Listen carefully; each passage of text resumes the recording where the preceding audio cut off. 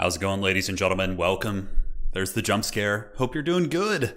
It is time for the Domination tournament, but it is going to be with the new 1.1. So a multitude of changes. We've had Nurgle getting buffed via the Plague Bearers and a couple of cost reductions. Tzeentch with very minor nerfs to their shields. Ogres got nerfed pretty heavily as it pertains to Gorgers and Iron Blasters, but that's really kind of the mainstay of the old patch. But also new maps, and the new maps do open up other styles of play. I think that the open field maps are pretty good for Cathay, especially the Arnheim, which is like the long kind of avenue map. Now, we are actually just getting into the tournament top 4. I believe we're still waiting on a couple folks to finish up here, so let's go ahead and check and see if anybody's made it. Okay, so Even Star versus Ice Power is going to be our first match on the top side of the old bracket, so let's take a look at that. And yes, it's going to be Even Power versus Ice Power Total War. It looks very much like the grand finals of a Warhammer 2 tournament. And then on the bottom side, we have Anticity potentially facing off against either Random Nyx or Dante's Inferno. So those two individuals are scrapping it out right now. And yeah, it's going to be great. Welcome, welcome. So let's take a look at the website, see the tail of the tape, and we can follow today's tournament. So looking here on the top side, this is the top 4 right here. So we have Even Star versus Ice Power Total War. And it looks like Even Star defeated Samurai Warrior, Midnight Sun, and also had a victory against Helge in the beginning. As far as Ice Power's run, Ice Power defeated Drakens, and then he also faced off against Fabian and Tau. He defeated the mighty Tau, who did come off a first-round victory against Z. And looking at the bottom, Anticity really had a great run today. He was able to just steamroll through most of the competition. He did defeat the Platypus, who's also a tournament winner. He defeated Lord Catterton here, and then also faced off against the dreaded Professor Pone in the first round. So certainly no easy run of opponents, but we'll be seeing who's going to be getting to the top here.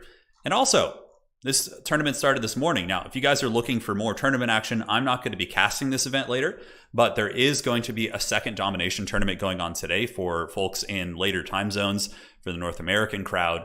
So there is a North American Domination tournament that's going to be going on tonight. So it should be quite a bit of fun if you guys want to tune in. I think it's going to be getting streamed somewhere. So let's see. I'm not sure if there's any information pertaining to where it's going to be streamed. Maybe it won't be. Maybe it's just going to be kind of offline, which is totally fine. So there is another Domination tournament. Now, this tournament is being hosted by Houseplant and Tim the Wilder. What's really cool is they're hosting it now on the website. So it's going to be feeding into our leaderboard. So when we have our grand finals, that is going to be having the top 16 individuals on the old tournament leaderboard. Those players will now factor into it based on their performance in this tournament. So it certainly carries some weight. The larger event will probably have something between like a $500 to $1,000 prize pool. So that's certainly going to be one to work for. So yeah, getting those tournament reps in. You can see our top 16 right now, top 15. For example, if we were to end season 1 right now, like all of these individuals would be playing in the big old tournament there, which is pretty neat for sure. So let's go ahead and take a look, see if the players have gotten to the top 4 yet. We are going to be playing with Anticity versus the winner of Random Nyx and Dante's Inferno first. Let me just go ahead and double check here. Looks like Anticity is good to go. He's ready to party. And yeah, we're all set, man. It's got to be great. 1 second here. Perfect. Just answering some questions here in chat. So maps will be. And alrighty, excellent. I hope to see some Nurgle today. That's what I'm really here for. I'm looking forward to seeing them in action. I was able to play them a little bit on stream yesterday. You know, again, mostly ladder games, mostly casual for the most part, but they felt a lot better for sure. The speed on the Plague Bearers makes them much more viable. They're very tanky, right? So getting them on objectives, even if they don't win the fights per se, felt pretty darn good. Yeah, Anticity got to the finals for sure. Now, today's tournament, we didn't have restrictions on Gorgers, Iron Blasters, obviously the War Sleds we didn't have restrictions on. So it's a little bit of a trial run. Part of me thinks that War Sleds might actually still need restrictions based on what I've seen in today's event. Also because Chariots got buffed in the patch. So they got nerfed, yeah, but they also got buffed a little bit, and they're still really, really performing super well. So that's one thing I'm kind of thinking about maybe looking at. But aside from that, I haven't heard anything about Ogres being like really oppressive with Gorgers and Iron Blasters. Granted, I think Ogres were still the most banned faction in the tournament today, so we'll see. All right, so it's going to be Anticity on the left side facing off against. Let's set this up. So yeah, we just have a little downtime. So if you guys have any questions pertaining to the event and the tournament and all that good stuff, just let me know. We have some time before it starts. So probably about 5 minutes, I would imagine, as a random and Dante's Inferno do indeed finish up their game. And we'll go from there. We will go from there. Hey, Fruit Loops, thank you for the kind words. Professor Pone says, Anticity better win. Makes me look better if I lose to the winner. That's right. Wheelhouse, I would not say that Nurgle is OP. I would say that Nurgle is better, but far from overpowered. I don't think Nurgle's anywhere in the ballpark of like, let's say, I don't know, Kislev or Ogres or anything like that, but I think they're quite a bit better. Iron Blasters had a cost increase, so they cost 1,700 now. And on top of that, Iron Blasters also had their, I think they're like better, like okay at close range, but they can't quite snipe as well from a distance. They had a lot of changes. You would have to go look at the Total War patch notes to get them going here. Yeah, this is the first tournament that I've seen the Kraken King actually participate in, Anticity. He's been very busy, obviously, doing great on the old YouTube. He's got some awesome videos going up. And yeah. Let's see how long it will take people to find a new way to ruin everyone's fun with new broken and bounced stuff. Yeah, we're slowly, hopefully, hammering those things out. I think the big culprit is probably Kislev blobs with the chariots, because the nerfs lowered their armor and made them cost more, but I still think they're a little bit oppressive when you synergize them with the Patriarchs, who have an AoE heal via the Saylax Lullaby and also have a passive AoE heal. So a little bit suspicious for sure. Is Cathay doing better than before? We have not had too much to look at in that regard. Cathay, I think, is better for sure with bigger starting funds, but I don't know if I would say like, yeah, they're going to be like the Punishers now. But we'll find out for sure. I think Cathay will be better on like certain maps. Like on Itza, I think Cathay is really good, and I think on Arnheim, Cathay is quite solid because of the cannons having really, really good line of sight on those maps. So they kind of like, Itza is like playing a land battle. You load into Itza and you're like, yeah, this is just a land battle basically, which is pretty cool for sure. Can we do some 2v2 matches so we can see 6 great unclean ones? Right now, I think we will have a 2v2 tournament soon. I was going to do one today, but I haven't put the functionality into the website yet to be able to host 2v2s. So I want to actually host it on the website. So I'm going to talk to my developer tomorrow morning, and we're going to iron out a plan to get 2v2s integrated on the website so we can host those and have some fun there. Have you run the Skyjunk Lantern builds yet? I still think Skyjunks are very good, but I think Lanterns are pretty crappy.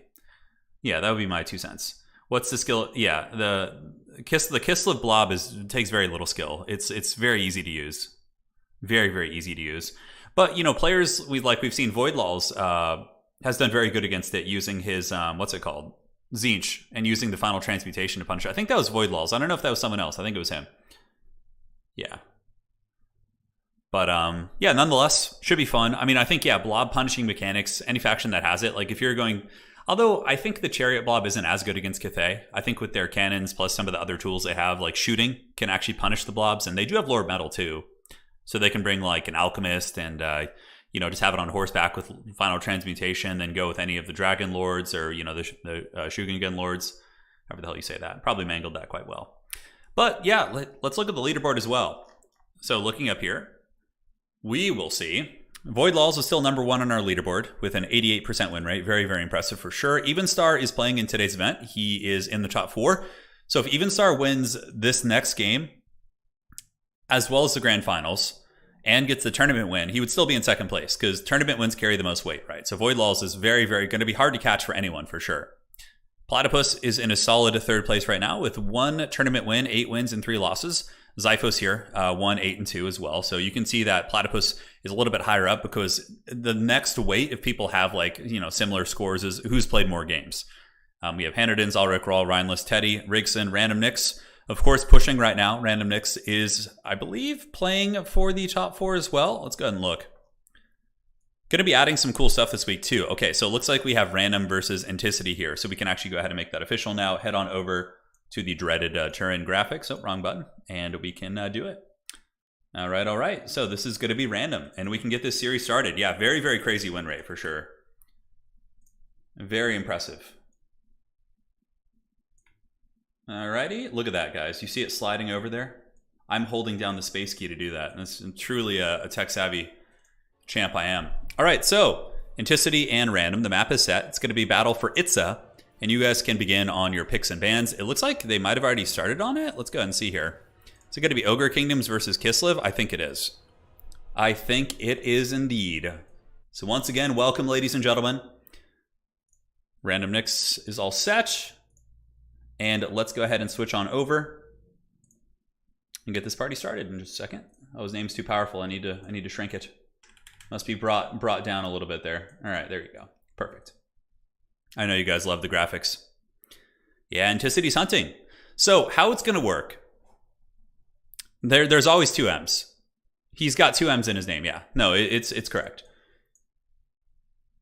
So how it's going to work is that at the end of the season, individuals in the top 16 of the leaderboard are going to play in a grand tournament, which is going to be all best of threes. It'll probably be a 2-day event. Like we'll do the round of 16 in one day and then the round of 8 in another day. And I'm going to try and get some other casters as well to work with. I think that'd be really, really fun. And yeah, so we do that. And for example, we have Voidlulls who has the #1 spot. So he's going to get the best seed, right? So he'll probably get like potentially, I don't know. We'll have to see. So like we would have Voidlulls face off against like the number 16 player on the leaderboard because, you know, there has to be a reward for doing so well during the season. Then from there, what's cool about that is it also, you know, makes for some cool upsets as well. So the top seeds would face off against the lower seeds initially, allows for upsets. And yeah, that's pretty much going to be it. And the champion of season 1 would be the winner of that tournament. So very, very hyped for that. Yeah, the new maps are really good. We need more of them still. We need more of them. It looks like the first match is going to be Ogre Kingdoms versus Kislev. So two very powerful factions. Random Nix loves his Kislev. I know he likes to use the bear chariots. And also the Great Elemental Bear did get buffed recently, so that's pretty substantial for sure. But ogres have really good tools against the Bariots, right? Like if you spam Bariots against ogres, they have good mats. They can actually fight you and keep the chariots from running them over. Hey, Labadamir, life is good. Maintaining your cache of faith, steel, and gunpowder. Yeah, so I actually just decided on a paint scheme for my Empire army.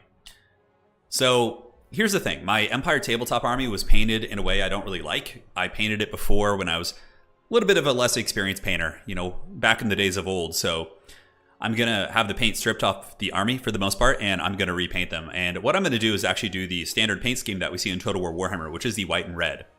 I think that's Reichland. Yeah, it's not Altdorf. Altdorf is blue and red, which my Demogryph Knights, I'll make one of the squads of Demogryph Knights I have, I'll make them the Royal Altdorf Gryphites. So I will give them the special paint scheme like the ROR, but for the most part, I'm going to do the red and white, which is like the classic Empire paint scheme. Or is it Ostland? I can't remember. But that's the one I think I really liked. It looks really, really good. How long does the season last? So the season will probably last like when there's like a new DLC coming out, it'll like end right before that basically, or the grand finals will take place with some of the new content or something. I don't know. We'll figure it out. But eventually there will be a set time for seasons. I'm not really sure, but I would imagine like 2 or 3 months for each season. So we could have like it be like, you know, quarterly, like every quarter we have like a grand finals or something like that. So that could be pretty cool. Turin, what is your take on GW's pricing model? I'm thinking about getting into Warhammer Tabletop, but all the books and subscriptions I just got to purchase. Yeah, it's very expensive for sure, man. And you know, I think a lot of the stuff is obviously pretty overpriced, but they can get away with it, and they'll keep doing it. But yeah, I mean, honestly, most of the Games Workshop stuff I get, like almost everything, is like from eBay. And also a really good way to get into Total War or get into tabletop is wait for there to be like a new starter box for a new like faction, right? So like how I got into it is the Death Guard came out with the Dark Imperium box, and a lot of people buy the box for one side or the other. And then what they end up doing is they put the other half of the box on like eBay for the cheap. You can get it really, really cheap. Like I got my fetid bloat drones for the Death Guard for like $12 or $15 a piece off eBay. Whereas like if you buy an individual box, it's like $60.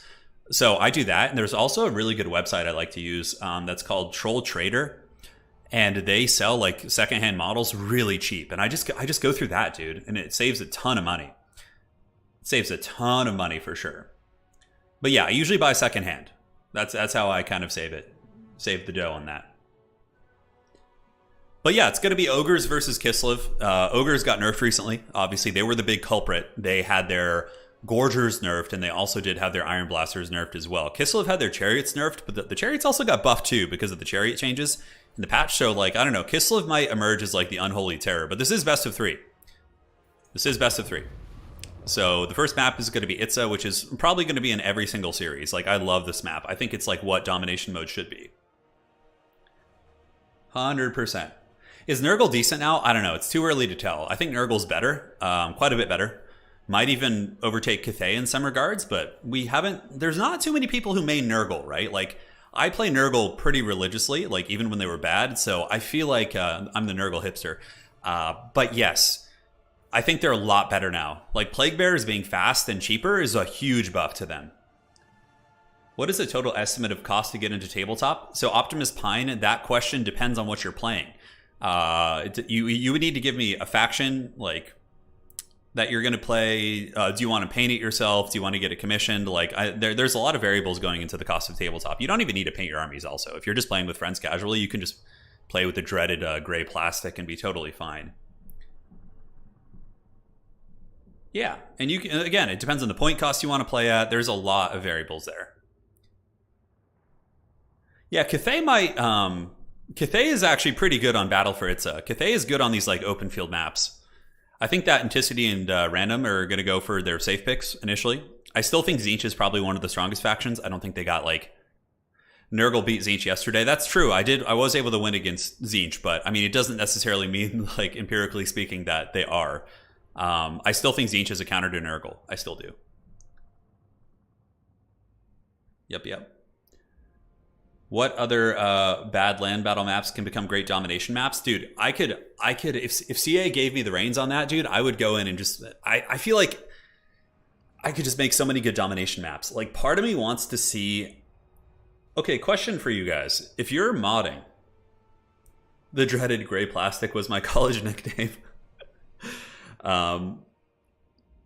Like, using the mod tools, can you make domination maps? Can you put like capture points down and just make your own domination maps? Because if you can, I would be 100% down to just make like a ton of them and just have like a mod pack that people could download when they play in the tournament, and they just like play with that mod during the event.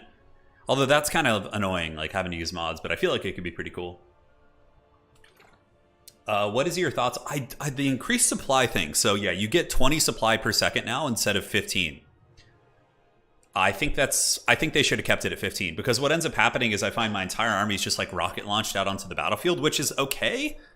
But I don't know. I personally feel like I stockpile supplies way too much now. I think that they should have just maybe kept that how it was, because you already start with a bigger army. The giant statue of Sigmar map turned into a domination map. Yeah, I think that'd be good. Yeah. I think so. People made siege maps for Warhammer 2, so maybe you can make them for Dom. Yeah, I figured you would be able to. I don't know if there's anybody who like kind of works on mods and things like that. But hopefully they're not like waiting for me or something. Let me just go ahead and double check here. All right. Let's party, lads.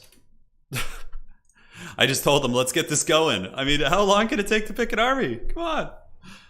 Didn't StarCraft adopt maps from the community? They did, yeah, but I think that has to be done through like Creative Assembly, right? So like, if we could make domination maps, you know, that could be the thing too. If we're able to make domination maps, maybe we could send them to Creative Assembly, and then when there's like a patch or an update, they could just like add them in. Because I legit think that the multiplayer community is a very passionate bunch of people.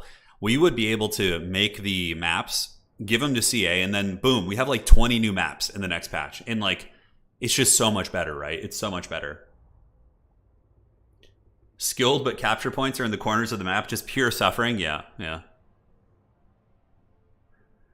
Do you think they'll try an AOS Total War Warhammer at some point? I think it's possible, Brandon, but I don't think it probably wouldn't be for like another 7 years, 8 years, I would say. I think that'd be down the road. It depends on the popularity of you know, I guess AOS and how it stays. Like, Old World, I think, will be very popular, but I don't know. It depends on what they do with the models and everything like that. Strange, none of them went Slaanesh with the spawns in this map. Yeah. Slaanesh is not bad here. Although yesterday, Samurai, we did see Nurgle beat Slaanesh on this map in a very competitive game, actually. Map mods rely on the assembly kit, which we don't have yet. Okay, Sam, thank you. That's what I was looking for. Yeah, the ladder needs to be fixed, but ladder doesn't really matter that much. Like, tournament leaderboards are obviously carry a lot more weight. You see who the true best of the best are on tournament leaderboards. Like, quick battle ladder is just basically whoever puts in more reps. Yeah. I mean, and so it is in the same way with the tournament leaderboard. Yeah, more reps will get you there, but winning tournaments is obviously the big factor. And when there's like money on the line, which there are for all these tournaments, like, you know, would CA give credit to the initial designer? Yeah, of course. I think they would. I mean, yeah, absolutely. Agreed. Old world feels so much better, but would be interesting. Yeah, you know, I wouldn't be upset about a Total War Warhammer Age of Sigmar. Like, I wouldn't be. Okay, so we got a little desync. It's the classic. Apparently that didn't get fixed in the old patch.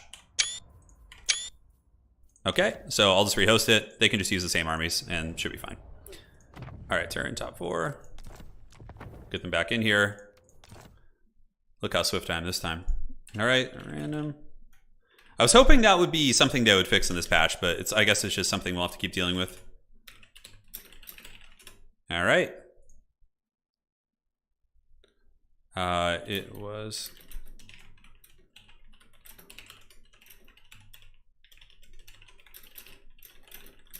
All right, perfect. So those gentlemen can rejoin. They can use the same armies, and we will be back. Apparently that wasn't fixed. What can you do, man? What can you do? Sorry, have you considered any max army selection time in the future tournaments? Yeah. Yeah, I've thought about it for sure. I've thought about it. It's kind of hard, though. It's kind of hard to enforce that. Because you don't want to, like, rush somebody. And, like, what do I do? Do I just, like, run a timer and say, like, okay, whatever you have now, you have to, like, play with? It's definitely a little bit tricky. All right. So, yeah, you always desync once. And then from there, like, you're able to get in. Okay, so random is here. I guess it doesn't really matter what side he's on, so we'll switch the nameplates. Switch. Boom. See how that looks? Yeah, so I don't think they fixed that. That's a shame. I was really hoping that desync bug would get fixed. So now we just have to deal with it. It's not with every player, though. It's only like sometimes, which is very, very strange. But we should be able to load in here pretty quick. It's like that in some other RTS events, but yeah, with the army selection phase, it adds like a whole nother level of like, you know, length. Multiplayer issues are incredibly hard to document, fix, and yeah. Quick battle, ladder ranking is universal truth. The guy with 3 wins deserves the #1 spot. I know, it's so junky. Turn, this is a tournament. Let people pick the best army they possibly can. Yeah, exactly. I don't mind just chatting with you guys and just shooting the old business. But I'm used to this. Other RTS games, they just kind of like start right away because you don't need to pick armies, right? You just kind of build and go. But this is a very unique thing. It's a very, very unique thing. Players could sort out their armies beforehand, but the tricky part is like they both just finished, right? Their previous matches, so we don't have a lot of time for that. All right, guys. Loading into game number 1, it's going to be Kislev against the Ogre Kingdoms.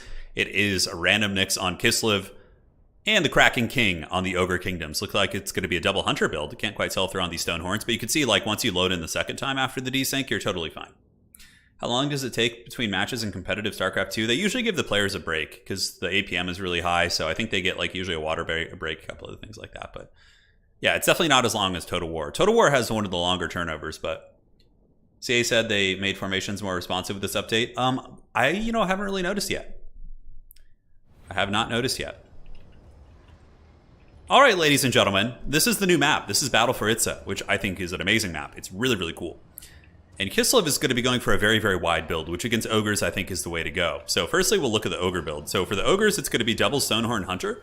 These guys did not get nerfed in the recent patch, even though I think they were a culprit. Because the weird thing about Stonehorn Hunters is they only cost 100 more than a basic Stonehorn, and you're getting like a really powerful character with like ranged anti-large attacks. So very strange. But perhaps something that'll get hit down the road. Now for the rest of the army here, it is going to be Ogre Bulls with some Noblars. We do also have some Lead Belchers in the tree line to deal with Chariots on a Slaughtermaster of the Great Maw. And an Iron Blaster. Okay, interesting. So the Kraken King going with the old school. Now we're going to get a chance to see the power of the Iron Blaster. So this thing is super expensive compared to how it used to be, and it also got nerfed pretty heavily. So we'll get to actually see its functionality and see how it goes.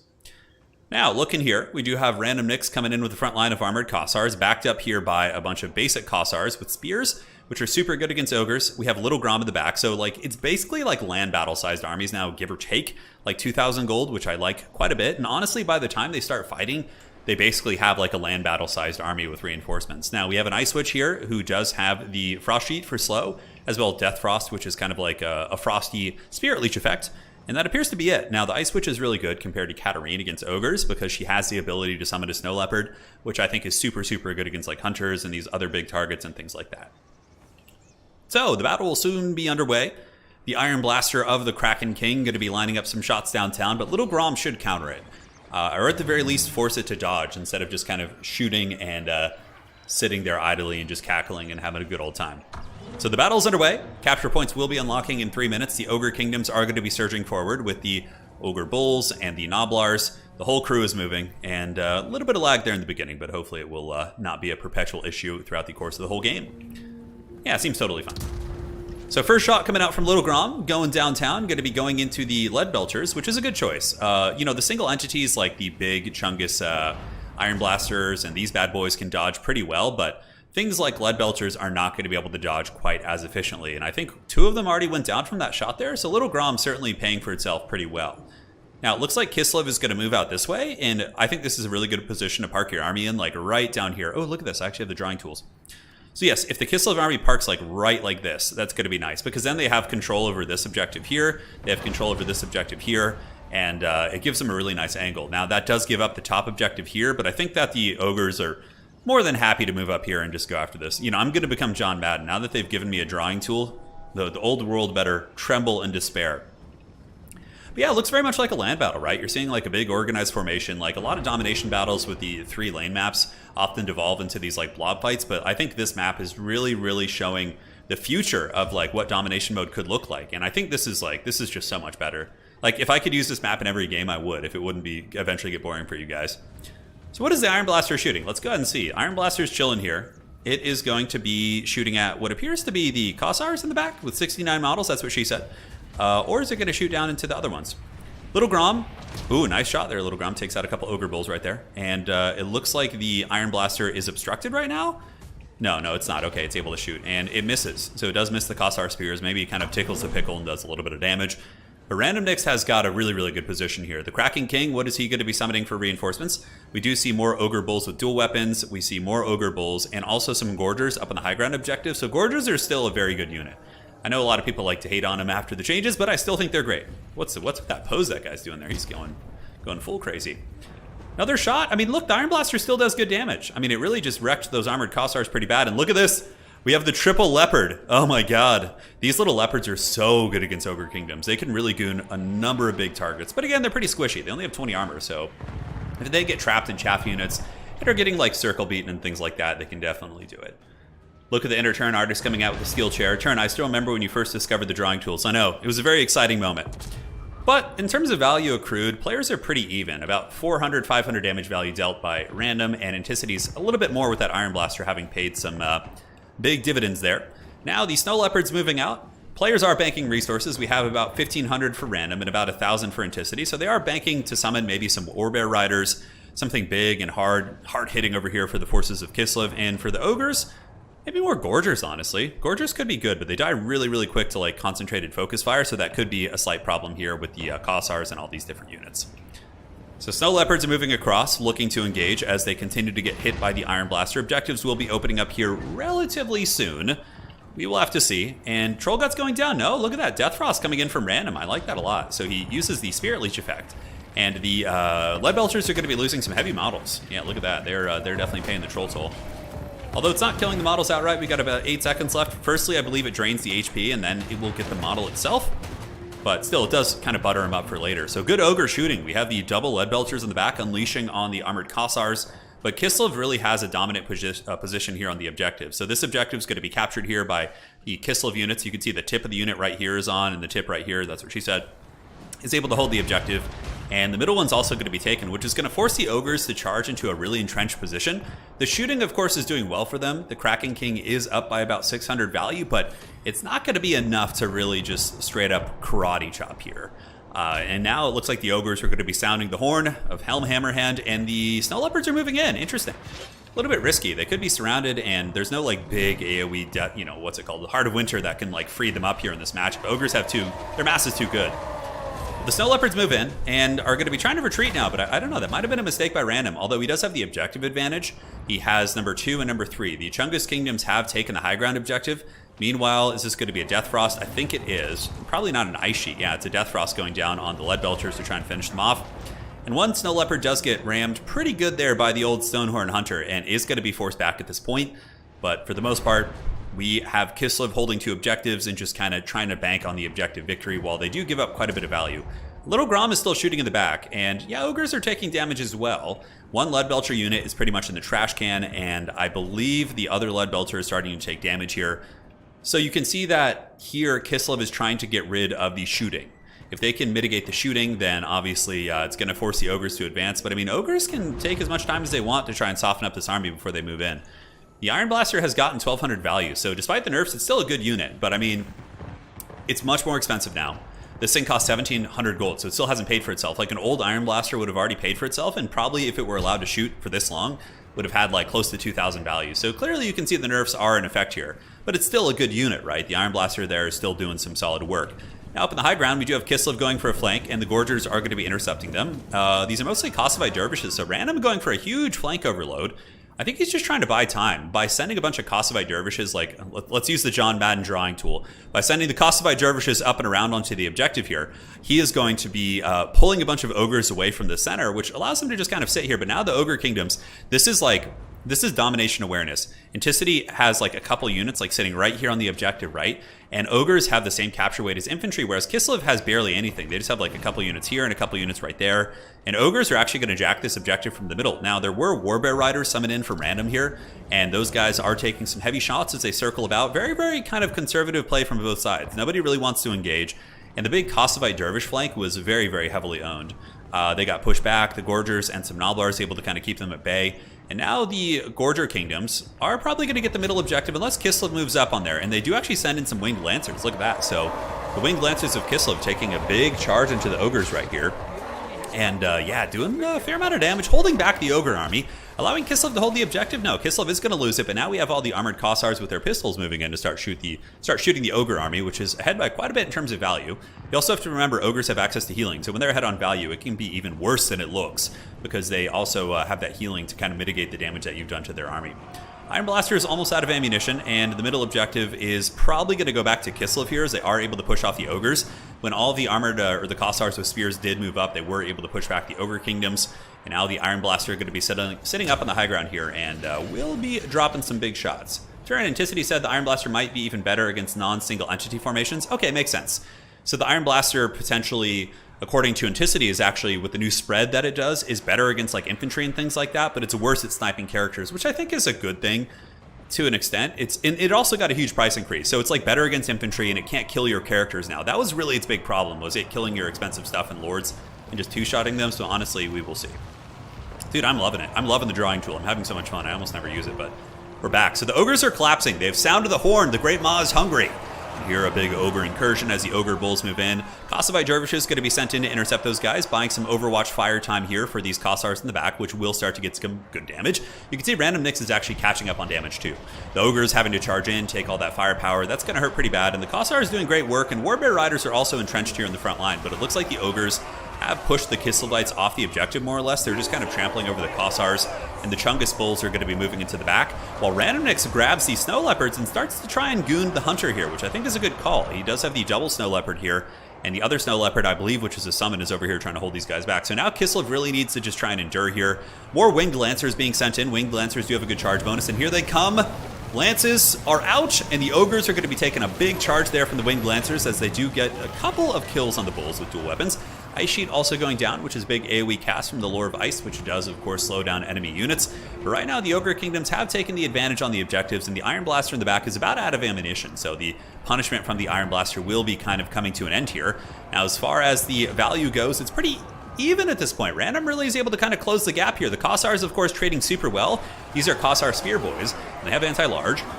Ogre Bulls have super low armor. Like, they're basically just like Empire Spearmen fighting against these Ogre Bulls, which is very, very cost effective. Plus the two Snow Leopards are amazing, because all of the Ogre units, including Saber Tusks, are large with the exception of Noblars, right? So Saber Tusk are going to be taking a ton of damage from the Snow Leopards here. Kislev trying to endure here in the middle as the Ogres continue their Royal Rumble. Warbear Riders kind of getting crumped a little bit. They're very entrenched in chaff units. You can see attack animations from the Warbears are actually going after Noblars, which is pretty unfortunate. So Random definitely takes a big beating in that regard, losing his expensive unit. And the Gorgers are also still a very, very powerful unit. The Winged Lancers fighting tooth and nail there, but now that their charge bonus is worn off, they're going to be taking a little bit more of a hammering. Random going to be moving in with some Kosovite Dervishes, just trying to reinforce wherever he can. And this back objective is being held by Kislev, but look at this, the Kraken King here, guys, getting his Noblar Trappers around and might be able to actually jack this objective from the Armored Kossars, maybe with a little bit more Ogre support. It's very, very doable for sure. But the Ogres have taken over the middle of the map. They do have the double Stonehorn Hunter. They do also have the Slaughtermaster, the Great Maw. Kislev does have its little Snow Leopard still kind of fighting with some loose Kosovoite Dervishes, which of course will hold for a long time, being that they're Kislev. But it looks like the Ogres are starting to Royal Rumble that pretty well. Now, I do like this in the back, though. In the meantime, Kislev does get some Kosovoite Dervishes, and they are able to run down the Noblars in the back objective, so Random is actually threatening to take this one. The Iron Blaster does move over here, which does have a fair amount of capture weight, probably more than these Kosovoite Dervishes, so the Iron Blaster is just going to probably sit back here and cackle. Maybe we'll see some Winged Lancers sent across, but the thing is, Kislev kind of has to keep fighting in the middle, because if they commit too much to the top objective here, what's going to happen is they're just going to get overwhelmed and push back to their deployment zone, so it kind of forces them to play a little bit kind of center focused here. Now, more Kossars with Spheres are coming out. Snow Leopard's still grinding against the old Gorgers. And yeah, it looks like Kossars with Spheres maybe hustling over to the center objective. Stonehorn Hunters are just so tough to deal with. They're high armor. And you know what I think Random probably needs is some Streltsy. He didn't bring much armor-piercing shooting. Like, yes, the Kossars are good against most of the Ogre roster. And the Snow Leopards do have anti-large and armor-piercing and can certainly deal with the Hunter. But I think that they needed a little bit of Streltsy shooting, honestly. Streltsy, I think, shooting at the big Hunters could probably drag them down. Now, the top objective might actually be taken by Kislev. They do have a couple Winged Lancers and Kosovoite Dervishes kind of chilling up here. Now they're going to be bouncing over, so Random really scrapping tooth and nail here. And even if you're behind on value, you can still win games based on just getting the objectives, right? So, Kosovoite Dervishes chilling up here on objective number 1, or 2, actually. And here are the Winged Lancers and the Snow Leopards able to find a nice little prize down here, charging into the Ogres while Little Grom picks off a couple of these bad boys. So the Lead Belters here probably going to, he'll probably fall, get routed off or broken at the very least. Anticity moving his Hunter, as well as the Slaughtermaster of the Great Maw over there to kind of keep him in check. But it looks like, for the most part, the battle in the middle has become a bit of a wash. The value differential is 1.3 right now, give or take. It's really, really close. And the forces of Kislev do have a nice little distraction up top, pulling the Stonehorn Hunter away from the middle. So that back threat coming in from Randomnix is really, really strong, because now the middle objective is a little bit more open for Kislev to try and play. We will have to see. And I believe the Lead Belters were broken back. Yes, they were. So the Lead Belters are broken. Ogre's going to be summoning an Ogre Bulls. Both players doing a very good job summoning in units at a very rapid rate. And look at this. So the Iron Blaster is back, and so too is Little Grom. Both players unsummoned their artillery when it ran out of ammo, and was able to bring them back, which is pretty hilarious. I think Little Grom probably has some crazy good value as well. Let's go ahead and double check this. So Little Grom is sitting at, 2,300 value, and I would imagine the Iron Blaster is probably a little bit higher, but it is a more expensive unit overall. And the Iron Blaster's no, they're actually about the same. So the Iron Blaster and Little Grom have more or less performed like exactly equal, and the Iron Blaster costs a lot more. Granted, the advantage the Iron Blaster has is it's immobile. It has 66 speed, whereas Little Grom is in the 30s, so that's a big difference. Nice Ice Sheet going down. So the Ice Sheet's going to be slowing down the Ogre forces as they advance. The Kislevites going to be whipping out their pistols. Armored Kossars moving up. Definitely want to start unleashing here into the Ogre Bulls. Iron Blaster shot going overhead is going to be missing a little bit. And honestly, this is a really, really good match. I'm really enjoying this one quite a bit. Does Kislev have any chance of getting that top objective? Okay, you know what? It looks like the Kraken King did pull back his Hunters to the middle objective, and maybe, just maybe, Kislev is going to be able to capture this. Cavalry do not have very good capture weight. It takes some time, but like 2 cav units would probably be like more or less equal to like an infantry unit. Although some of the Noblars are like retreating on the objective, which is very, very funny. Now in the middle, Armored Kossars fighting tooth and nail here, while Anticity is moving up with the old Stonehorn Hunters. I think he's waddling back to that far objective. And I believe the Ogre Kingdoms are going to be claiming victory. Kislev taps out, not thinking they have a chance, which is most likely the case. So very, very good showcase, man. Cool stuff. Stonehorn Hunters were MVPs, I think. Iron Blaster was really good. So we had 24 on the Iron Blaster, and Little Grom had 24 as well. I mean, pretty decent performance, but what needed to happen here was some Streltsy. You can see Random's army had no armor piercing outside of the, the Warbear Riders, which got like 600 value. And the Snow Leopards, of course, are good, but you can't always get there. Sometimes you have to shoot. So I think mixing in either a second Little Grom or maybe a couple Streltsy just to pound down those big armored targets, because it seemed like the Stonehorn Hunters just kind of did what they wanted. And obviously the nerfs to Gorgers seems to be pretty effective. 800 value here, and the other one only got 500. So, I mean, they were never amazing against Kislev in the first place, but yeah, seems like a pretty decent run there. And the Kraken King is going to be pulling game 1 here, as now we head on over to Arnheim for the next map. So we're going to be showcasing a lot of the new maps today, and we will see what the players do for game 2. GG, well played. Yeah, Iron Blaster's in a much better spot now. They are in a much better spot. All right. Very cool. Turn to calculate triple cap. Look how much the leader has left. Double it. If the opponent has more than that left, then they need a triple cap. All right, got it, man. Thank you. Iron Blaster did get nerfed. It's still pretty good, but it has a different role now. Yeah, it didn't seem like it was broken or anything. I mean, Little Grom did just as good. Little Grom is obviously a very powerful artillery piece. I think it got buffed. Yeah, if we had a little bit of Streltsy shooting maybe on those hunters, I think we could have seen a little bit of a different kind of mid engagement. I actually like double Little Grom against the Ogre Kingdoms too. I feel like that's a really strong opening, especially with the additional funds that we're seeing right now. So the map is set. We're going to be showcasing these new bad boys, and now we are in Arnheim, and then it's going to be Death's Pass. Or no, Broken Lake Gully is the third map, if we go to that. Dude, I just wish we had the old world factions in, though. I'm really enjoying this new patch. I think it's changed quite a bit for the better. I don't think it's perfect. I think they should have gone a little bit further on some nerfs and buffs here and there, but overall, like, we have to remember that Creative Assembly probably balances the game based on upcoming DLCs too. Because, like, let's say they buff Nurgle to the point where Nurgle is just as good as Ogre Kingdoms, and then suddenly we get like a DLC that adds a bunch of units to Nurgle. Well, then they're going to be overtuned. So I think they buff. I think Creative Assembly buffs around their DLCs that are upcoming. Hey, maybe that's how we're going to tell what DLC is coming. We can be like, all right, what faction is like just in the dumps? Like, they're just not getting buffed. You're like, there's a bounce patch, right? You're like, okay, there's a bounce patch coming out. Why are they not buffing Cathay and Nurgle enough? Well, it's probably because they have DLCs in the pipeline. Oh, look at that. Conspiracies, man. Conspiracies coming. I can't wait for my Dawi counts to face these factions. Yeah, it's going to be super sweet. The sheer number of choices will be staggering. It will. That was a good match. That was a really good match. Back and forth. These players are clearly very evenly matched, which is fun. A little bit of lag. It's okay, though. It wasn't too bad. It wasn't like super, super disruptive. So we'll keep going. All right. I'm curious. I feel like we might see a Cathay pick here from Anticity. I actually think we might see Cathay. One big difference is that Grom was shooting versus Lead Belchers. Yeah, that's true. Grom was getting some good value. Yeah, Little Grom is great against Ogres. Oh, we have Grand Cathay being picked by Random. Wow, okay. I think Random knows that Grand Cathay is good on this map. This map is a really, really good Cathay map. See, we're already seeing Cathay being picked in the grand finals of a tournament by a very competitive player. Random Nicks does not meme, really. He usually picks very good builds. So clearly he thinks they're good. In this matchup, at least. Or in this map. So it's going to be Anticity on Kislev versus Grand Cathay. I love this matchup. It's really, really fun. I think it's actually quite even. I think it's quite even. Chaos Orbs are going to be one of your mains. I think they'll be great, Lincoln. I don't think you got to worry about it. I think usually new factions are pretty strong. How do you think Nurgle will fare against Iron Drakes? Probably pretty bad. Probably pretty bad, dude. Probably pretty bad, I think it's safe to say. I mean, Nurgle gets wrecked by Flamers of Tzeentch, so Iron Drakes will probably do the same thing, so. Yeah, I love playing Nurgle, though. If I was here, I would play the Nurgle. I wouldn't play Nurgle against Kislev. Definitely not, because the Bear Chariots will just massacre you. But I would play Nurgle against anyone except Kislev and Tzeentch, probably. I would feel comfortable. Even against Ogres, I think that Nurgle can definitely do better now with Plague Bears being cheaper and faster. Anticity is the lore master of game mechanics. He really is, yeah. He's always been a very technical player. Like, that's kind of how he plays. He knows how everything works, like the inner gears. Some players just kind of play more free willy. You know, they just kind of roll with what they feel is good, and they don't really know the mechanics behind things. But he knows the mechanics behind things. Like, he knows the damage. He knows the best angles to shoot from. He's really a student of the game, especially with the way his channel's going now. He's really focusing on like mechanics and things like that. So even more the case. Turin, in your experience, do you find that the quality of a tournament goes up or down the more funds players have access to? Honestly, I think it's better with more funds. I think the funds we have now are pretty good.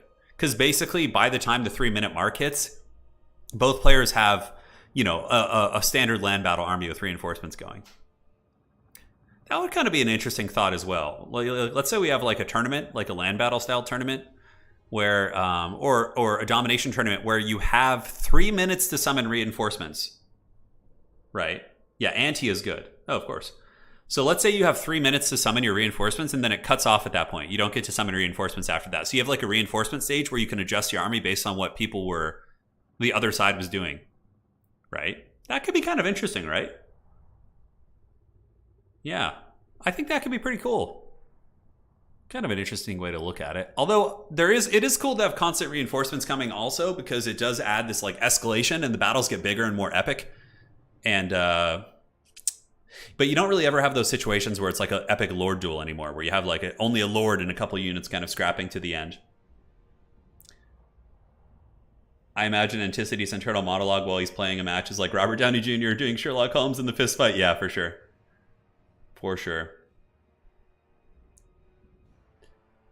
And I think the game balance will be a lot better when the old world factions get added in, which might seem counterintuitive because you're adding more things to the formula. But like, no one, when you have less factions and there's really egregious balance issues, then you really feel it more. But like when you have 23 factions, like there's going to be natural predators to everything. Like, yeah, Tzeentch is super good, but I guarantee you a couple old world factions will put Tzeentch in the trash can. So it's like introducing predators into a habitat, you know, to deal with the invasive species, which is Tzeentch, metaphorically speaking. Yeah, Cathay is hard to play. Cathay is a hard faction to play. I hear you, Romulan. Just some tinfoil hat there. Yeah, the income is a little bit high now. I think it could be back down to 15. Because it was 15 originally, now it's 20. So you really get more units much quicker. Hey, Mr. Pig, take care, man. Take care. Thank you for joining. So, game 2 here. It's going to be Grand Cathay versus Kislev.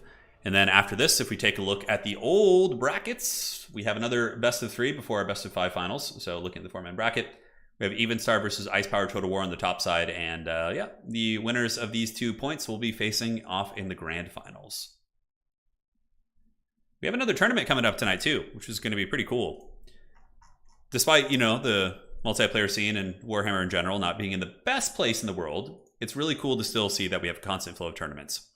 So this is the tournament that we're playing in right now. This is the one I'm hosting. And then tonight we have Houseplant and Tim the Wild. They're hosting a Domination tournament, which I believe we have 24 people signed up. I'm thinking about playing in this one. It could be fun. It's at 4:30 my time, so it starts in about 3.5 hours, give or take. Yeah, so it'll be starting like right after. So this will also be feeding into the leaderboard too. So it's actually being hosted on the website, which is really cool. I'm excited more people are starting to do that. And it's going to be feeding into the leaderboard. So the parameters for being on the leaderboard is it just has to be a competitive tournament. It can't be like a meme tournament or like an alternative format. It has to be one of the true competitive formats. So like, for example, the Siege tournament that we had the other day wouldn't feed into the leaderboard. I delete the results after so it doesn't feed in. Yeah. All right. So let's go ahead here, switch on back, see what Grand Cathay is going to bring to the table. I'm going to peek at their armies a little bit. It looks like they're both more or less ready. I don't know what they're needing to think about here. Yeah, I see they both fully spent. Hopefully they're not waiting for me. That's a pretty interesting army here for Grand Cathay. Wow, look at that. What kind of a lord is this? I have all the secrets, guys. I can see the builds. Wow, random with the dreaded 0 spend. Anticity's like really fine-tuning his build too. Okay, I'm seeing what's going into it now. I'm seeing what's going into it. Yeah, which is pretty hilarious. Hold on, I gotta change the nameplates here. So, semis. And then we have a best of 3. Not a best of 2. Best of 23. How about a best of 100 series? Philip, the starting army is actually bigger now. You have 9,000 instead of like 7.2. So it's quite a bit bigger. It's quite a bit bigger. That's some delicious water right there. All right, Grand Cathay here versus Kislev. Match 2 between the Kraken King and Random Nyx. It's going to be a dragon-blooded Shugan Gun Lord facing off against an Ice Witch of Tempest. We have triple Cathay Cannon versus double Little Grom. Oh my god. Look at this build. Triple Cathay Cannon versus double Little Grom, triple Light War Sled, and a bunch of Jade Warriors with gold chevrons, which is the classic Anticity style. Although Anticity's on Kislev now, which is pretty funny, and he actually brought Kossars. Kossar is interesting. I always felt like Streltsy were the way against these guys, but maybe Kossars with Weight of Fire and some of the line of sight can do a little bit better. Yeah, it is quite interesting indeed. So let us know your predictions based on the game you're seeing here. Who do you think is going to win? Do you think it is going to be Cathay and Random, or is it going to be Kislev and Ent? Let us know. We will close the poll as soon as the battle's about to start, and we will see who is correct. We will see indeed. Another feature I want to add to the website eventually is when there's a live tournament going on, folks can go on they can go to the bracket like right as the tournament starts or something and like vote on who they think is going to win. So kind of do like March Madness on the actual website. And then yeah, we would be able to like reward with like a gift card or something based on that, which would be pretty fun. The triple Grand Cannon of Cathay. The triple Grand Cannon. Jade Warriors have pretty good stats when you gold chevron them. And of course, we do have the Shugengun Lord, which I think is going to be coming in with the Lore of Yin, which is really, really good. The Grasp, the Talons of the Night, or whatever it's called, is so good. The spell does so much damage against Kislev shooting. Then we do also have the Storm of Shadows, which is a slow, and Ancestral Warriors, which is a summon. It's a really good Lore of Magic, actually. Romulan Dog says, speaking of best of 21s, in Age of Empires 2 once thought, once things got stale, casters started doing best of 21s between top players. Holy shit. That's pretty brutal, dude. All right, so right now, 61% of you guys think that the Kraken King and his Kislevites are going to win. So looking here at the army, triple cannon, Jade Warriors, spears in the back, very, very slow push, very, very much just waddle up on the objectives, and the Dragon-Blooded Lord. Now looking at the forces of the Kraken King, he's going to be coming in with the Kossars to push the middle. Double Little Grom. And we do have the Ice Witch and a bunch of chariots. Triple chariots are very nasty, and I don't know, aside from cannons in randoms build, what is actually going to be good against these chariots. I feel like they're just going to run down and cause a lot of havoc. Granted, their armor has been lowered to 50, so things like the Jade Lancers and Peasant Horsemen can actually trade much better into them now. I mean, 20 armor might not seem like a lot, but it's actually relatively substantial. Lincoln says, Turin, are chevrons worth it? They can be situationally, depends. I think using chevrons on a unit like Jade Warriors, if you just want to kind of accentuate the strengths of a unit further and, you know, have it be your core unit, it can be worth it. Missile Mirror is cute and all, but it's not worth it really when you look at the highest level of play in my experience. Missile Mirror, like, for example, if we saw random use Missile Mirror on Little Grom, well, what's going to happen is Anticity's just going to stop shooting and you're going to have wasted 11 wins of Magic. It's good against AI, it's good against, you know, newer players, but I think when you're at the highest level and players are playing at the peak of their ability, I don't think it's going to be as good. So the Sleds are obviously going to hide up on the high ground here, right? They're going to just grab Objective 3 and then maybe come up and around and try some sort of a flank. One of the Grand Cannons has fallen here? Oh yeah, one of the Grand Cannons has paid the Troll Toll. And why is Random not shooting back? It looks like his Grand Cannons are not shooting. He hasn't given them an attack order yet. 450 range on Little Grom against 450 of the Grand Cannons. Why are you not shooting here? Very, very weird. But now the Little Groms are going to be running. Oh my god, look at Anticity. I think he's juking back and forth with these Little Groms. He's got to be careful though. If the Grand Cannons are able to connect like even once against these things, it is going to be extremely punishing. So yeah, they need to just return the favor. They need to shoot. Maybe we actually see the Dragon-Blooded Lord. Oh, there's actually going to be a slow going down. So Storm of Shadows dropped here, which is going to be slowing the front War Sled. What is the point of that? What is the lore passive from Lore of Yin? I believe it has like some sort of acute AoE debuff, and he didn't even bring it. So yeah, I'm not sure what's going on there. So Cathay cannons are getting wrecked. So the Grand Cannons are getting popped. I don't know why Random isn't shooting. Are they shooting and I'm just not seeing it? It's like Random, does he have like the attack off? I know that Anticity's kind of pulling back with the Little Groms because they have the speed advantage, so they're able to kind of pull back there. And now, oh, he was trying to shoot the chariots. So he's trying to get in position to shoot the chariots. Okay, pretty big mistake, because I think if Random continues to trade like this and doesn't shoot into the Little Groms, he's going to be losing his cannons outright. Yeah, he tried to force the chariots back. Okay, that would explain a lot of it. Now, what is Grand Cathay doing for reinforcements? We have the Jade Lancer sitting in the bushes here. Wow, Random's got almost 2,000 resources banked up. You got to shoot the Little Groms, I think. They might be out of range, though. Look at that. Gust of True Flight being used from the Lore of Tempest. Dude, this is some crazy MLG plays here. This gives accuracy and range. Oh, my God. That is so MLG. That explains everything. The Kraken King with the most high-tech play of all time. Dude, I love it. He used the Gust of True Flight, which gives it extra range. So suddenly, Little Grom has 585 range. That's what he was doing. Okay. And then his cannons were able to outrange the cannons of Random. Using that, dude, that is, no, that is such an epic play. I mean, yeah. And you see, this is what we're saying about Anticity. He's just so good at thinking of these like little schemes. Man, beautiful stuff. And then he just pulls back when it's on cooldown. And then he just casts it again. He uses the 585 range. So Lore of Tempest has a spell that increases accuracy and range. Dude, that is just so good.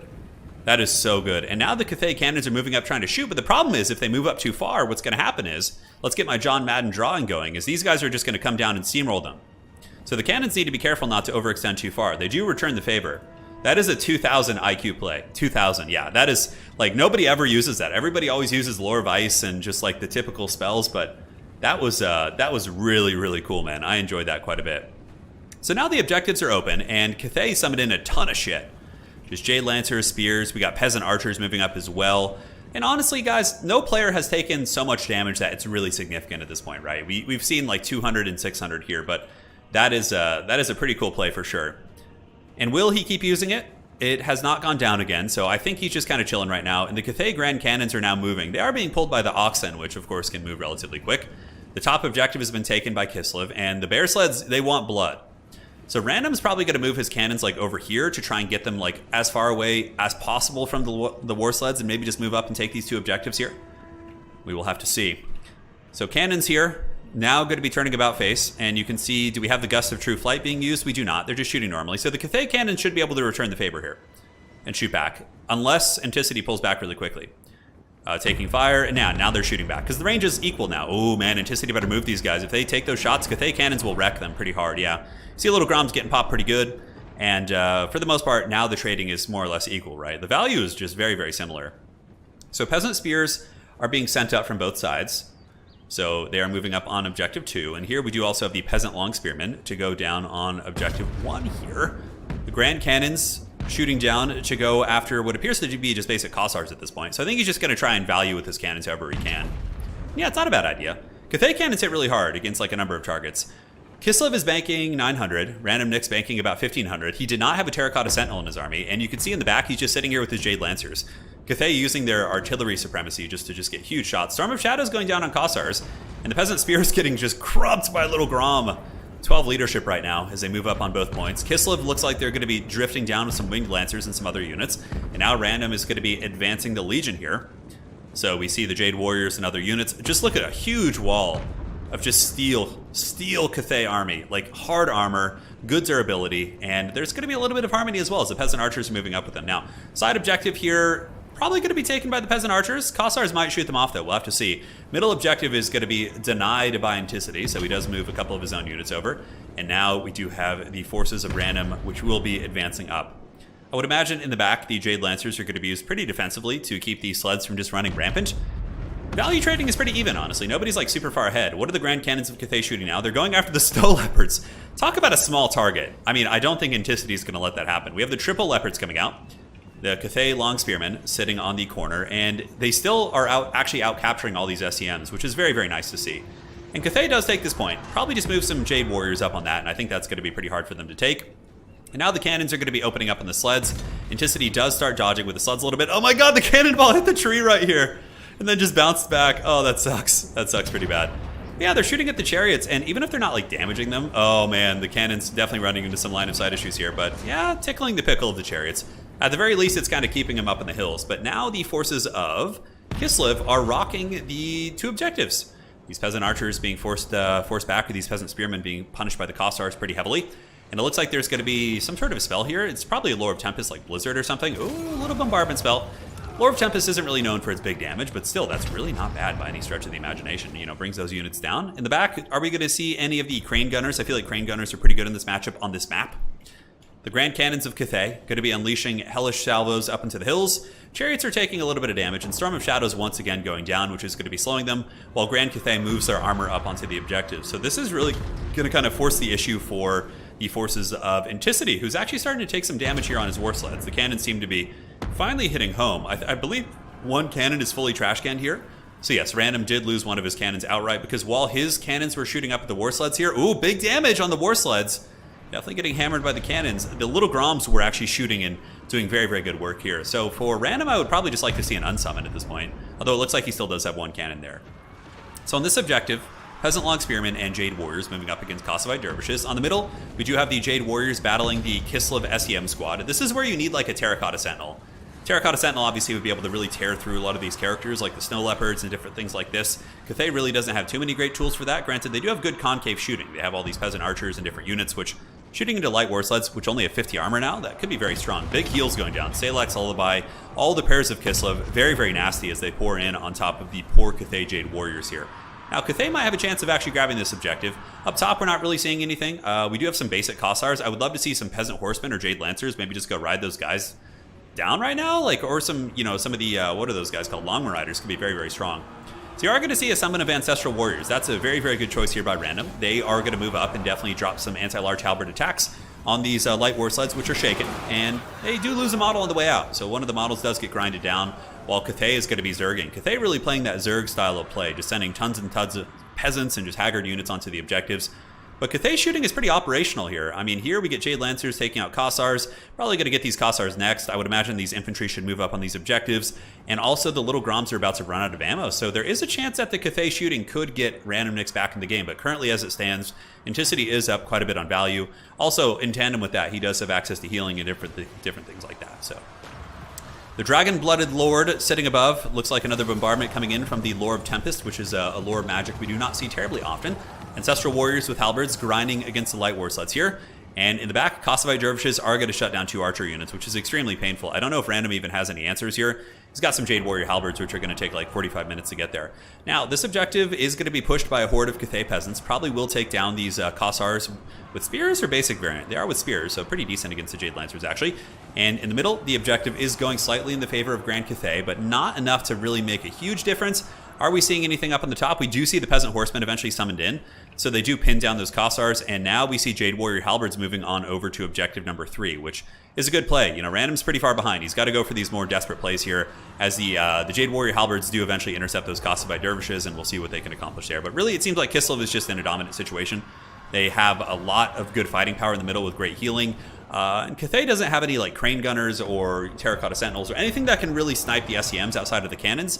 But the cannons spent a lot of time. I think they should have just focused down the little Groms. Like, ignore everything else, ignore the chariots, shoot the little Groms and win that trade, which they would have most likely.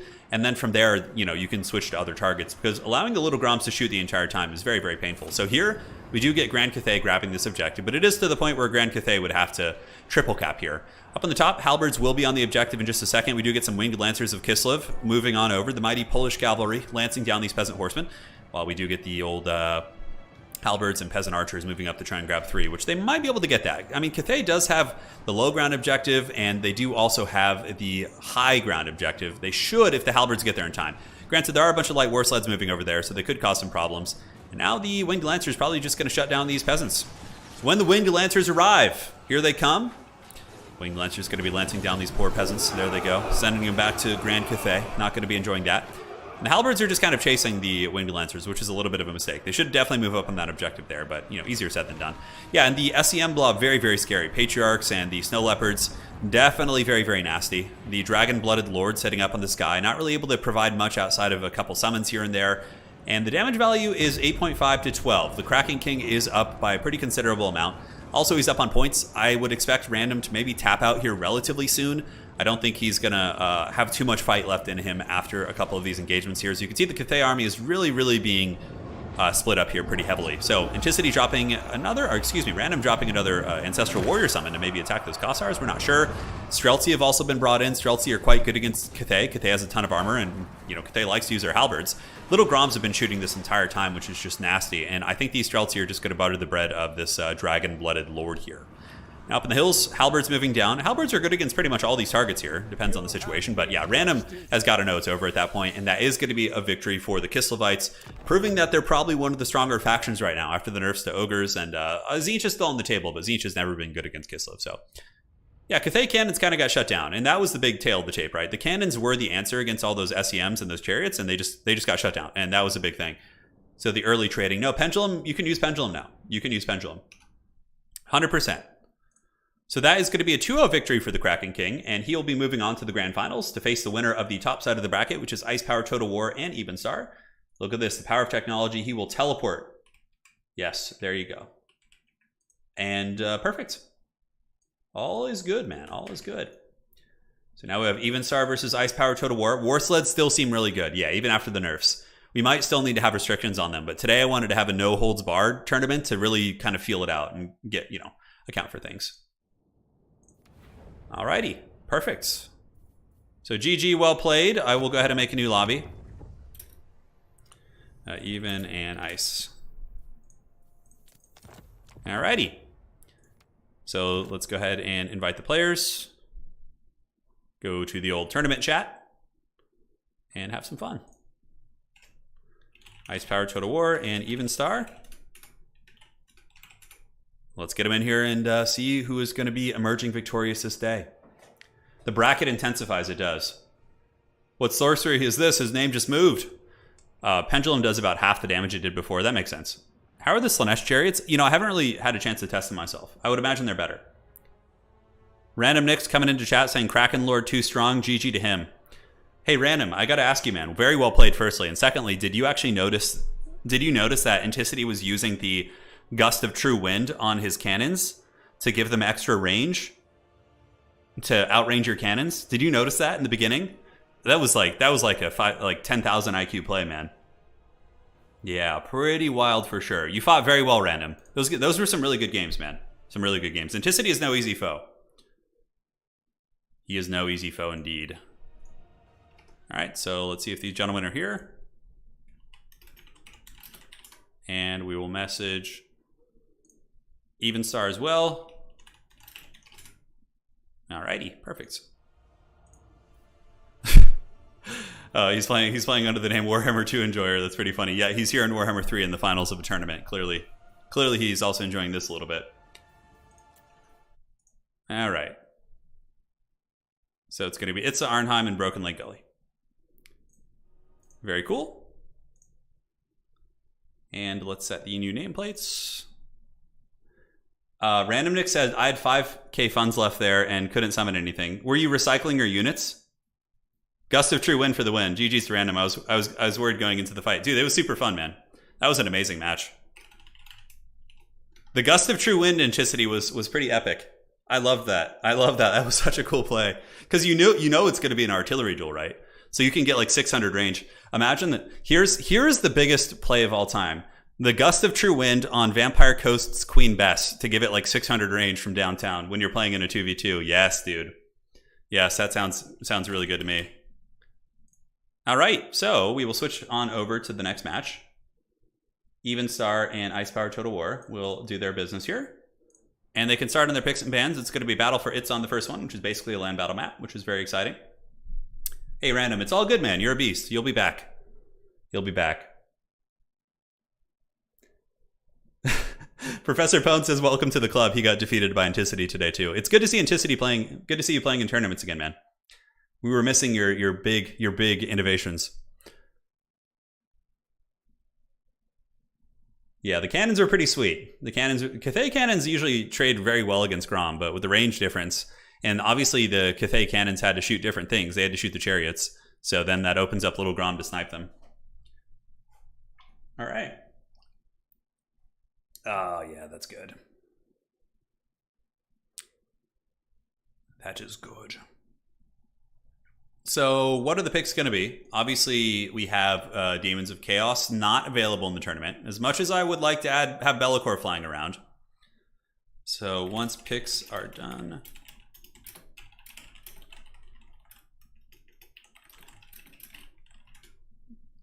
All right. I'm just letting the players know, let's try and keep the army picking phase under 5 minutes. So once picks are done, yeah, let's like try and keep it around 5 minutes. Gust of True Wind on a melee unit. Yeah. I don't know. I haven't... Throw those swords. Oh, man. That's pretty funny. Gust of Wind on flame cannons. Yeah, it's really cool to be able to give extra range to something, isn't it? What else could Kislev do? I guess you could do it on, like, Streltsy or something. Yeah, it's okay. I think it's best on Little Grom, right? Like, those type of things. Little Grom always out-traded Grand Cannons. Well, Cathay Cannons cost 300 less. So 2 Little Groms is what, 2,200, and 3 Cathay Cannons is 8, 16, 24, 24. I think three Cathay Cannons in a head-up trade, if they're not like moving, the Cathay Cannons will win. But yeah, if Little Grom is like juking and being healed by Patriarchs and things like that, I think the Little Groms will win. It depends on the circumstances. Yeah, Anticity, I hear you, man. Yeah, no, you've been pretty busy on your channel, I would imagine. All right, let's see what the players are saying. So Evenstar picks Slaanesh and Kislev. So now Ice Power will pick a faction to counter them. Nurgle. Give us Nurgle. You should allow Demons of Chaos in mirror matches just so it's just wild as hell. Be'lakor is pretty unbalanced. He's really strong. I think for his price point, he's just a little bit gross. But yeah, I mean, Demons of Chaos is hard because you can't prepare for them. They could bring any faction, really. It's not as bad in land battles for some reason, but in domination mode, I feel like Demons of Chaos would be really strong. Some Nurgle and Ogre units have Gust of True Wind, but it doesn't increase the range of anything except nausea. Yeah, there you go. All right. So it's going to be Slaanesh for Ice Power. And then Even Star will pick either Slaanesh or Kislev. So we could have a Slaaneshi mirror match here, or a Slaanesh versus Kislev match from the looks of the picks and bans. You can't call Queen Best a single entity model with those zombies. Yeah, that kind of drag it around. Any chance we can see the dreaded Magistrate balloon? Probably not. Not at this level. The Magistrate is a meme. Yeah, it's a pretty god-awful unit, unfortunately. So, yeah, honestly, guys, I'm thinking we might have a Slaanesh mirror match here. Even Star has never been opposed to playing mirror matches. Him and Void like those mirror matches for sure. Which, a Slaanesh mirror match could be kind of interesting. It's kind of, like, we really wouldn't know what's going on, but it'd be fast and be fun to see. Hellflayers. Plague Bearers are actually nice. Now they are, yeah, they're much better. 27 speed, cost reduction. I would rather see Kislev versus Slaanesh, personally. I don't see how you beat Kislev. I don't see how you beat Kislev with Slaanesh, though. If they go with like a Bear Patriarch Chariot Blob, like I don't know how you beat that with Heart of Winter. I guess you just have to play the objectives and just like not fight their blob, which is very, very possible for sure. We'll have to see. Can't wait to abuse Nurgle with Chameleon. So Gargle saying, I can't wait to abuse Nurgle players with Chameleon, Skinks, and Salamander spam. Nurgle just is so lined up for suffering, dude. Like, imagine Nurgle versus Wood Elves, dude. Imagine being a Nurgle player and just being like, oh, this is fun, and then triple Waywatcher with Prey of Anathrema, and they just like snare your Herald in the sky and just one-shot him. You're just like, oh. You know it's gonna be a rough one. Kislev versus Slaanesh, the Ice Baby matchup. Yeah, to an extent, yeah, for sure. Oh my god, guys. We have a Slaanesh mirror match. Looks like Slaanesh mirror. Slaanesh mirror. I'm just typing it to the players real quick. Alright, guys. We have a Slaaneshi mirror match in the first game. Starting off with a bang, quite literally. It is on the Battle for Itza, which is very open field, so they're both just going to be scurrying for objectives, I would imagine. You guys ready for this? Nurgle is actually a good pick against Slaanesh, but it wasn't in the... You can't really pick Nurgle if they have Kislev in the ballpark, you know? It's a little too risky. Slaanesh versus Slaanesh, the dreaded mirror match. I feel like in Warhammer 2, we didn't even get this many mirror matches in tournaments when we had like 4 factions in the game. I felt like that didn't happen as much, even though we have 7 now. You guys ready? Yes, it will indeed be a foul duel. I'm curious what they're going to bring. So I'm going to just put the blocker up for a second because I need to sate my curiosity here. Okay. Okay. I like what they're working with. I think this is pretty fun. Even Star is actually ready already. Wow, okay. And it looks like... Yeah, different builds for sure. Okay, the builds have a little bit of variance, which is nice. So at the least, you guys will be able to kind of tell things apart. They are using different banners too. They are using different banners. Why does Forsaken of Tzeentch get Tzeentch shields, but Forsaken of Nurgle do not get Cloud of Flies? Forsaken of Nurgle get poison. That's their like gimmick. Is they get poison. Actually, Inkari is not bad. Inkari is often a competitive pick. It depends on the matchup. Inkari's like 100 speed with like tons of damage. That's really good. Obviously, Inkari can be a little bit risky. You get popped in the face, take some damage there, but for the most part, yeah. Summon the Slaanesh bots. God, I just wish we had the Old World factions back so bad. I wonder how long we're gonna have to wait. I feel like with like the amount of like anger there is about not having them, I think we could see it in like the next, like in a month. Like probably like, let's see, what are we? We're in April right now, so I think like maybe like early May, like first week of May, I can see a patch coming and adding in the Old World factions. I can see that. Yeah, no, this is going to be over quick. This one is not going to go for super long. It's going to be fast. It's going to be furious. Both players will enjoy it to an extent. And the next map is going to be Arnheim. So we're doing we're really showcasing the new maps today. We will go back to some of the older ones too, though. All right, so it looks like we're loading in. Hopefully we don't get the desync in the first game. It would actually be really nice if we didn't have to reset. Hopefully they save their armies too. Please, for the love of the Dark God, save your armies. Yeah, and Kari's really good. And look, yeah, double Inkari pick. We have Inkari for both players. So one army is double spawn, spears, and Hellstriders. The other army is Inkari, double cultist instead of the Cav. Oh, all right, so a little bit different. One of them is using double cultist and more infantry, and the other one's using more spawn with like cavalry as well. I can't tell who's who right now based on the game. I just want to play dwarves again. I do. I want it. I saw some screenshots. I hope they're close. Yeah, I think so. I think it could happen in a month. And I'm talking about adding in the old world factions for multiplayer. Like, why would they not do that? It's just like, it's very possible. It'd probably take like a developer in their office like 2 hours to do that, you know? Just like drag and drop the files from like the end of Warhammer 2 and be like, all right, you're good. There you go. Yeah, Mortal Empires could be longer. But like myself and several other folks who do the old YouTube have been definitely hounding CA about adding in the old factions for multiplayer, and they seemed like they were receptive to the idea, so I think it could happen.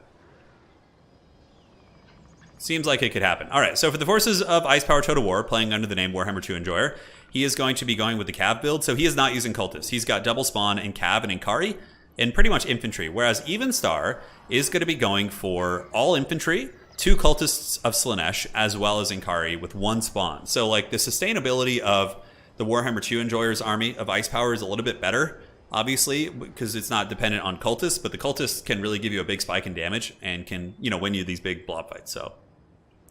So to my understanding, I'm not sure about the confirmation of this, but here's the thing. The spawn of Slaanesh, in the early patch, or the early access before the game came out, they did have the Soporific Musk, but they actually, Creative Assembly removed it and replaced it with Devastating Flanker, which is the other ability here. So now the spawn of Slaanesh, I don't think they're ever going to get Soporific Musk. I think they're just going to be having the Devastating Flanker ability. So yeah. Here they come.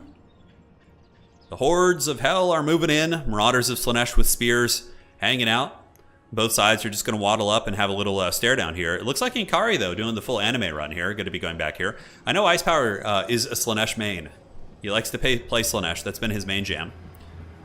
And is Inkari going to be dropping a whip right now? They do have the Whip of Slaanesh and Acquiescence. That's usually the standard kit. These 2 spells, because they're so cheap, and by just spamming these spells, you're going to be triggering the Blissful Rapture, right? Which gives your entire army melee attack. It's just super, super strong. So that's typically what you see. That is typically what you see. So moving across, Marauders of Slaanesh with spears hanging out. We do have the spawn sitting on the objective. And right now, you know, old Ice Power here, sitting very comfortably on the 2 objectives, which will be opening up in about 1 minute and 50 seconds. So there's going to be some time. Man, Inkari is the total anime runner. Like, because of the big crab arms, Inkari, like, has to Naruto run. Little whip going down there. I don't know if it's worth it. I mean, I guess it does some damage. I often feel like it's not, like, because then you just have less ones of magic for the long, grindy game. But considering this battle is going to be very quick one way or the other, I guess it's worth it. But yeah, it seems like the Warhammer 2 Enjoyer here, Ice Power Total War, is going to be taking a very defensive posture. It has a nice little, like, defensive line, right? Like, if you look at the formation, let's whip out the John Madden. You have, like, this, and then, obviously, oh man, it doesn't let me go further. But yeah, it's, like, basically, like, a nice formation here. So you could flank around it, you know, if you're playing old Evenstar here. But, like, it's mostly an infantry-based army, so you're going to have to fight head-on here. Hellstriders of Slaanesh charging into what appears to be some Demonettes. Are they summon Demonettes? No, they're actual Demonettes, okay. Acquiescence goes down. A couple of the Hellstriders do take a little bit of work, but nothing terribly devastating. Hellstriders of Slaanesh, they are anti-large cav. Charging in, trying to do what damage they can. And Evenstar better be careful, perhaps overextending on Inkari a little bit. Inkari's going to get charged now by a bunch of anti-large cav. And does take some pokes. Acquiescence going down, and the anime battle is now upon us. As Ice Power does get the first blood, his Inkari doing a little bit of work, and now Inkari's going to be pulling back. Inkari going fisticuffs here. Witstealer Sword activated, nope. But it looks like Ice Power Total War is getting the better of the engagement. The attack animation of Evenstar did take him a little bit deeper into enemy territory. We do get a Cultist Summon coming out, and both sides are colliding here. Infantry and Spawn should be favoring Ice Power, considering he doesn't have the Cultist. But as far as that first fight goes, Ice Power does get the better of the Inkari trade. Now, looking around the rest of the battlefield, we do have the spawn of Ice Power backed up by infantry, taking down the Hell Scourges. Hell Scourges here should trade well into the spears, so a bit of a wash on that objective. Ice Power seems to be having a better trade here, but right here, I believe the cultists did drop their summons in the middle. Yes, so we do see the Demonette summons, and that is going to help to push back the forces of Ice. So Ice is really winning the fights, I would say, on the flanks here, but is kind of getting crumbled a little bit in the middle by the double cultist summon. Whip going down on the Demonettes of Slaanesh, nice one, triggering the melee attack buff. If you're playing Slaanesh, you basically want to be spamming your spells nonstop. And here comes the Inkari duel again. Ice Power is getting these slightly superior engagements here as the Witstealer Sword is active, laying a unholy whooping here on Inkari of Evenstar. And guys, I think that if Evenstar loses the Inkari, it could just be game blouses. Okay, that's going to be a fascination right there, trying to rampage the Inkari. And the rampage does go down. Uh-oh. Could Evenstar turn the table now? It looks like he might be able to. He's got a bunch of calves circling in. This Inkari's rampage for now. Value is slightly ahead here for Ice, but that's only because of the Lord duel. And now the Inkari here of Ice Power has rampaged into the Inkari of Evenstar. Evenstar, though, might be able to get the kill here. No, doesn't look like it, and the attack animation goes a little bit crazy. Now we can see Inkari is overextended. Ice Power Total War does have the opportunity to get the pick here. Furies were also sent in to try and tar pit Inkari. Another whip of Slaanesh going down. Wavering, leadership is 0, 1500 HP to 3000. Now Inkari does heal. Oh, pulling back, overextending the Inkari here. Now it's time to circle around and cycle charge and going for the kill, because this Inkari is actually healing because of the Reaper of Souls. Oh, but the Rampage is down. Fascination activated. That will be rampaging this Inkari, 900 HP. And it looks like Ice Power Total War is going to be winning the Legendary Lord duel. Granted, the value is even, so it seems like maybe, just maybe, Evenstar is winning in many of the other engagements. It's hard to say. Over here, it looks like this objective went to Ice Power Total War. This one's for Ice as well. And the Inkari duel, though, is, I think, the big deciding factor, because without Inkari, you're just going to be... The other one will just be terrorizing the battlefield. It is going to be a serious duel for sure. But guys, look at this. Ice Power a little bit overextended here. Willing Prey is active, but with 100 speed, he is able to get away. So yeah, over here, pretty decisive victory here for Evenstar, as he is able to claim that engagement and probably will be able to move on and take Objective 3. Here we get Hell Scourges moving in. This battle is just so micro-intensive. And this one is at 1000 HP. It's probably going to try and find some demons that can crumble, because if a unit dies outright near Inkari, it actually does heal him. Acquiescence active, lowering the melee attack and speed. Now he's going in 1000 HP. Ice Power pulls back, dude. It's just all about these two characters, man. And now look at this. Evenstar's been baited in. And he gets the big shot, 500 HP, poisoned as well. Inkari going in for the death thrust here, 3 HP. And it looks like Ice Power Total War will claim victory in the Legendary Lord duel. And Inkari will be absorbing the soul of the other Inkari and healing up. Fascination was active now. Let us see what impact this Inkari will have on the battlefield, as they're both trading very violently across the battlefield. Here it seems to be pretty decisive for Ice. He's got a lot of units. Up in the high ground objective, this would be a great one to send some infantry over, some cab to just go kind of snake that objective here. And over here, though, it looks like the forces on number 3 are going pretty well to Evenstar, because Evenstar still does have the double cultists. Cultists are actually very good fighters too, right? So the double cultists and the spawn here trading well. Ice does have a lot of chaff, though. A lot of units, and is pulling slightly ahead on value, and Inkari is going to go farming right now and try and heal up by wiping out some units outright. And I would imagine there will be some play on that high ground objective. Right now, the lead is going to Ice Power, but Evenstar does have 2 objectives, and the value is close enough that I think for Evenstar, it's worth it to keep fighting. This Inkari is very damaged, but the even bigger problem, though, is that that Inkari is going to be spamming spells, which will give the entire army melee attack, whereas Evenstar is not going to have that. So in the end, the Inkari Duel of Fates goes to Ice Power Total War, who claims victory. GG, well played, dude. That was a ferocious battle. And it really does come down to the Lords. That's what we said in the pregame. We're like, all right, whoever's Inkari wins, basically wins the battle. And Ice Power had the slightly better control with Inkari and was able to claim victory. Yeah, GG, well played. Fast and furious, man. I'm down for that. And now we move on over to Arnheim. So players can do their picks and bans for this map, and we will go from there. Once again, thank you all for joining. It's been a fun stream today. And we'll do it to it. Practice chariots should, chariots are very good against infantry for sure. If you guys are enjoying the battle, please do drop a like. It helps out quite a bit. And now we're going to be playing one of the new maps, which is Arnheim, which opens up a lot of fun artillery and Cathay. I do want to see some Nurgle. That would certainly warm my pestilent soul here. But these players are very sweaty, and I'm not saying that as an insult. I'm saying they're competitive players.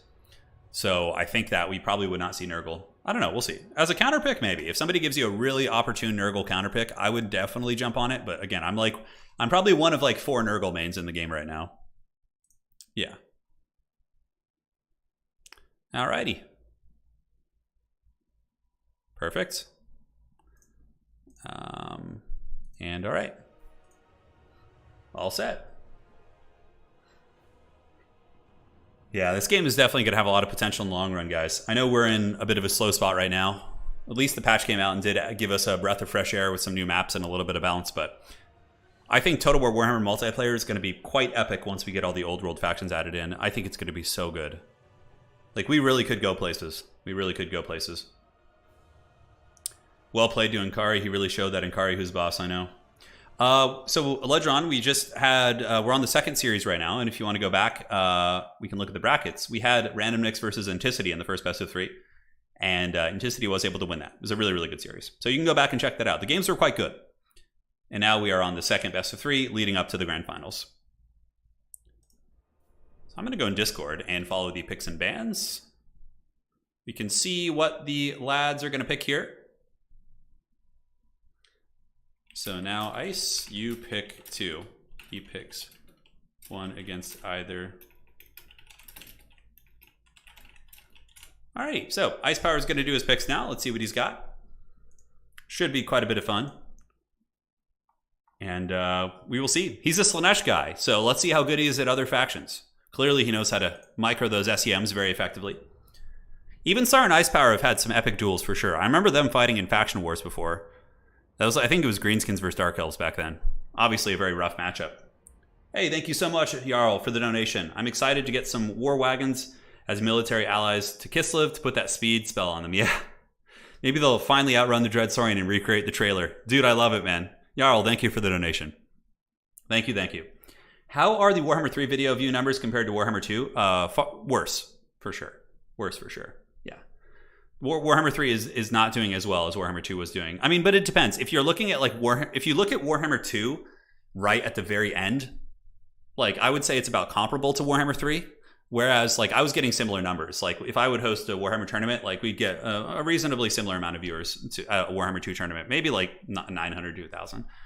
Whereas if you look at like Warhammer 2 when a new DLC came out, like, you know, then the numbers were way better than they are now, which is the launch of a huge major title. So clearly Warhammer 3's had a rocky launch, but I think it's going to evolve into a great game as long as CA doesn't like abandon it or something. But I think it has a ton of potential, obviously. Yeah, which was great. So obviously not another Slaanesh mirror match.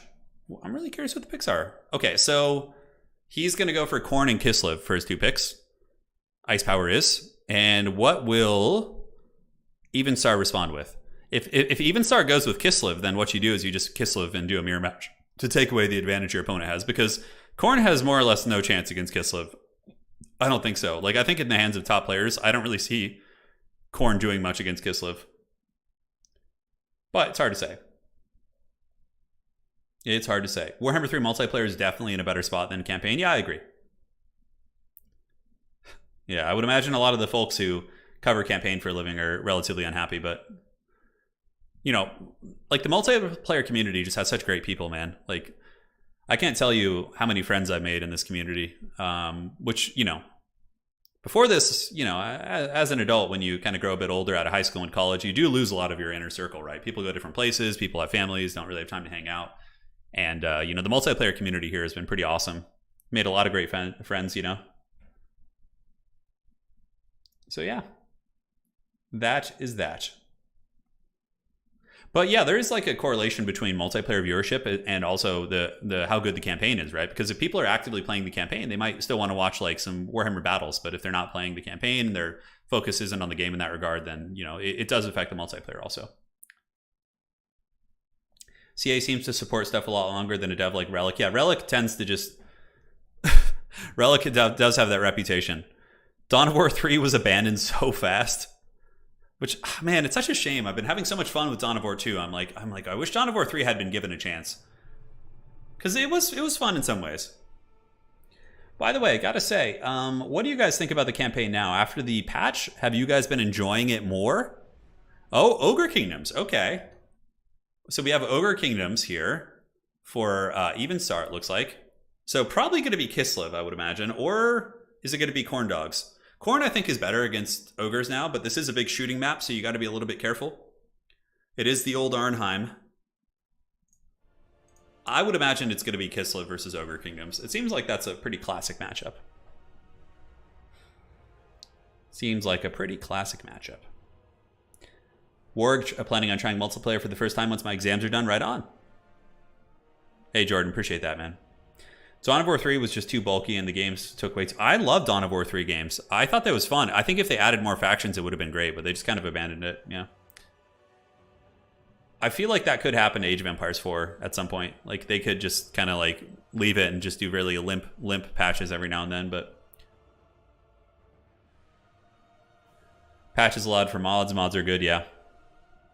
Oh, yeah, that's great. Campaign is better now. All right, I think I'll do a campaign soon, or maybe a head-to-head campaign. I want to do like a big multiplayer campaign. Get like 4 people together and do like a big multiplayer PvP campaign.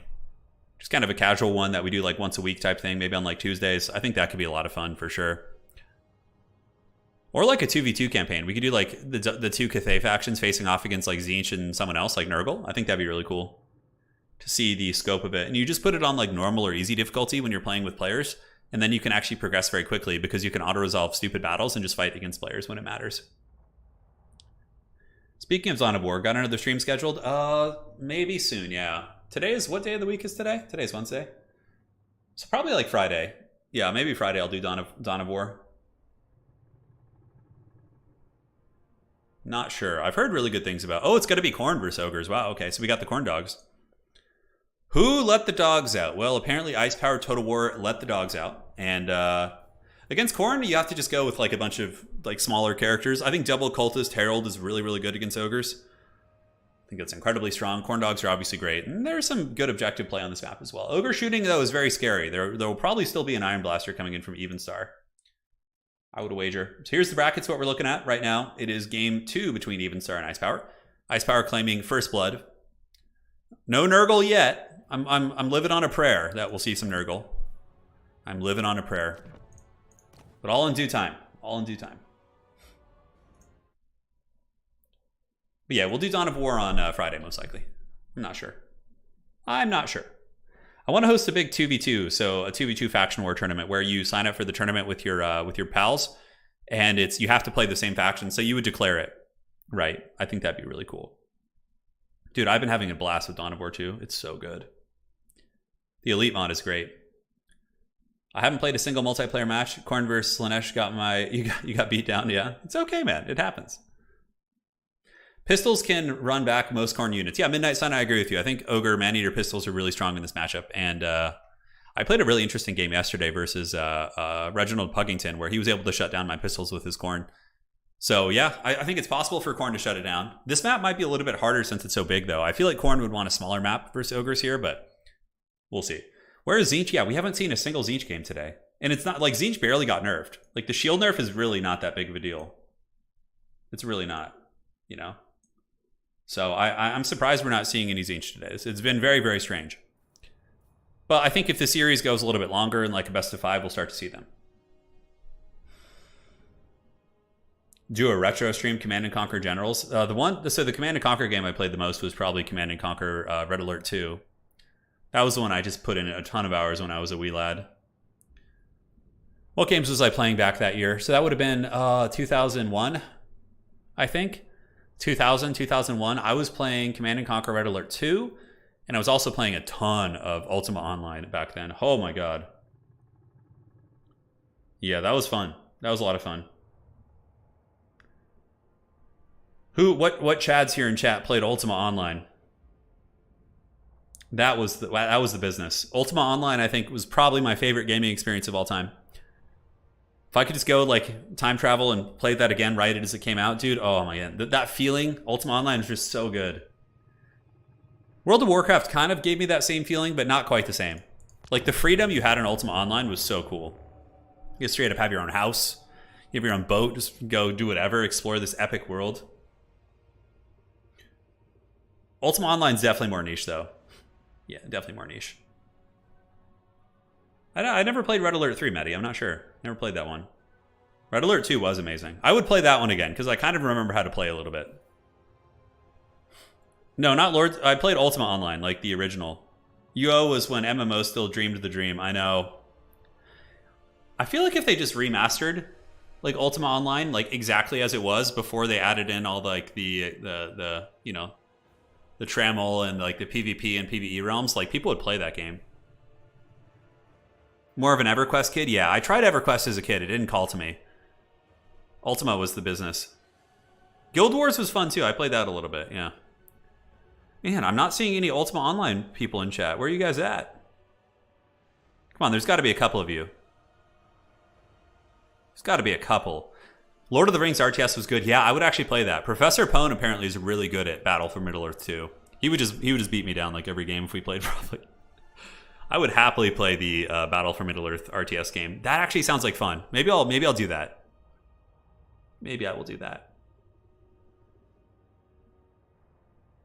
Yeah, Charles, I did see that. The video about the ecosystem in Ultima Online. Oh, yeah. Have you seen Human Boy's video on war sleds? They're even stronger now with the fixes to damage calculation due to their mass. Lovely. Well, if that's the case, then we'll probably just keep them limited. So, but I'm going to do a little bit of testing of my own. But yeah, light war sleds seem overtuned. We might have to just like limit like the total number of sleds to 3 or something. So maybe you can bring any combination of sleds, but you can only bring 3 in your entire army. I'm not sure. Well, it's something I'm going to have to look at some evidence and whatnot. Have you ever played Empire Earth? No, I didn't ever play that one, actually. No. Are we the old MMO fogies talking about how it was better in our day? Yes, we are, Charles. We have become that which we made fun of. I played in Ultima Online on like a vanilla server. So there was a vanilla server being hosted, and I remember playing on it, and it was just like the most serene experience ever. I was like, man, this is taking me back. This is like time travel. Yeah, RuneScape is a crazy one. You know what game, though, has like the most wild ecosystem ever? Okay, Khorne. All right, Khorne, it's time. 1 sec here. Just answering a question in chat.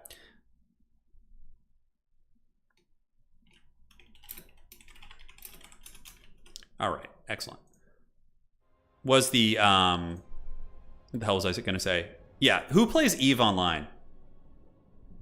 Like, who here plays that like space game? The one that you like randomly see in news articles like every 4 or 5 years, and it just has like some crazy narrative going on about it. Guild Wars 2 PvP is still fun a little bit. Okay, very cool.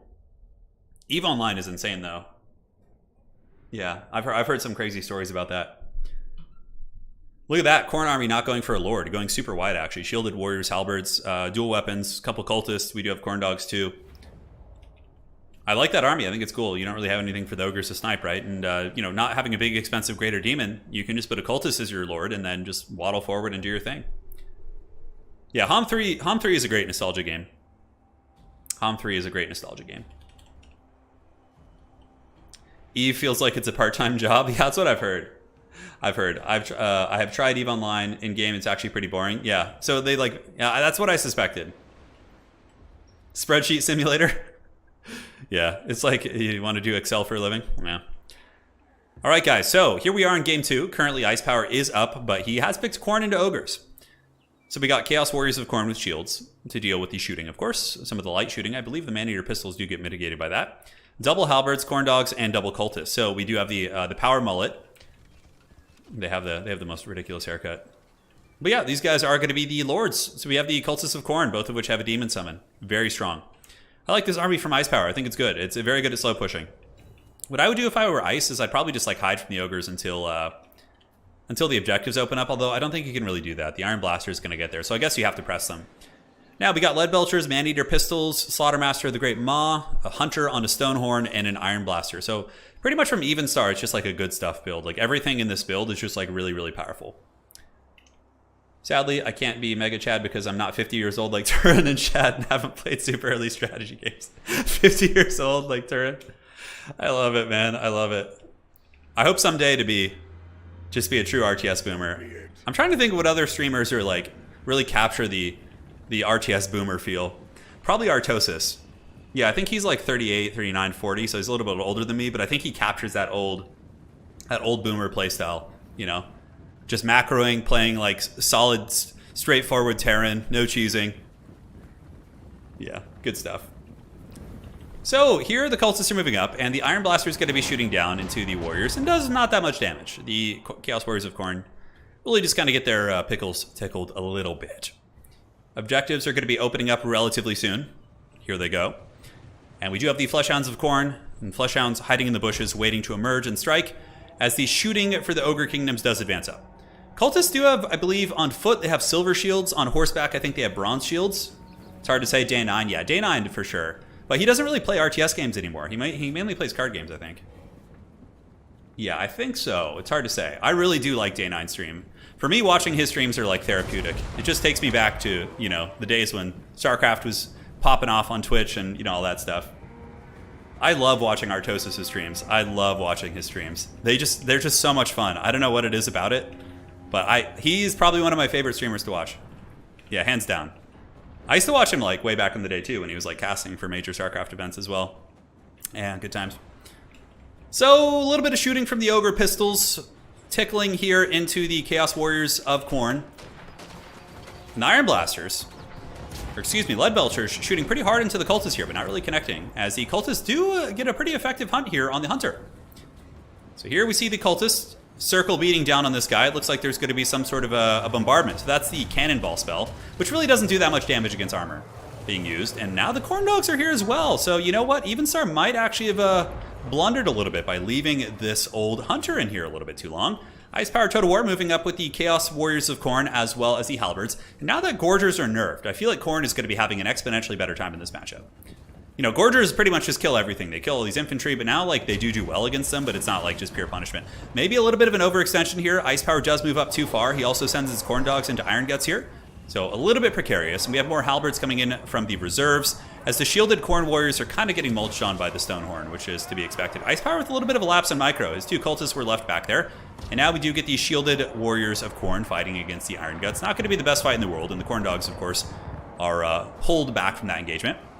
More shielded Warriors moving up. Objective's going to be opening in a couple seconds. Khorne Dogs now going to be screaming into the Hunter here. And so too will the double Cultist. I would wager we're going to see a Cultist summon right here. This would be really strong. Just send one Cultist back here to go pin in the shooting elements. And the shielded Warriors of Khorne actually trading pretty well against his Iron Guts. And the Power Fist of, you know, the Great Maw going down doesn't really do a whole lot. And yeah, the Cultists are laying a bit of a whooping here on the Hunters. Not bad at all. So now Halberds are up on the objective. The other objective probably going to be taken as well. High ground, though, being captured by a couple Noblars, so Evenstar is going to be very happily grabbing that one. And the double Cultists are just right on top of the Hunters here. We need to see something to shut down the shooting here, though. I'm surprised we haven't seen a Cultist summon yet. I would wager it will be here in just a moment. Khorne Dogs battling the Ogre Bulls in the back. And where, oh, where are the summons? Okay, so we get the summon coming from behind. Iron Blaster being attacked. The double summon from Ice Power. Right on top of both of the shooting units. But, you know, he might have overextended a little bit. Hunter here is obviously a pretty powerful fighter. Cultists are not amazing fighters, but the Bloodletters will at the very least shut the shooting down for a period of time, while the objectives are going to be captured by Khorne. A lot of Khornate units standing a little bit idle here. I think Ice Power needs to grab these Fleshhounds and attack these Maneaters right now. That would be a huge win, and he does that right away. Good play there by Ice Power. He clearly reacted like an absolute champion. So moving in, Maneater Pistol's going to be shut down. Khorne really staying quite persistent, but Ice Power making a pretty big mistake of basically banking a lot of resources, unless he is saving up for a Bloodthirster, which of course wouldn't be bad here against a number of these Ogre units. Dual Weapon Warriors cutting through Ogre Bulls on the side of the map. Couple Maneater Pistols shooting out of the trees, not very effective for them. But yeah, Khorne is going to start feeling the lack of numbers unless they summon in a Greater Demon. Okay, Chaos Warriors with Halberds are summoned in, and they're going to take a while. So you got to be a little bit quicker on those summons for sure, especially if you're playing the forces of the Khorne Dogs. So Cultists here continuing to grind. Iron Blaster trapped in melee combat, which is very, very cost effective for Khorne. Khorne is down a little bit on value, but they do have the two objectives. I would actually like to see some Furies go clear off this top objective and maybe see something grab that. If Khorne could get far enough ahead on points, they could certainly trade very well. Dual Weapon Warriors in the bushes, able to push back these Ogre Bulls. I would imagine they'll kind of collapse up on the rest of the Ogre army now. And the two Cultists seem to be, still alive. They're still fighting like champs. Halberds entrenched against Ogre Bulls. And a lot of the Ogre shooting has been heavily, heavily pressured. Halberds here are fighting the Slaughtermaster and also Dual Weapon Warriors. I mean, there's many engagements for the Khorne Dogs, which are starting to get the battle back in their favor a little bit as it pertains to points, but right now Ogres are ahead, which is usually the case. But Khorne does have the double objective cap.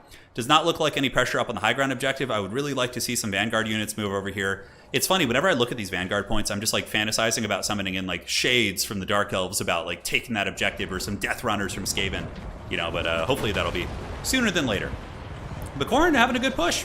Halberds moving up, definitely starting to press the Ogres back, and they are holding the two objectives, so they're up on points pretty considerably.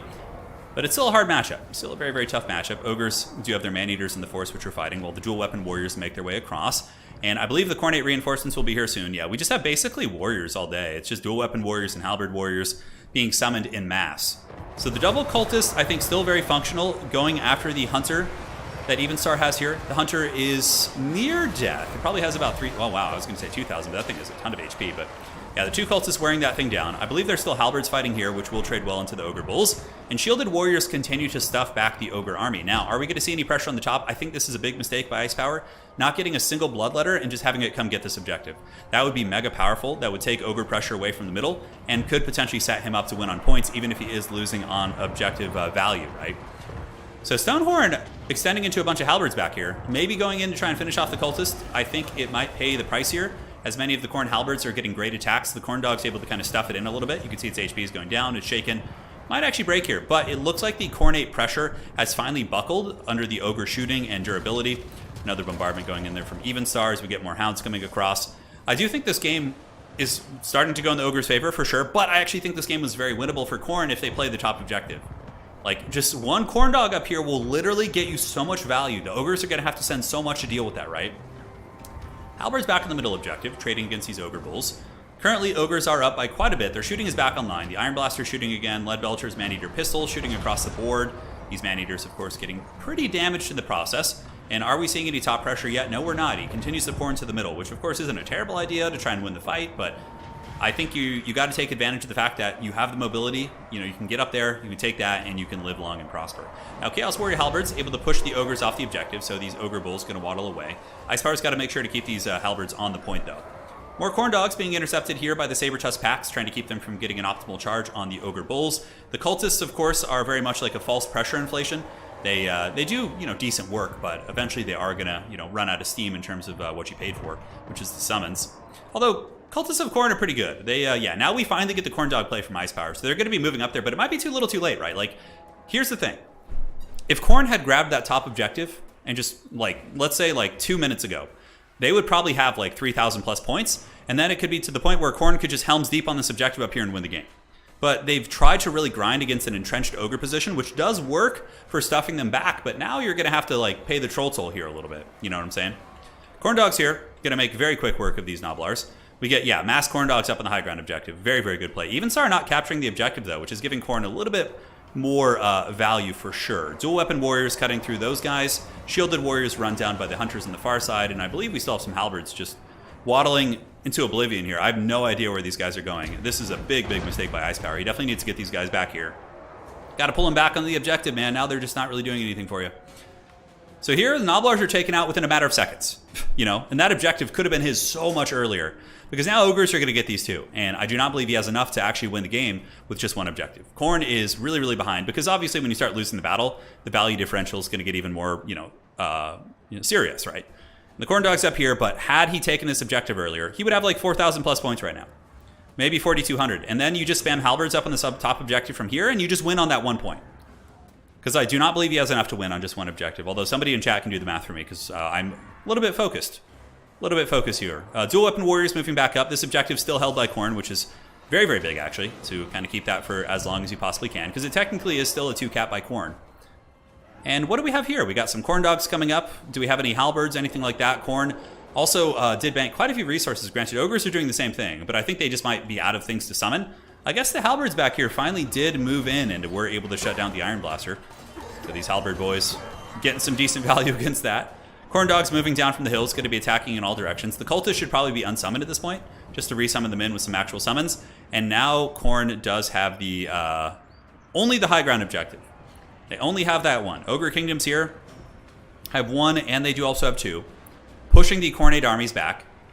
Where is Khorne going to be allocating its resources? Are they going to be trying to bank that high ground objective? Do they have enough? I do not believe they do. Because he's not that far behind, although, nope, not enough for a 1-cap win. Thank you. I appreciate that. I appreciate that. The Shielded Warriors trying their best. Could Khorne snake an objective somewhere? It would take a pretty big blunder from the Ogre Kingdoms here. He's down by about 5,000 value. I don't see it going super well for him right now. Base income, of course, is now 20. And the Ogres are already very aware that they need this, right? But you can see that if Khorne had, gotten this earlier, I know I'm really harping on this, but it's such an important thing. Like, if you're in a fight and you're not necessarily winning it in like a straight army grind, you need to start playing the side objectives. You got to do it early. Like, Nurgle can use Nurglings, Khorne can use Bloodletters or Hounds, any number of options for sure. So here they come. Chaos Warhounds moving across. Going to be cleaning off these Nobblers right here, which of course is quite cost effective. Khorne dogs are just kind of attacking on the low ground, actually getting some decent work in. You can see the value is getting a little bit more interesting as we get some dual weapon warriors. I think Ice Power is going to try and just hold on to this high ground objective and maybe hope and pray that he can get this objective number 2 because of a blunder from the Ogres. We'll have to see. So we have Chaos Warhounds here and Chaos Warhounds, neither of which will do good against Ogre Bulls. So there needs to be something a little bit stronger over here. I don't know if he has any like Khorne dogs in his summons. Maybe he does. Maybe he does. But here comes the Fleshhounds, swarming into the back of the Saber Chest packs. And here, more Chaos Warhounds running a little bit ahead of their Vanguard here, as we do get a fresh Cultist and some very beat up dual weapon warriors. I think a lot of the Ogre army is actually out of ammo. Yeah, you can see the Maneater pistols are out of ammo. The Iron Blaster's like on death's bed with more or less no ammo. But Even Star is so far ahead. So far ahead. So you guys are saying that if he was able to hold this one capture point, he would actually lose by only 50. Wow. That's pretty crazy. That's pretty crazy indeed. But Ogres aren't going to let that happen. They are going to just come pouring in with a ton of stuff. They're going to triple cap Khorne. Ice Power putting up a valiant attempt, but this is only game 2. We have another match after this, which is going to be on the Broken Lake Gully. Broken Lake Gully, of course, relatively open field now. A little bit better for factions like Nurgle. More options for them to play the hills and the high grounds. And honestly, you know, we could see them. I think we're going to see a Tzeentch pick next game, though, I would wager. We haven't seen Tzeentch in the entire series. So in the entire tournament so far, we haven't seen Tzeentch, which is strange because they're still super good. I was able to play against them yesterday, and it honestly didn't even feel like they had been changed. But at that point, that's got to be GG. Ice Power probably will tap out at this point. A decent attempt by Khorne. Very winnable game. Very, very winnable game. Just a couple blunders in terms of tactical decision-making, I think cost him the match. Which is a big factor in domination mode. It's not necessarily about just value fighting. You have to also play the objectives. It's, or you can value trade, but Ogres will typically outvalue Khorne in like straight fights, in my experience, with the Maneater pistols and the Hunters and all these units. So Khorne can do well with pure infantry aggression at pushing Ogres back and then holding the objectives to try and win the game. I don't know why Ice Power's still here, though.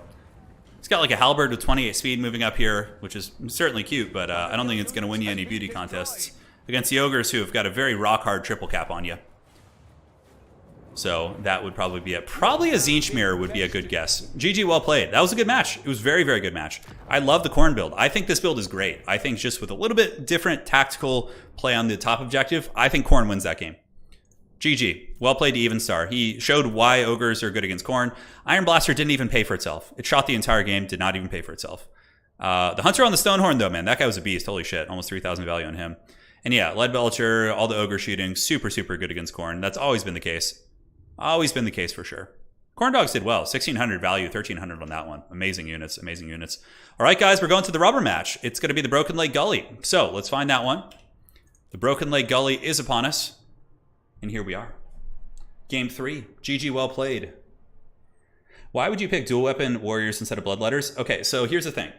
Dual weapon warriors of Khorne have really high armor. Basic Ogre units have terrible armor and piercing. On top of that, they have really high weapon strength. They have 50 plus weapon strength, whereas bloodletters only have 38. So the dual weapon warriors typically will trade much better against standard Ogre infantry units. And they also kill Nobblers much quicker. But, you know, the bloodletters are faster. So if you're looking to get to an objective quicker, I think they're better. That's my 2 cents. So now we're on the Broken Lake Gully for the final map. The grand finals will be here soon. And one sec.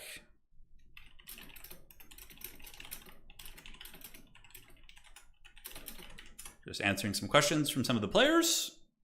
Man, I have to say, pertaining to domination tournaments, dude, not having to officiate on rule breaks is probably one of the most therapeutic things ever. That was such a stressful thing in Warhammer 2 tournaments. When you're at like the finals of a tournament, it's an important game and somebody rule breaks, and having to like make that judgment call there, it sucks so bad.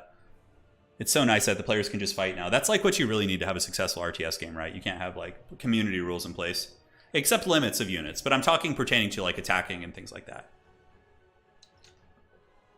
Hey, you this, thank you, man. You have a terrific narrating voice. Appreciate that, man. Thank you. Kind words.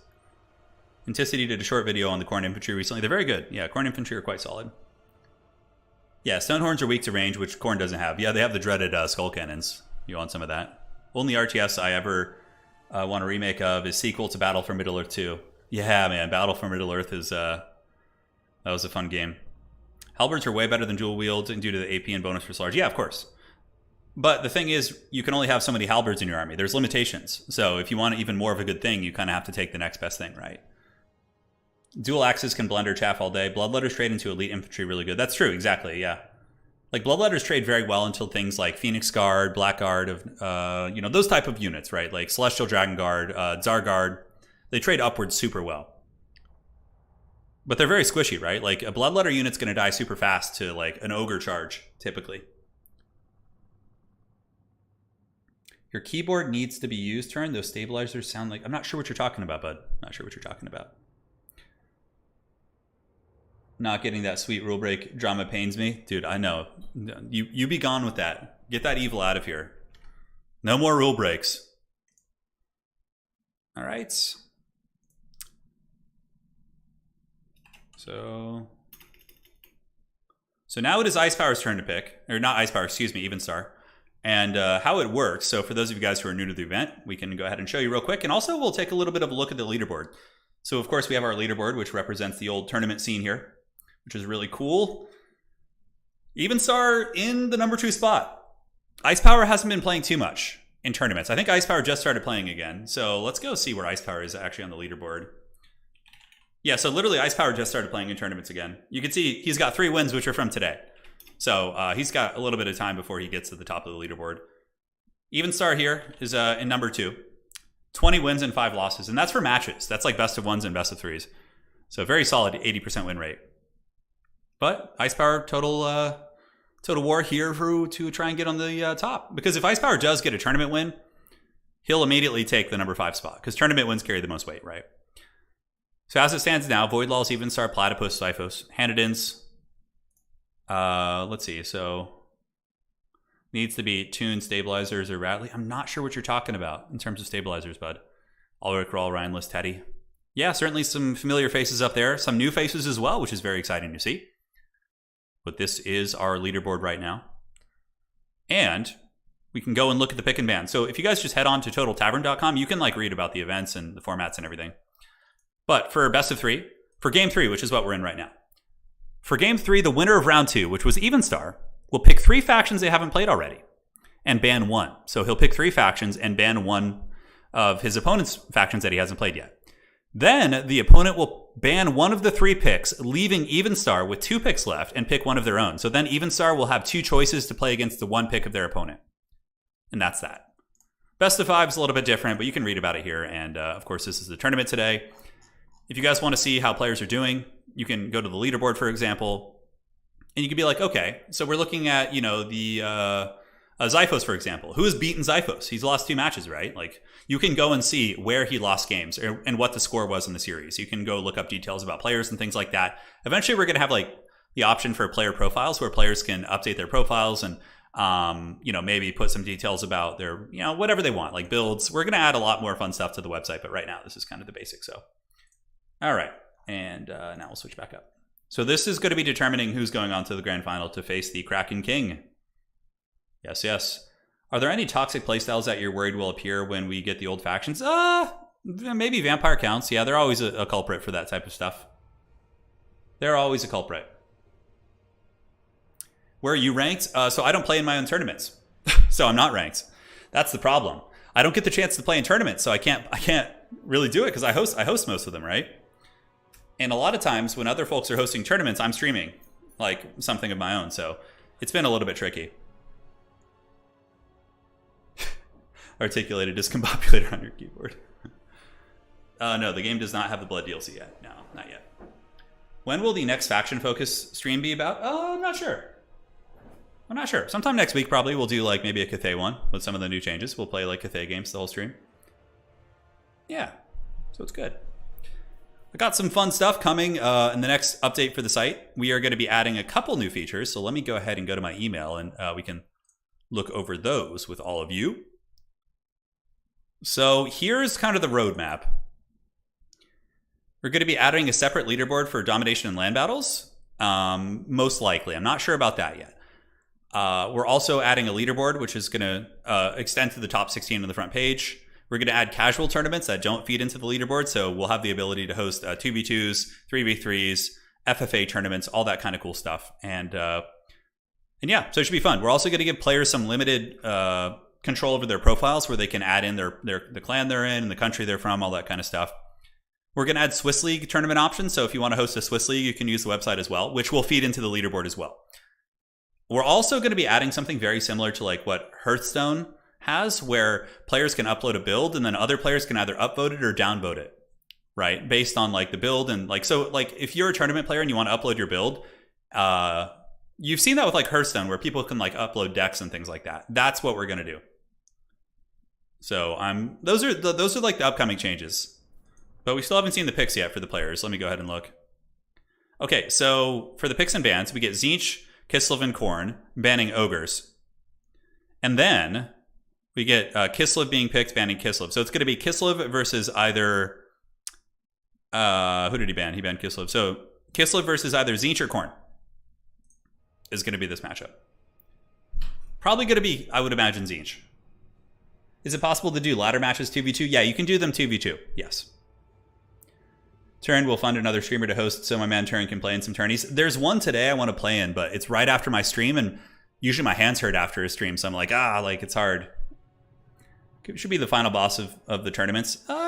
Yeah, I mean, like, look, I don't think I'm going to beat Voidlaws in a best of 5. Let's be real here. I mean, maybe I could take a game if it's a bad matchup, but he's just a much better player than I am. I'm a good player, for sure. Like, some of these folks that you've seen in the top of these tournaments, I've beaten in best of 3s and best of 5s, but...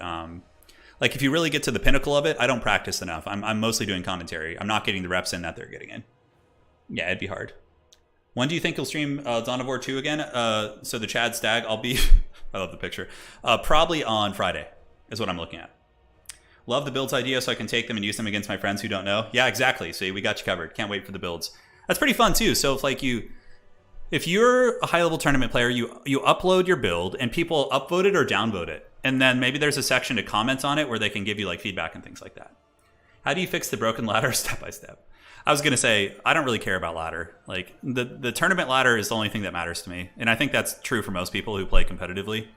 The quick battle leaderboard is stupid. It's like people go to practice there or just mess around or, yeah, doesn't mean a whole lot, in my humble opinion. So yeah, there's going to be a couple people. I think Dov Plays is going to start using TotalTavern.com to host his tournaments, which is really exciting. I'm going to teach him how to do that later and get him all set up and everything. So then his events will feed into the seasons that we're having. The idea is that like we get a lot of people hosting competitive events on the website, and we create a really centralized space for like competitive results and things like that. That would be really cool. Yeah, for sure. On a good day, you can be the best from absolutely, but it's gonna be tricky. First Warhammer 2 multiplayer match I copied a Turin build from my brain, who had mostly forgotten it and won. Hey, right on. Glad to hear that, Cipe.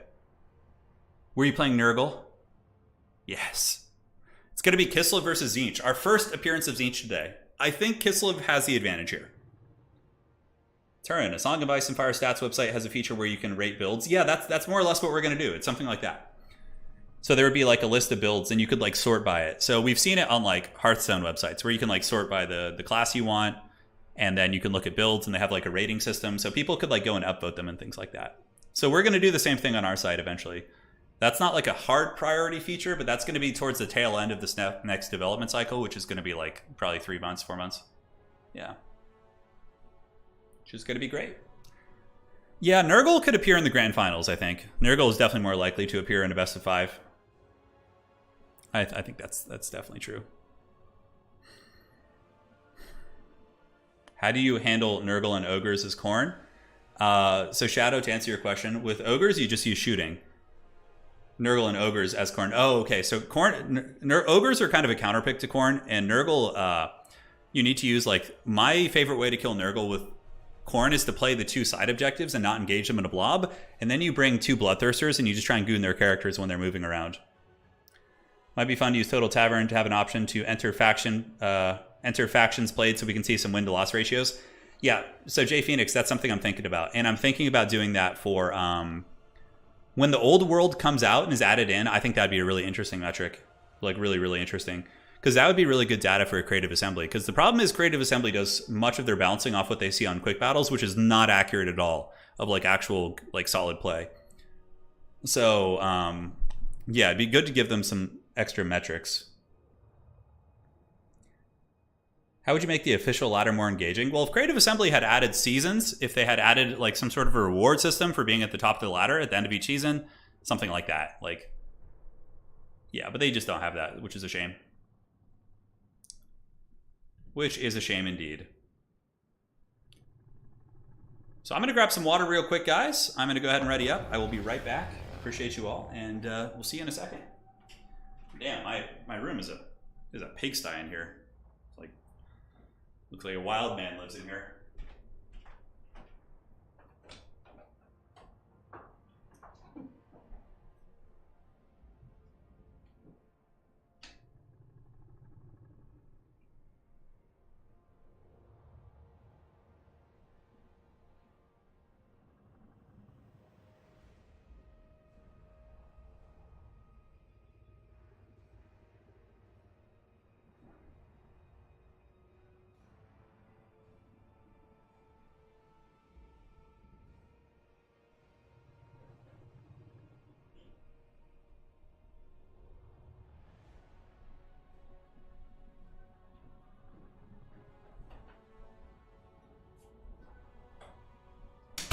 Alright, my friends, I'm back from outer space.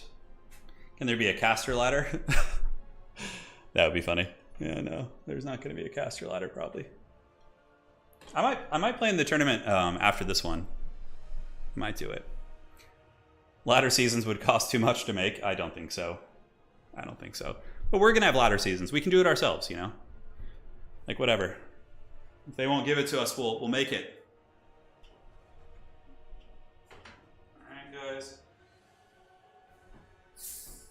Oh god.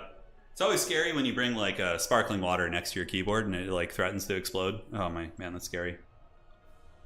I like that Optimus Pine, nice dude. I'm trying to think, Optimus, what was the pun you made that was like the best one you ever, that I said was the best one you ever made? You had a really good one a couple weeks ago. I can't remember what it was. Oh yeah, that's the good stuff right there. Some good water. I think they really missed out on ladder engagements. Could have been super fun, yeah. Yeah, I don't know what it is. Obviously, multiplayer isn't like a huge priority for Creative Assembly, but they do have it's still great. It's still fun. Like, we probably get as many updates as like Age of Empires does, right? Like, if you really think about it. So, in Total War Warhammer 2, how long was it between DLCs? Probably like 3 or 4 months, right? Give or take, before we got DLCs, which added new stuff into the game. And like those DLCs pretty much always came with some balancing updates. So like theoretically, I think we actually got updated more than Age of Empires did. Age of Empires 4, like faster, which is kind of funny when you think about it. Yeah, Pendulum is fixed. It's not banned anymore. Players can use that. So are we sponsored by Poundland yet? I don't think so. No. Does Anticity's ladder do seasons? I think they do, Shelland. Yeah, I think they do. That's for, I think his ladder's land battles though. I don't think he does Domination, right? Yeah, Anticity does do seasons. So yeah, if people are looking to actually like continue to play land battles a lot and get the reps in against competitive players, yeah. 6 months is it for DLCs? I thought it was like 4 or 5 months. Anticity, your ladder is only land battles, right? I play on his ladder quite a bit. It's really fun. It's a good place to get some reps in for sure. Oh my god, I remember the Norska fiasco. Yeah, I remember that. Turn really depends. We got Hunter and the Beast, and then 3 months later we got the Deathmaster DLC. Yeah, it was pretty quick turnaround, if I remember correctly. We've had times without a patch for like 6 to 7 months. Okay, so when Age of Empires first came out, there was a ton of issues, right? When did we get a patch for that? What was the time frame? I can't remember. I think it was like 4 months or 3 months. But towards the end, it moved to like 6 or 8 months between DLCs. Yeah, that makes sense. I remember the Grom the Paunch one was like probably the worst time. When Grom the Paunch was out and just like greenskins were just tyrannical. No, there's no limits on Gorgers or Iron Blasters. And, you know, we've seen several Ogre games today, and I don't know if we saw like one Gorger and like, you know, a single Iron Blaster, so nobody's going all in on bringing like 2 of them. Yeah, Domination is like a better true RTS format than land battles. Land battles are really fun though still, I love them, but Domination is the future, I think. Because it's like it's more, yeah, it's a more like closed environment. Like land battles, like, have too much room for like shenanigans to be a widespread multiplayer format, but it's really good for like niche competitive. But Domination, like anybody can pick it up and play, and you don't have to worry about like policing or like you don't have to memorize like a PDF to play Domination battles, which is really nice. But I still really do enjoy land battles. Like, I enjoy them a lot, and I still will have them. But domination, I think, should be the main competitive format. That's just my 2 cents, and I think Creative Assembly is willing to work on it and like really perfect it so that most people are happy. Like, we've seen changes based on our feedback, and I would imagine during the next update cycle for multiplayer stuff, there will probably be another update to it, like just to really fine tune it. Remember the Mongol town center rush? Oh my god, I do. That was terrible. That was terrible. Templar Knight, thank you.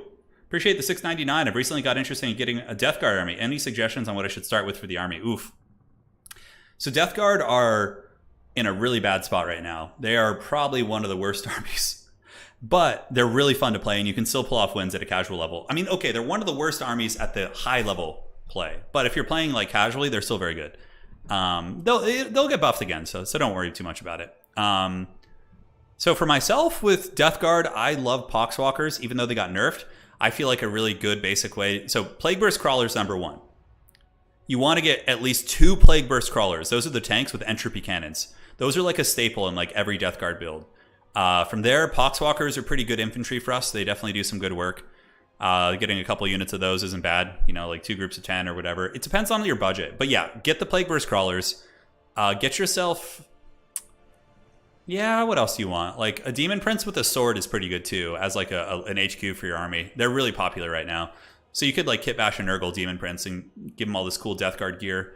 Other good choices. The Terminators are always pretty solid. Like, Death Shroud and Blightlord Terminators are really good, both of them. Like, I love Blightlord Terminators, one of my favorite units. So Death Guard Terminators are amazing. So Poxwalkers, Terminators, Plague Burst Crawlers. And yeah, like a Demon Prince with, like, a Malignant Playcaster would be a good start for your army. Depends. Oh, yeah. You guys remember the misery that we used to endure with land battles back when we would have like a Wood Elf versus Bretonnia game?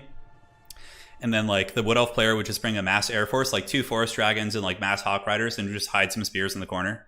And then just like literally shoot at the Bretonnian army on the ground for like 20 minutes and then attack them with like 1 minute left. That was like the most miserable shit. Oh my god. I remember casting those games and just being like, why? Why do we live if just to suffer? Yeah, no, kiting is a very viable tactic, but there's levels to it. There's levels to it. And you can still kite very effectively on domination mode. We saw the Ogres kite the Khorne army last game and kill them. They dragged them back, they shot them, and they did their thing. Oh, yeah.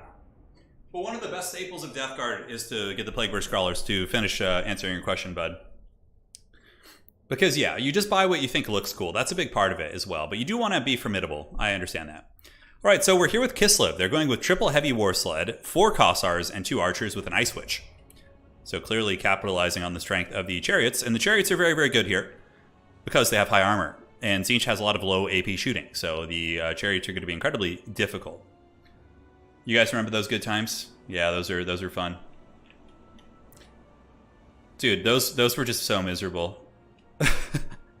Jay Phoenix says, I missed Lotus Moon in the World Cup. Yeah, was that what was going on? Yeah, that was kind of like his style. Yeah, he would really have those kind of games every now and then. Yeah, that was always fun. All right, so Armored Kossars backed by Bear Sleds, and we do have an Ice Witch of Ice with the Heart of Winter, which, again, is very standard. It's quite a good spell. Now for Tzeentch, ooh, look at this from Evenstar. So clearly he's been doing his homework on how to counter the chariots, and he believes the 2 Soul Grinders are the answer. So double Soul Grinder, backed up by Kairos Fateweaver. Kairos does have the Gaze of Fate, plus the Blue Fire, which is obviously quite strong. A couple units of Spawn of Tzeentch, and Forsaken. So obviously the armies are much bigger now. The starting armies are bigger by about 1,800, 2,000 gold. So you're seeing like these bigger forces with more elite units and things like that. My only rule about 40k, says Templar Knight, is to not buy Tau. Well, the first time you play Tau with Death Guard, you're going to understand what the true meaning of suffering is, because Tau just absolutely wrecked Death Guard. It's just no contest, unfortunately. But you have other good matchups. Like, Death Guard are really good against, like, I would say they're good against, like, factions like Blood Angels, and, like, they can do okay against, like, Tyranids and, like, melee-focused factions. They really like that melee grind. They also do well against Space Marines, so you'll be fine. Ice Witch moving up with the Chariot Squad. We do have the Kossars as well as the Armored Kossars moving on to the middle objective here. And on the far side, the 2 units of Soul Grinders of Tzeentch going to be waddling up with their dreaded crab legs. Look at these guys, looking mighty crazy looking. Spawn and Forsaken going to be hustling up as well. Andrew says, Turin, when are we going to get a tabletop stream of you versus Sparty? So Spartacus doesn't want to play 40k right now. He's not interested in the game. And I've tried, but he's not really interested in playing 40k at the moment. So that will probably not happen for a while, unfortunately. But maybe when the Old World comes out, it will rekindle his passion. Over here, Kairos Fate Weaver going to be drifting across, looking to drop a blue fire downtown, maybe on the Ice Witch, which would be good. She is on the bear, so she does have high armor compared to being on foot. Bear sled shooting up into the Tzeentch shields, and Tzeentch shields will not regenerate as quick now. It's going to be 30 seconds instead of 15, right? And the bear sleds are going to shoot in, and they do get through the shields, which I think is great. Man, when Tzeentch shields would like regenerate right after you poked them, that was like one of the worst feelings in the world, for sure. Yeah, the bear sleds are really strong. It's kind of a shame. They still need to be nerfed a little bit more, I think. Really nice blue fire. Oh my god, right as I say that, look at the damage from that blue fire from Kairos Chicken Weaver up in the sky. Sleds do get some good work into the spawn of Tzeentch, which are just kind of chilling out. We do also have some Screamers. And also, we have the 2 Soul Grinders of Tzeentch, which are throwing their mighty javelins in. And I think they might have actually killed a sled there. It doesn't look like it. But the sled's going to be kind of taking refuge up in the tree line, trying to hide. I would imagine a Gaze of Fate will come down right now, and maybe we see a charge from Spawn or something, or Kairos himself. The chicken's going in, baby! He's charging, and he gets some good damage with his dreaded humping animation on the heavy war sleds, establishing dominance, marking his territory. And on the middle, we do have the pink and the Spawn moving up to the middle as well. But really, this is kind of the epicenter of combat. The bear sleds are getting beat up. Like, both sides are taking relatively equal damage. One bear sled is down to 3 models, and the other ones are down to 4, or still at 4, but they've lost about half of their HP, which is pretty wild. So once again, Soul Grinders of Tzeentch still throwing downtown, going after the Ice Witch. Their ammunition is almost bare. They really don't have a lot of ammo at all, man. Yeah, those Soul Grinders of Tzeentch are very, very low already at about half. Granted, they're still good fighters, so they have good armor piercing. So if they can catch the chariots in melee, they should be able to put some hurt on them. Here in the middle, we do get the pink cores of Tzeentch shooting into armored Kossars, but I think that the forces of Ice Power here in the middle probably will win this fight pretty decisively. 2 Kossars plus... obviously the other one to the back, which does have the bows. It's going to melt these blues, unless the big chicken comes down here and is able to really make a big difference. But yeah, the pinks here are getting absolutely melted, and Kislev with a dominant engagement on both sides. I've seen people attempt the Soul Grinder, but I don't know if it's the answer against sled spam. One of the best plays I've seen actually at killing the Kislev sleds, and this was before they got nerfed, was using Final Transmutation, because most people like to use them in a big blob like this, right? So you would just get the sleds in a blob, cast Final Transmutation, and you basically just kind of win the game at that point. It's very, very strong. But already we're seeing the Kislevites of Ice Power do very, very well in these trades. His chariots are moving down. And here the Spawn and the Pinks getting in position while the big chicken just kind of attacks into the armored Kossars. Kairos isn't really good at fighting. He only has 35 melee attack, so he's not like a world beater there. And the shields have not regen yet. Up on the high ground, we have the 2 Soul Grinders moving in. I'm not sure where they're going. It looks like they're going on a little bit of a vacation. Forsaken of Tzeentch moving in to attack these Kossars with more Spawn and more Forsaken, obviously quite strong. And now we do get these Soul Grinders on top of these. No, it looks like they're a little bit trapped up. Yeah, definitely not good for them. Shooting from Pinks going into the Heavy War Sleds. Heavy War Sleds still do have 110 armor, and the chicken up in the sky is definitely getting cooked. It seems like, for the most part, Ice Power is just playing a little bit cleaner. He's not making too many mistakes. His positioning has been good, and he's just having efficient fights across the board. And Soul Grinders are a mega chungus expensive investment. Like, they cost 1,900, and if they don't perform well, dude, you're just going to be so far behind in terms of army positioning. Like, what we saw work really well for Void was using Pinks, Blues, and Spawn, and then just using Gaze of Fate to lock things down and shoot them, and also using the Final Transmutation potentially if you bring the Metal Caster instead. Those were kind of the styles that we saw. So once again, Soul Grinder going to be moving back in. Forsaken should trade pretty well against armored Kossars. Spawn, of course, doing their best against the Kossars, and lowering their armor, too, down to 50, which makes the Forsaken that much better. But the shooting of the basic Kossar units is very, very cost-effective here. And now the War Sleds up in the high ground are going to be moving back in and rolling. So even if we had been playing in an earlier tournament where we didn't have restrictions on the Heavy War Sleds, there was never restrictions on Heavy War Sleds. They weren't considered to be the ones that were very, very broken. It was the Light War Sleds. Heavy War Sleds are very, very I don't know if I would say cost appropriate after the changes to sleds, but they are very, very expensive. They cost 1,300. Now the big chicken in here trying to goon down the Patriarch, which was summoned in. Kairos Fate Weaver has begun to heal a little bit. And is there any comeback for Evenstar here? It looks like more or less Evenstar is getting crumped across the battlefield. The War Sleds are kind of unimpeded. The double Soul Grinder thing is kind of cute on paper, but in my experience, they run out of ammo too fast to really be efficient against them. And, what ends up happening is they just run around as this, like, haggard melee combatant, which really just gets wrecked by any number of units on the Kislevite roster, like the Spears, the Bear Riders, and it looks like the summoned Snow Leopard is now gone. But the chicken is low. Scroll of Destiny active, he's still frostbitten. Here we have a couple armored Kossars, could have been moving in to attack him, probably not doing too much. A little bit of shooting in the back here for Evenstar. Yes, he's got some action going, but it looks like it is going to be a triple cap here. Although Forsaken might be able to wrestle this objective, this is a good play by Evenstar for sure. And now they're moving in, and they should be able to mow them down. Although Zargard are rolling in. Zargard are the big papas. These guys are really, really powerful. They're kind of like Marauder champions, but just better because they have the this passive, right? Like their stat line is like almost identical to Marauder champions. But they are just better, again, like I said, because they become unbreakable for 30 seconds when they're about to break, which makes them such a good durable staying unit. Like, really good at just kind of holding these points. Now, Kislev just dominating up on the high ground here. You can see the Winged Lancers, of course, going to be unbreakable for a period of time. I do think, based on what I've been seeing today, that Kislev is probably going to be the strongest faction of the game now. I think Tzeentch is very good, but Kislev doesn't seem to have any natural predators outside of Ogres. And that even seems like an even matchup to me. It seems like pretty fair.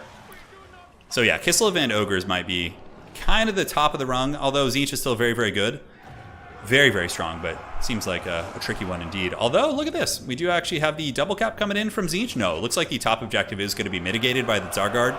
Zargard are going to push these warped boys off the objective, no problem, while their shields continue to regenerate. A lot of free healing coming in, so they're going to be living their best life.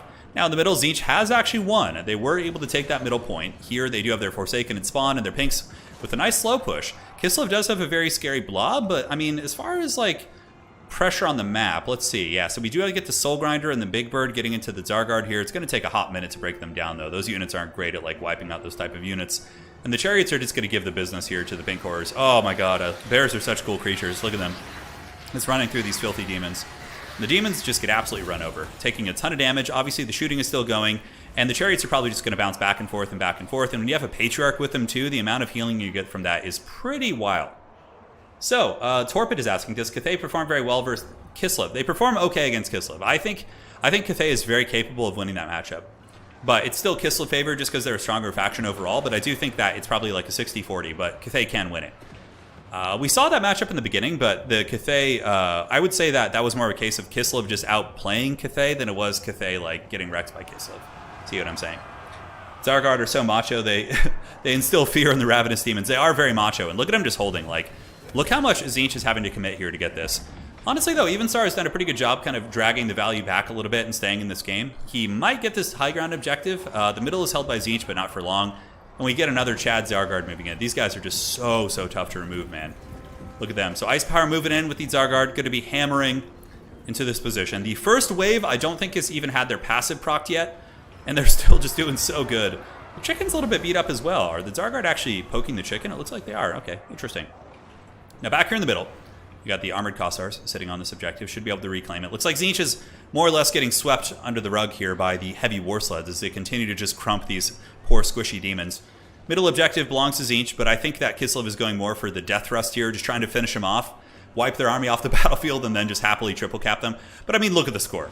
Look at the score. In the end, it really doesn't matter. Like, as far as like Evenstar trying to scrap back, I really do appreciate the scrappiness here because, you know, he still has some of his good units, but I think this isn't necessarily like an accurate representation of like this matchup at the pinnacle because the double Soul Grinder thing, guys, is a big investment. That's like almost 4,000 gold being spent in the beginning on units that were extremely inefficient. I would be surprised if either Soul Grinder got over 1,000 value and got close to paying for itself. Let's go ahead and check. So this one, okay, I got 1,000. Made me eat my words a little bit. And the other one, I'm not sure where it went. I think it's actually dead. I would imagine the one that's probably croaked got far less. I mean, this one's been fighting Zargard for a couple minutes, so I understandably it should get some decent value there, but is Tzeentch able to get this objective back? This one is owned by Kislev. They do have their Kossovite dervishes up here. There are some blues trying to get that one, the Blue Man group, and it looks like Kislev is going to be summoning in more and more Kossar spears as the sleds continue to run rampant. We do get some Spawn of Tzeentch, which have good mass. In sustained combat, they're very good against war sleds if they can actually get them in a blob fight, but war sleds do have the speed advantage as well. So here comes the old Spawn. Whoa, what's going on? Do they always have those like spikes coming out of them like that? That didn't like their little like tentacles were fully erect. Do you guys notice that? They were all like pointing straight when they were charging. Is that like when an animal raises its hair when it's like getting you know aggravated or something? I don't know. Kind of a weird one. Back objective is owned by Tzeentch. All right, you know what, man? Evenstar is scrapping really well despite being massively behind in value. We have almost 20,000 value for Kislev right now. They do claim this one. I mean, it would have to be a triple cap, which I don't think is possible. I just do not think is possible. Evenstar, though, doing the best he can. No Flamers of Tzeentch either. Flamers of Tzeentch are theoretically quite good against the Chariots. Like Gaze of Fate, Flamers potentially can do some work. I think the best way is to use Final Transmutation, though.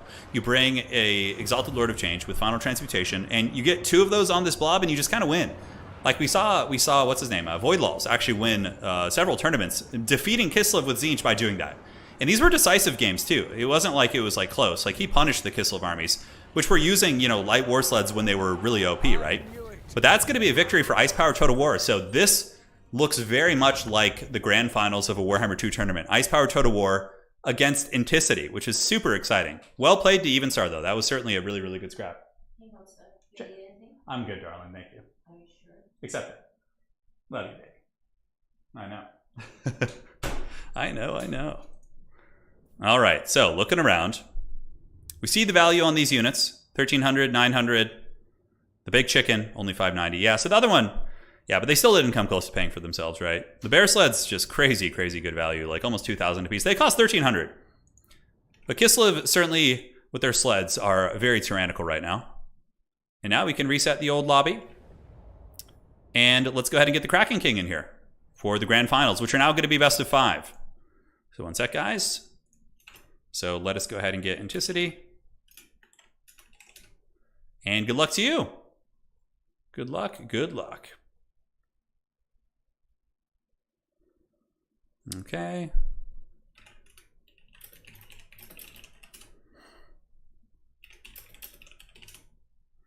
All right.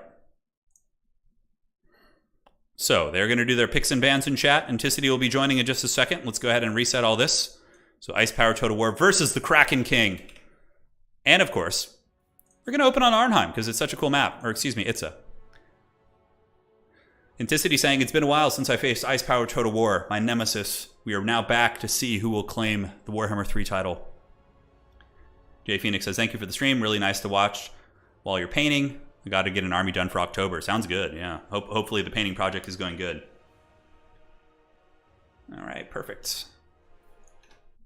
If you guys are enjoying the stream, do drop a like, as much as I hate asking for that. The maps are, so let me go ahead and give them the maps. Yes. Maps are going to be Itza, Arnheim, Death Pass, Galleon's Cove, and Eye in North. Best of 5. Alrighty, cool. So it's Itza, Arnheim, Death Pass, Galleon's Cove, and Eye in the North. Also, shout out to someone in the community. He's goes by the name of Locknot on Discord, but he's working on a UI interface that we're going to be able to use on streams for the next tournaments coming up soon. That is going to show you guys the picks and bans and all that kind of stuff like that. So it'll actually have like graphics in place, and you guys are going to be able to kind of follow that a little bit better. So I'm not sure when that'll be ready, but we'll have it up in future tournaments, which is going to be quite cool. So we are all set. Who wins? The Mongols from Age of Empires or the Ogre Kingdoms? Ooh, that's a tough one. They're both very overpowered. Ogre Kingdoms, though, I don't know. Yeah, Ogres would probably win that one. Oh, yeah, that's a good song right there. So Chariots had their damage improved, but they did get nerfed, but that's made Chariots even more oppressive, and Kislev obviously has the best Chariots. So kind of a tricky position in terms of balance. Inticity blows the horn and the giant crabs come over the hill. Very much so. He was the crab, the king, the crab king, the Kraken King. I think he would probably prefer to be called the Kraken King. I don't know. We'll have to ask. Inticity, what do you prefer, Kraken King or Crab King? You probably don't want to be the king of crabs, I would imagine. All right, so it's going to be Grand Cathay. Oh yeah, oh yeah. You guys want to see the OG Lord of Cathay? When I was playing early access in this game, Inticity was basically maining Cathay, which was pretty cool. And nobody else was really trying to main them, so it's very exciting to see Grand Cathay versus what appears to be Kislev in the first matchup. Let me go ahead and double check. I think that's the case. Let's go ahead and double check here. And I will tag. Okay.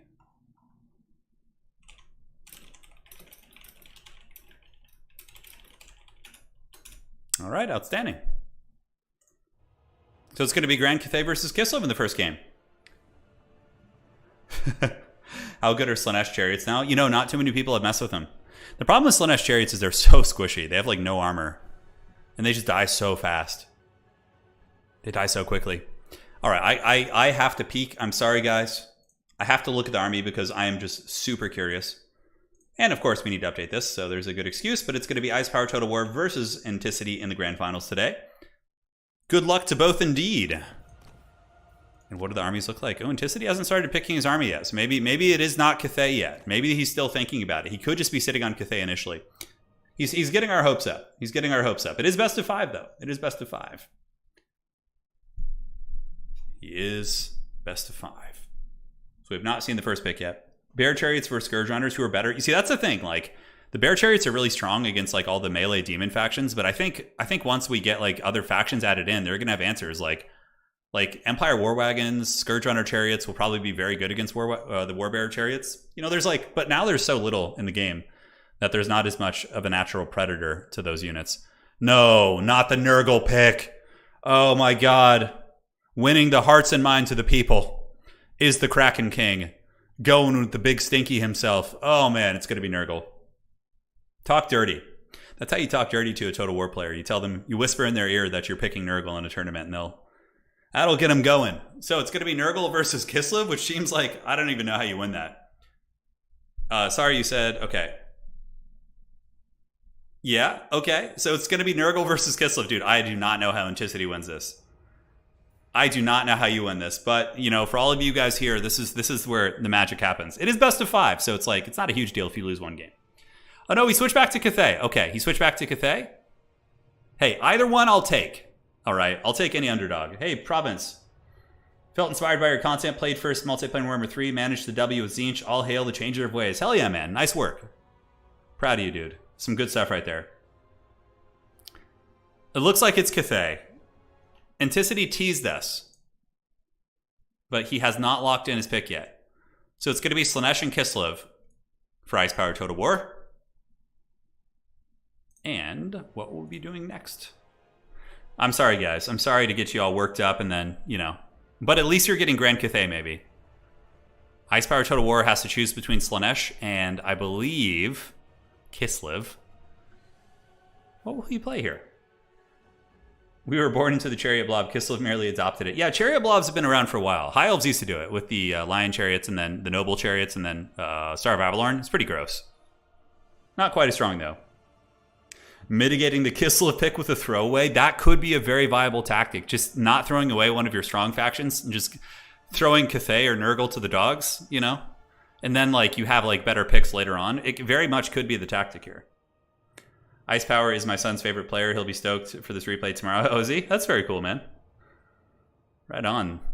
I don't think I could pick a favorite player, honestly. There's so many players I enjoy watching. There's so many. RLTV says, I went from full mast to half mast super quickly. I mean, hey, man, on the bright side, at least you're still half mast. You know, half mast is still something. It's got to count. It's got to count. It's going to be Cathay versus Slaanesh. Wow, this is a matchup we never see. I'm hyped for this one. Probably a bunch of cheap spears, but you still need to deal with the Slaaneshi infantry. Hellflares are good now, huh? Well, we'll have to see. I haven't seen them yet in the tournament. I feel like chariots are, for Slaanesh, are a little bit risky compared to the Cav, which kind of do something similar. But the Kraken King is here. He is on Cathay versus Slaanesh, and I'm hyped for this one.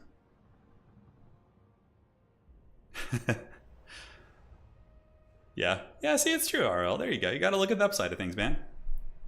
Now, Terracotta Sentinel maybe could be a thing. Oh, no. I think I know what's going to happen. Guys, I think there's going to be some junk up in that trunk. Dude, there's got to be some junk in this. Because, like, Slaanesh has a terrible air force. If you have, like 2 Longma Riders, you can just control the air against them the entire game. And then you just kind of have the junks floating around and shooting and doing their things. Turin has to be my favorite player when Pwn isn't scheming on the mic. yeah, Pwn is always fun. He's the man. I honestly think Cathay never had a bad matchup versus Slaanesh. Like, it's winnable. You have a lot of cheap spear units. You have, like, you know, your Jade Warriors, if you turn off formation attack, will trade reasonably well against Marauders. Like, it's not unwinnable. That's for sure. Oh man, sorry guys. I got to peek at the build. I can't hold it any longer, Anakin. I'm too weak. So you guys can take a look at the bracket. Oh my god, I love it so much. I love these armies. Oh, I'm too weak. It's so good. Yeah, you guys are in for a treat. It's not necessarily what we expected, but it's gonna be good. Don't you worry. Who is the underdog player? I would say neither of these guys. Obviously, you haven't seen these names so much in recent times because they haven't been playing in tournaments. These are the first tournaments that both Anticity and Ice Power have played in since launch, I think. The last time I think Anticity played in a tournament was against me in the Rubber Duck of War's Grand Finals. That was a long time ago. And now he's back in the Grand Finals. And like, if you go back to Warhammer 2, like Anticity and Ice Power were very, very much meeting in the later stages of tournaments. Like very, very so. Aerocrastic will always hold a special place in my heart after his masterful Cetra win back in the Everchosen. Yeah, that was a great event. That was a long time ago, man. Long time ago. That was the days of the Tomb Kings. Can Slaanesh, 2 Slaanesh Furies beat a Longma Rider? It's close. I think the Longma Rider still barely wins. But yeah, I don't know. No, you know what? If Slaanesh uses Acquiescence to debuff the Longma Rider, I think maybe they do. Like, you could get 2 Furies to beat a Longma with Acquiescence because it'll nerf them and give a melee attack buff to your Furies. So yeah, it's very possible. I want a dreaded quad. You want the Blimp Biscuit build? Oh, the Blimp Biscuit. Yes, dude. Yes. Doom and Darkness or Treason of Tzeentch. Are we talking about like the efficacy of those spells? Because I don't even know what Treason of Tzeentch does. I don't even know, dude. I don't even know. So what's cool about this is while the players pick their armies, I'm just going to ready up here real quick. Actually, I should probably wait. Let's look at the leaderboards. So if you win a tournament, you know, you can go from being not really on the leaderboard to the top. So the number 4 spot is kind of up for grabs right now. Ice Power, Total War, and Anticity aren't in the top 15 yet because they haven't played enough games. But whoever wins this is actually going to be jumping up to the number 4 spot on the leaderboard, or 5, which is pretty awesome. And they'll be qualifying most likely. If you win a tournament during a season, you're more than likely going to be guaranteed a spot. You know, because there's not going to be 6. I don't know if there will be more than 16 tournaments. It depends. But like, it gives you really good chances of getting in for the major event, which is going to be going down. Yeah, because I think, yeah, Anticity this is his first one, and Ice Power as well. This is his first tournament back. So yeah, whoever wins this is basically getting a spot, which is pretty exciting. Or at least is going to be very likely to get one. You asked me earlier, Turin, so much the other day. It was Blimp Biscuit. That's where it came from, yeah. It was. I knew it came from somewhere. The 2 Slaanesh Furies will win if they flank and... yeah, exactly. Yeah, if they get the rear charges and are able to get a surround, absolutely. But like, it's kind of... Cathay will often have a Dragon Lord too, like one of the twins, like Xiaoming or Miaoying, and they can like turn up into a dragon and help in that fight. So you gotta watch out. Nobody knows what it's like behind the Cathay blimps. Yeah, man, Turin has the... Oh, thank you, RL. Appreciate that, man. Some nice words. If you make a witty comment in chat, will I get a place on the leaderboard? Sounds like bribery to me. I'm trying to run a clean league here, Major Moolah. Is Nurgle better now? For sure. Nurgle's a lot better. I actually think we'll see Nurgle in this best of 5. All right, here, let's actually put it to a poll. Will we see Big Daddy Nurgle in this best of... I feel like as I've gotten older, I have to like say what I'm typing as I type it. I don't know what it is. Nurgle.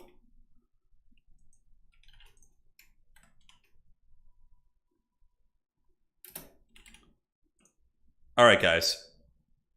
Put it to a vote here.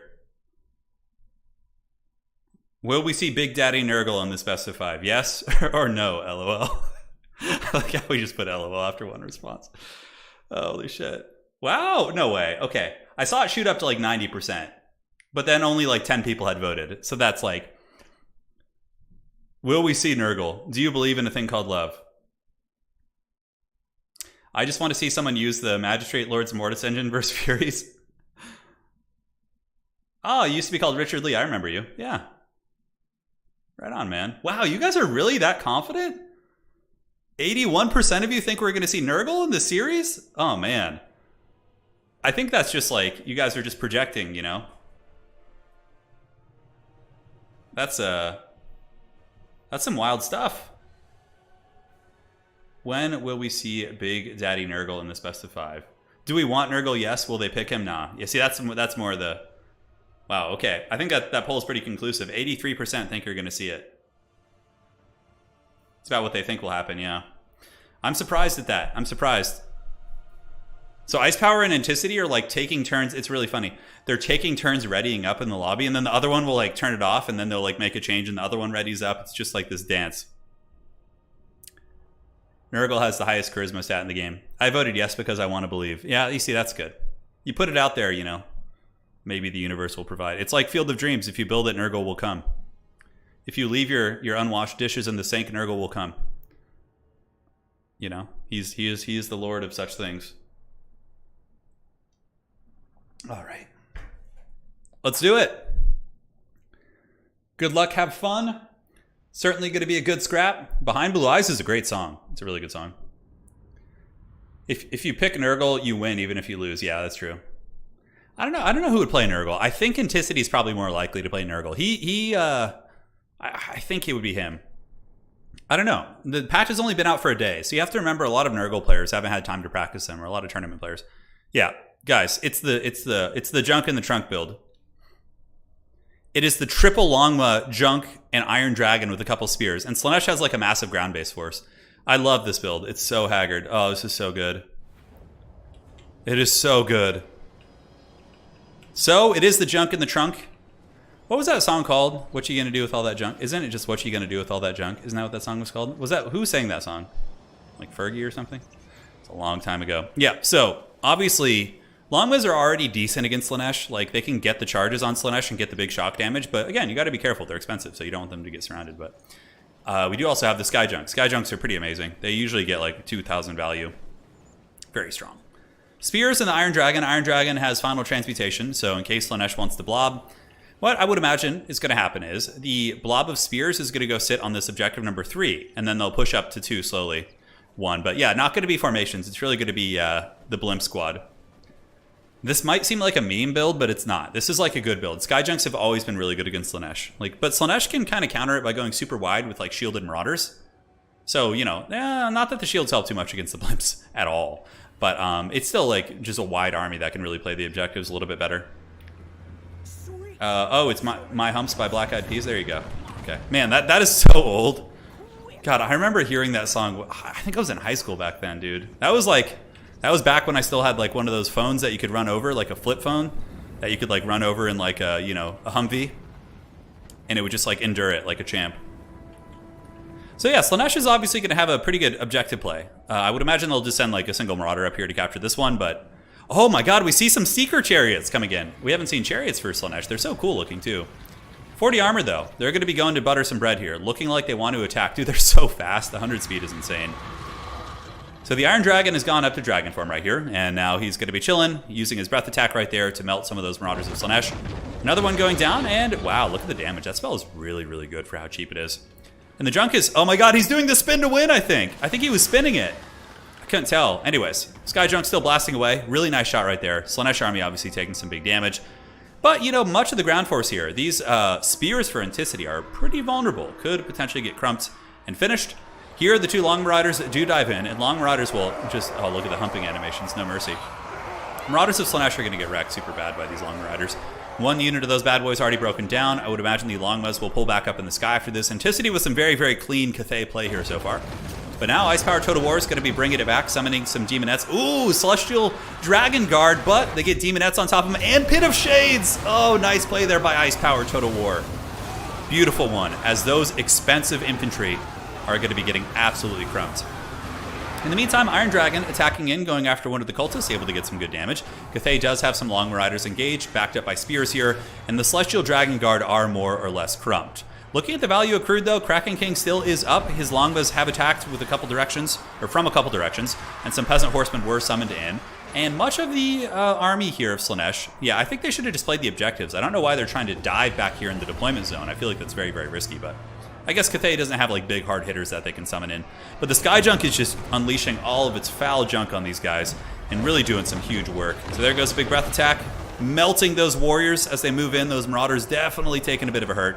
But now Hellstriders do get around the back, and the Cathay army is getting pretty heavily surrounded, guys. If Anticity gets trapped on the ground with these longbows and a bunch of anti-large and, you know, demons with armor piercing like these demonettes, it could be very problematic for sure. And Slaanesh does have all the objectives if they want them. Cathay is very much pinned back in its zone, but I mean, I think Anticity's fine with this. I think Slaanesh could have very, very much played the objectives like across the battlefield, but instead they're taking this blob fight against Kraken King. Another Pit of Shades goes down, does hit some Peasant Long Spearmen, but we get another unit of Celestial Dragon Guard coming in, I think. And the Celestial Dragon Guard will be pretty meaty in combat. Long Riders, still in great shape. No harmony. This is a disharmonious Cathay army. Is that even a word? I feel like we just made it up, but yeah, maybe it is. Skyjunk still cackling all the way to the bank. Value isn't that bad. If Slaanesh can capture all 3 objectives and just kind of keep stuffing Cathay back in its deployment zone, they could probably still win this game. So the Iron Dragon attacking both cultists are certainly in a little bit of danger. Marauders of Slaanesh still have over 100 models and are trading okay into the spear units, but it is going to be a triple cap for a short period of time. What will Slaanesh do in response? Slaanesh is down by a massive amount of value. Like, I feel like that should have happened later. Like, that big attack where you attack in like that, it should have happened when the objectives were opened up, because I think like he got a little bit nervous about the Skyjunk, a little bit of a, you know, flashbacks to some of the battles we had with the Skyjunks against Ice Power, and maybe just rushed in a little bit too headstrong here. We'll have to see. Once again, Seekers of Slaanesh attacking into the Cathay blob, getting a good job against some of the, a good engagement against some of the Long Marauders here. We have 1, 2, 3 Longbows, all of whom are pretty damaged, and now Slaanesh probably just spams Spears outright. I think that's probably the play. Spears and cheap Cav, is that what you do? Man, those Seekers are getting wrecked. The Long blob is real, man. These Long Marauders are just drifting all across the battlefield and just hammering into these Slaaneshi forces. So the Marauders going to be running for the hills, getting beaten up pretty bad by the Long Goon squad. The Skyjunk is going to be giving harmony temporarily to all of these guys as they fly by, which is pretty cool. Iron Dragon probably going to be looking to clear off this objective. Right now, we do have a Slaaneshi triple cap. Slaanesh has all 3 objectives. Obviously, they're massively behind in the fighting. They tried to attack Cathay in its spawn zone, which is always a terrible idea. Weren't there people when this game came out saying that like spawn camping was going to be a thing in competitive play? They're like, oh yeah, you're just going to get spawn camped every game. Like, dude, it's just like so far from the truth. So far from the truth. Spawn camping is like so dangerous. Unless you really win an open field battle, then you can do it. But like in the beginning, it's really, really risky to do. Because they just get immediate reinforcements, right? So Slaanesh is up by 1,000 points. I mean, could Ice Power pull some sort of a wild win? I feel like Cathay is just going to move to all the objectives. Anticity probably doing a very good job turning off the formation attack. Here we get the Longbow Goon squad coming in to punish the Slaaneshi forces. The thing about Longbows is they don't really have any capture weight because they're flying units. Flying units have no capture weight whatsoever. So he's not actually going to get this objective until the Cathay infantry get here. So maybe Slaanesh can like try and snipe the infantry that are on their way over to keep them off the point and hold it a little bit longer. Here in the middle, we do get the Marauders of Slaanesh getting whooped on by the spears and different units. Like, I feel like this game was definitely winnable for Slaanesh, but they just played it kind of wrong. Like, they shouldn't have attacked in while the objectives were off cooldown. You just wait, and then you move in once the objectives open up, and then, because like the score could be like, you know, much better. It could be much, much better now. And there would still be fighting back here. The fighting over here lasted for some time, right? So we got some Hell Scourges back here. Slaanesh does have a little bit banked up, about 300. Certainly not sitting super pretty there. We get Seeker Chariots coming in, so we'll make sure to watch those chariots. Meantime, the Longma and the Iron Dragon Goon Squad coming down here. Super cool to see Cathay with some sweet strategies there. And once again, they're able to clean up shop. Slaanesh still owns the objective, though, because there's like no infantry. We have this like one Haggard Spear unit, but yeah, he's going to withdraw. He knows it's over. And yes, Cathay claims victory. It's something we never say in tournaments, but they did it. And Grand Cathay has won this day. Longmas were sweet. Skyjunk getting great value. Iron Dragon with 3,400 value. What a beast. And yeah, just infantry, junks. That's it, man. All that good stuff. So, how'd the chariots do? A mighty 65 value on this one. Yep, that's pretty much it. GG, well played. That's game 1. And that's going to be going to the Kraken King with his dreaded blimp build. Ice Power Total War are going to be on Arnheim for the next map, if I'm not mistaken. And let's look around. All right. Perfect. So let's see what maps I gave them just to make sure I get it right. Arnheim and then Death's Pass. Yes. Cool. And we're all set. That was a pretty good Cathay game, huh? The Iron General went pretty ham. The Iron Dragon showed no mercy. 3,000 plus value. Beautiful breath attacks from his little Dragon's Breath spell that he can cast in Dragon form. He's always been pretty good. Iron Dragon is not a bad lord. He's really good at clearing out lightly armored chaff. Good against Nurgle, good against Slaanesh. All of those type of things. It's pretty fun to see Cathay win. Now, Nurgle is the question. I think we're going to go back to the standard sweaty picks on Arnheim. Cathay is actually decent on Arnheim. So is Kislev with the little Groms. Oh, you know what? Anticity probably plays Kislev on this map. I think that would probably be what I would wager. Okay, so Anticity picks two factions. He picks Kislev and Tzeentch. And then okay, we might actually have a Kislev mirror match here, guys. On this one. We will have to see. Arnheim, it could be kind of fun, actually. Some dynamic play, some good cav engagements. And hey, you know, it's a perfectly fair matchup. It is a perfectly fair matchup. Nurgle next? No, Nurgle is like... When you're in game 5 in a best of 5 and everybody's out of factions is when Nurgle gets picked. He's the last kid in school to get picked in the dodgeball game, you know? And you know, he's not good at dodgeball. He's big, he's slow. Probably not very agile. He's going to be the last pick. He's going to try. Graphics still say best of 3. Thank you. God, I always forget these little things. Curse the Baggins, man. All right. I need to actually make it so those update here. There we go. Best of 5, baby. And this is going to be the finals. All right. Very cool. I feel like we've already had our charity game for the day. We've had Cathay get a win. Having Nurgle, I think chat would just explode if we had a Nurgle game. Nurgle gets picked last. Dodgeball, yeah. It's pretty good. We had dodgeball when I was a kid. There was actual dodgeball games. I remember, you know, back in middle school and earlier grade school in the 90s and stuff, we played some rough games. The old recess rough games. There was some tough ones. Yeah, dodgeball. I remember some kids getting popped in the face. Pretty brutal. Way back when. All right, so Tzeentch versus Kislev. So Kraken King is... Wow, I'm actually really interested to see this because we've been seeing Tzeentch get owned pretty bad by Kislev. But if Kraken King is picking it, then he's probably got some sort of a scheme. No, it's going to be Tzeentch versus Kislev again on Arnheim. I have got to see what his build is going to be. You know what? I'm going to wait this time. I'm going to experience it with all of you guys. I always use the Nurgle as a meat shield in dodgeball. Yeah, that's probably the case. Did you see the Tariff clip about making Nurgle run fast? No, I didn't. I didn't see that. I'll make sure to check it out. I occasionally watch his videos. They're pretty fun. Oh yeah, wall ball. Yeah, I remember some of those. So in the US, do you play dodgeball with those super hard basketball tier balls? We only played with no. Well, it depends. So back in the 90s, you would play with like you would play dodgeball. Like schoolyard dodgeball was played with a what's it called? Schoolyard dodgeball was played with what would it have been? It's like a rubber ball that's like inflated, and it has like kind of that like when you bounce it, it makes that really like gong type sound. You would play with those, but I played dodgeball in college. We had a dodgeball league at my college, which was super fun, and in that one we used like these tiny little foam balls that were pretty light. It was actually hard to like throw them really effectively. I think I actually have some pictures of that, and I think I had a really shitty mustache in that. Yeah. Oh man, I could show you guys that. That'd be really funny. I could show you guys my dodgeball team in college. You want to see it? Hold on. Let's pull it up here. We were just like the most janky team ever. Oh man. Okay, let's go here.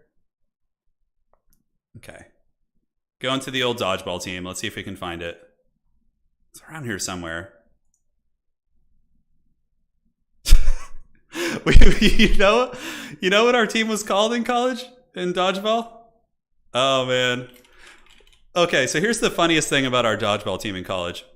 We were our entire dodgeball team was like really old, like compared to the other college kids. So like everybody in our college dodgeball team was like probably like in the league was maybe like, you know, 19, 20, like a lot of these younger folks. But our team was like all 20, like 22, 23, like seniors and like super seniors and stuff. And our team was called Team Greybush. Yeah. It was Team Greybush. Hang on a sec. Oh yeah. Let's see here. Let's see. Dodgeball too. Holy shit. I gotta show you guys this picture. It's so haggard.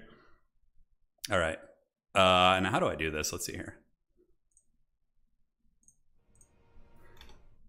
All right, how do I minimize this without like actually... Okay, desktop. I'm so bad with technology. So freaking bad with it. Okay. 1 sec, guys. I'm trying to find the pictures. Having to look for them. Okay, there's one. So yeah, it's going to be Kislev versus Tzeentch. In the meantime, we'll have some fun with these pictures here. Okay. Okay. There you go. Super seniors. Yeah, we were the old Gray Bush team, dude. Oh man, that was some funny stuff. Okay, photos, and then here was another one. Here you go, photos. And then the other one here. It's gonna be behind that. Okay. So this was our dodgeball team. I was in the American flag pants, and I grew a really terrible mustache for that. You could see like, and then the guy in the middle, he was a really cool guy. He was from Germany actually. He grew a handlebar mustache, and the guy on the far right grew like the most haggard like mustache ever. This was Team Greybush in action. Yeah, it was pretty great. So that was our dodgeball team back then, and this was an action shot here, so you can see this was like one of our games. So they have like these cones in the middle, see? And then they like, you can't go past that. And then you can see in the guy's hand right here, he's got like that little like gray plastic ball. They're not very hard. That was me over there in the haggard tank top and everything. Just getting all intense. Yeah, it was super funny. So that was that. Those mutton chops were serious, weren't they? Yeah, he grew some sweet mutton chops. Yeah, I'm testing out the alt tab fix. Yeah, it's true. No problem so far. It's been pretty good. Okay. All right, looks like we're ready. You have those exact same pants? Yeah, they're pretty good. What a powerful picture. Yeah, those are some wild times, man. That was a lot of fun. I miss playing dodgeball. Looking like champs. We actually did really good too. There was like 20 teams and we got second place in the entire school. Yeah. Not gonna lie, Turin really was a hottie back then. Yeah. How tall am I? I'm like 5'10" and a half. Yeah, with shoes on, I'm like closer to 5'11", 6 foot. But yeah, 5'10" and a half is what I officially am. Yeah, that was Team Greybush. I had the makings of a varsity athlete. I was an all-county track and field athlete, and also football. Let's get this tournament going. All right, it is time. Here we go, ladies and gentlemen. I can see a sitcom based on Team Greybush. Yeah, that would be pretty fun. That would be pretty fun. You want more? I think there's more pictures of the dodgeball events. There's some. It was really fun, though. It was really fun. All right, guys, back to the actual action. We're here. It is going to be Ice Power Total War on Kislev against the Kraken King on Tzeentch. Now, really curious. Oh my God, is this what I think it is? Is this what I think? It is the Burning Chariot of Tzeentch. The double Burning Chariot from the Kraken King, dude. All right, what else? He's got Kairos for the Snare and Blue Fire. The rest of his ground-based army is going to be Blues, Forsaken. He's also got an Exalted Flamer of Tzeentch. Oh, man, look at that, dude. Look at that. An Exalted Flamer. They just got buffed recently, so maybe it's actually really good here, dude. Inticity has always been someone to innovate the meta. He always has been, and I'm really excited to see how this works. He looked a bit like Ethan Hawke back then. I actually don't, yeah, people have told me that a little bit. Armored Kossars backed up by the Kossars with Spears. We do also have Heavy War Sleds into the Sunset. Of course, no surprises, with an Ice Witch of Ice. And yeah, so it's basically what we saw earlier. We saw Ice Power defeat Even Star Tzeentch with this exact same build. And that's what it's going to be. Us 5'10" folks always got to add that and a half. Yeah, I just tell people 5'10". But, yeah. And Rex Kwando, yeah, no, for sure. The Rex Kwando shorts were the source of all my power. Those things were sweet. I don't own them anymore. They lost all their elasticity, and they would just kind of like fall off, so I just kind of eventually had to say farewell to them. Yeah, so I'm really curious how these chariots are going to be used. And also the Exalted Flamer of Tzeentch. I can't remember the last time I've actually seen this thing in a tournament. He's moving up. The Kraken Lord has come with the double Burning Chariot, looking for blood, hunting down the Heavy War Sleds. Dude, I'm so hyped for this, man. So immediately, Kairos gets popped in the face. Gonna pull back probably and just let the shields regenerate. No need to rush in. The Kraken King is a patient prey. The Kraken will slowly constrict its... Although I feel like Krakens would actually just crush things really quickly, but whatever. We could just have the metaphors there. So, are we going to get the snare on the ice switch? I think so. Oh, guys, the ice switch has been snared. Holy shit, it's happening. Blue fire, she gets blasted. Here comes the chariots. What kind of damage are we going to see? Okay, some big damage. Not that much, though. It's snared for a handful of seconds longer. Another 2 seconds. I don't know if it's going to get another full volley shot. So it does blast it, but it looks like the ice switch is able to dodge the second volley. Okay. So far, the gambit hath not paid off. The blues are now in position, but how are they going to stop the chariots from rampaging here? That's what I'm really curious about. Okay, they're still just chasing the ice switch. Kairos maybe is going to jump in there, but Kairos is getting gooned down by those chariots as well. Their shooting is really, really good. You have another Exalted Flamer. Is it actually going to be used on the chariots? Hard to say. Man, those things are just causing such devastation. So the Exalted Flamer moving across. Going to be roasting into those armored Kossars, doing some okay damage. I feel like at closer range it'll be a little bit better. And the chariots here have actually taken some work from this Exalted Flamer in the back, so it seems that they've done some okay damage. Here comes another volley. Tickles the war sleds here, bringing their health down. Honestly, the value trading is still favoring Anticity because he's really done a lot of damage. Yeah, look at this! And look, the Ice Witch is almost dead! She got popped by the chariots again in another blue fire, and the Ice Witch of Kislev is on death's bed. She's like, Anakin. Oh, and she gets roasted by the burning chariots! Oh my god, guys, it's getting crazy. It's getting real crazy in here. Now, Kosovo Dervish is battling Spawn and Tzeentch. Even though Kislev still has some powerful tools, the double burning chariot goon squad has been able to stop Ice Power's momentum, that's for sure. Now, they're almost out of ammo is the problem. So now is his build just going to get weak? And he's using the double Exalted Flamers. Guys, they have 150 range. Holy shit. Yeah, they got a range buff, didn't they? Look at that. And the Exalted Flamers of Tzeentch are going to be going downtown, just roasting into whatever they can hit. I love it, man. It's so cool to see these units that are never used. Where are the mods at? The Slaanesh bots need to be slain. Okay, I'll do it myself. Let's report them. And yeah, there you go. Okay. Old Man Turin still got it. I had to minimize. Sorry about that. Random, thank you for the support against the Foul Beast of the Warp. So far, Kraken King is pretty high up on value here. Using the old Exalted Flamers of Tzeentch with their 50 speed and mobility to actually kite the Kislev army. And now Kislev is going to be moving in, but a couple of their chariots are actually like already proccing their passive, which means they could truly get broken here. Another blue fire going down. What is it going to be going after? Probably the Patriarch. Yeah, going to be gooning the Patriarch out. So Patriarch gets popped in the face. Did the chariots get unsummoned? They did. So he sent the Patriarch or the chariots back to get a partial refund, and we'll probably bring them back for round 2 to maybe have them try and pick off the Patriarch or some of those other units. So at this point, though, much better objective, play here from Kislev, right? They're getting the objective. Tzeentch is very much on the back foot, moving some blues to go try and usurp these armored Kossars, but the Kossars should actually win that fight. So it seems like Anticity is just going to go for a value trade here, and then eventually try and get the triple cap later on. Gaze of Fate going down to the war sleds. They actually get cooked a little bit, but it's not too much damage. And now Tzeentch knows they have to go pedal to the metal. So Spawn are moving in. The Exalted Flamer is taking a little bit of damage, getting attacked by some of these Kosovo Dervishes, but those bad boys should get broken for sure. Up in the top, we do see some Forsaken being sent in. Those two units together. Summon the John Madden. They should be able to move in and get this objective just like that. Like right here. They're going to get it. So they're coming for that. They're moving in.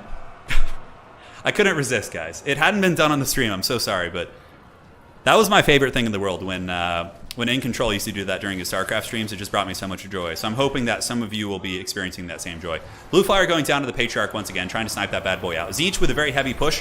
Forsaken will wreck, obviously, Kossars in combat. Spawn will be able to grind through the spear units, especially with Forsaken support. I think you do get a refund, but it's been pretty heavily nerfed.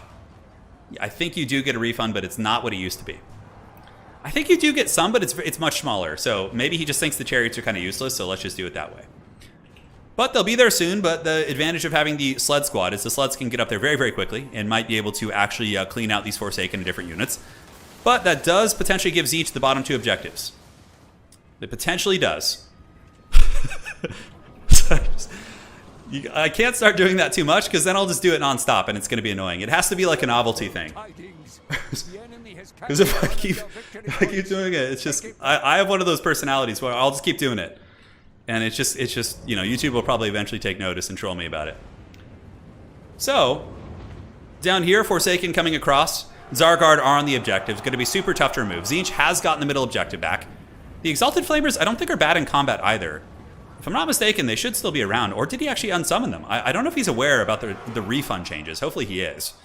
But it looks like the chariots of the old ice power here, the Warhammer 2 enjoyer, are doing a pretty good job keeping the hordes of Tzeentch at bay up on the high ground. So, all the Tzeentch infantry here basically can't really do anything against these heavy war sleds.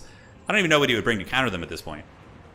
But Tzeentch is certainly threatening the bottom 2 objectives. The value is very close. Anticity is still up, but not for long. I think that Kislev is really starting to get back in the game. Like, you can see the momentum is kind of slowed for Tzeentch a little bit after some of their really fancy units disappeared off the map. But now we do get the Flaming Chariot is back. The Burning Chariot of Tzeentch is on its way. Here it comes, baby. And it is probably going to be going after the Patriarch and or any other single entities. Also the Snow Leopard, potentially. The Spawn and Forsaken combo is very, very strong. And it looks like Kraken King is going to be getting the bottom objective. It looks like he's got enough on it. Kislev, for some reason, moved some troops off. And these blues are just kind of waddling to the edge of it. Zargard here actually getting their leadership broken fairly quickly by a lot of the shooting. And we'll be fighting for another 25 seconds while that passive is active. Up on the high ground, we get the Blue Horrors and the Forsaken of Tzeentch moving across.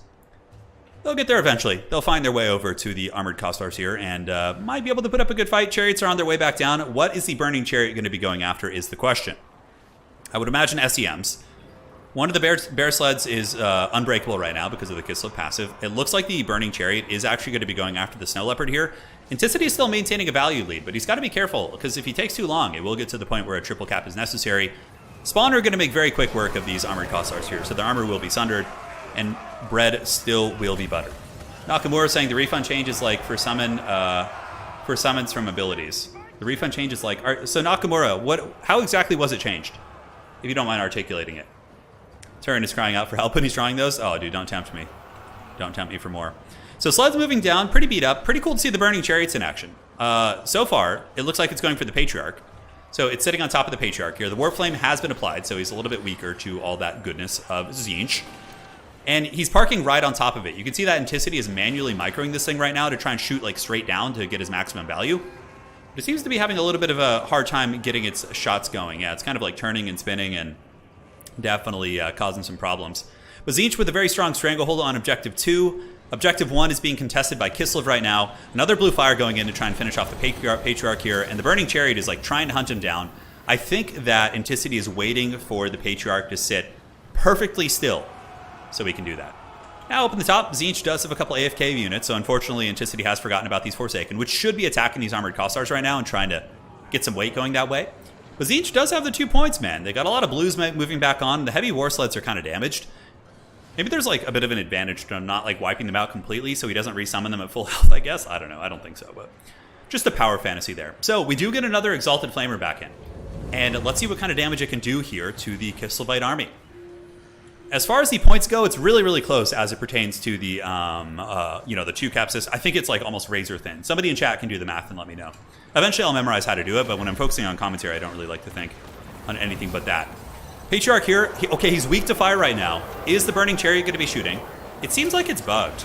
Yeah, it's not shooting, it's like firing, which is really a big shame. I remember this was kind of a bug before where when you had a Burning Chariot and you resummoned it, it wasn't able to actually shoot. So Anticity might be playing with a bug, which is a bit of a shame. Some of the summons had a multiplayer cost, so the Domination mode thought it's okay to give money for those. Okay, understood. So the refund is still pertinent. So yeah, this is a bug that we saw before. When you resummoned a Burning Chariot for the second time, it's not able to shoot, which is a huge disappointment for sure, especially when you're in a competitive high-stakes game. But yeah, if you just restarted every time there was a bug in Total War Warhammer, you would just play a million games. But Anticity still does have the 2 objectives. He's contesting the top. Unfortunately for him, his Burning Chariot is bugged, so he might as well just use it as a melee chariot now and getting him in combat, because it's not shooting. This is a bug. I remember this happening to me a couple times and being really, really pissed off about it. So, oh no, Anticity, don't do it. You summoned another Burning Chariot. Oh, that could cost him the game. He's going into melee now, because it's just not working, dude. It's not working. It is not working indeed, so he just spent so much money on these units that are just worthless and simply don't work. CA, please fix this. Please, can we get a hot fix for this? Just having a unit does not work is such a shame. And it's probably not something that Anticity noticed because in practice he might not have had the opportunity to resummon them, but no, this is actually a legit bug. I've seen this. That's such a shame, dude. That's really, really frustrating. Anyways, over here, we do get the blues fighting on the objective. I mean, Anticity might still have a chance of winning, especially considering he's threatening the top objective and he doesn't have the capture weight up there, but he's basically got like 2 just shithouse deadweight units. And they're not shooting. The Burning Chariots are just simply not shooting right now. They're just kind of waddling over the battlefield. And yeah, feeling real bad. I guess you could still use them as chariots, but they're pretty terrible for that. It's more about their shooting. So here, Exalted Flamer of Tzeentch is able to get the Patriarchs off, so Kraken King still getting some pretty good value. I mean, he's still staying ahead of his opponent with these bugged units, which is really, really impressive. It seems like Kislev just doesn't have good capture weight. Their chariots are kind of rotating around the battlefield, but if Kraken King is able to win with this massive disadvantage he has on the Burning Chariots, I'm going to be super impressed. Yeah, they're not firing. It says firing, but they're not. It says firing, but they are not. They allegedly fixed this. It was in the patch notes. Well, apparently it was not fixed. Need some testers for that stuff, man. I'll happily test all this stuff. So, Spawn of Tzeentch moving over to the middle. Anticity holding on to the 2 objectives. He is catching up in score. I believe he will just barely win if he manages to hold on to the 2 objectives here. And now I believe the Burning Chariots have just been thrown into melee. Yeah, it's the resummon ammo bug. No, they didn't fix that. Okay, so that wasn't in the patch notes, yeah. This has been something that's been around for a while. I was really hoping it would be something they would fix, but, you know, we're having to pay the troll toll for it now. And it's a shame because those Chariots were doing really good. And I honestly think this game would have probably been... Yeah, I think that he would have won if he was able to use the ammo of this. I mean, he still might win it, but like if Kislev wins this, it's more so going to be the case of a bug. It's more so going to be the case of a bug. So Kossars with spears, an armored Kossar sitting up in the high ground here. Spawn in the low ground fighting against the Zargard. And they'll be pretty good there because they have armor sundering, so the armor of these guys is going to be brought quite a bit lower. And yeah, the Burning Chariots are just being used as basic chariots now, which is pretty hilarious. So just moving across, running into whatever they can. Anticity needs to get another objective now. I don't know where he's summoning in units, but that's a big oof because these things are not cheap. They're super, super expensive. Very, very expensive. Looks like some Forsaken are moving over to try and contest the cap here. I don't know if they're going to get there in time. At least the Exalted Flamer is working for sure. At least they're working. Yeah, it's really a shame because we're so close to having like a really solid competitive thing, and then things like this happen. So now this unit, which is like theoretically maybe a good counter against Kislev, is just not viable. You just can't bring it. Like it's just you're just dead weighting it. This is a pretty substantial bug. I mean, but it doesn't pertain to campaign, so Creative Assembly probably doesn't prioritize it, right? Oh, this is only in multiplayer. In campaign, this doesn't happen unless you're in like a survival battle or something. Maybe they're not that expensive. So Anticity's holding on to the middle objective. This one is held by Tzeentch as well, but Forsaken do manage to get on that, and it looks like he's just kind of pouring units on. Not really playing the top objective. I think Anticity could play this. I think maybe a couple Forsaken up here would be able to push off these armored Kossars, maybe, but time is running very, very short. He's able to get the Forsaken on, and they are keeping the cap from going there. The Burning Chariots also have no capture weight, so that's also another problem right there. I think they cost like 1,300, 1,400, something like that. Pretty big shame. And you know what the really crappy thing is about this bug on the Burning Chariots is we might have to wait another like, you know, several months for us to get this fixed. And it's just like a dead weight unit. That's kind of the unfortunate thing. But this one is now taken by Kislev. Very, very close game, but I think Kislev gets this one in the bag. They get this one in the bag for sure. As the Burning Chariots are just sitting there with full ammo. Really, really feels bad. Yeah, I'm pretty sure Tzeentch would have just won this if they had that. So, but you know, like... it's a tricky thing to be, because there are a lot of bugs in the game, and if you just like change the results of the games, but what I'll do is I'll offer Ice Power, Total War, and Anticity the option to replay this one, and if they both agree on it, which hopefully Ice Power would, I think that'd be good sportsmanship, because this is just like, this is really unfortunate. We can potentially get a replay, and they could just play different factions or something, you know, because that's just really unfortunate. Yeah. So let's take a look here. Just don't respawn them. Still, yeah, no, I mean, but that's not a viable, because they did so good. They were really able to snipe the characters. Like, I think Anticity was winning that game, and then his units just didn't work, and he ended up losing it. So let me type to those players here. So, nice power. All right, guys, give me just a second. I'm going to chat with the players real quick.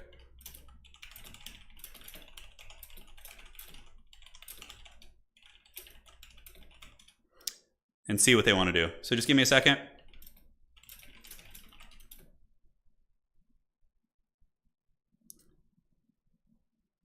All right, so if you two want.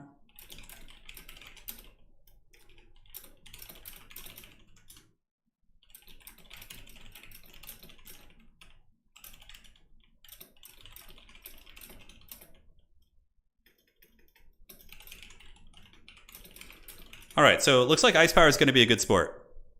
And he's gonna do a replay, I think. So I'm just checking with him right now. I'm giving him the option because that's kind of the case. Like, there's a lot of bugs in the game. Like, the Soul Grinder one is less impactful because it like runs to the edge of the map and it's not as big of a deal.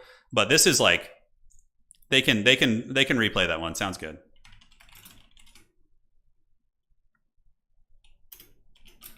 Oh, we'll appreciate. That's a really nice play by Ice Power. He didn't realize what was happening until after the game when Anticity told him. So they're just gonna replay that matchup and rebuild their armies. So we'll do the same map, same matchup, but they're going to just repick their armies.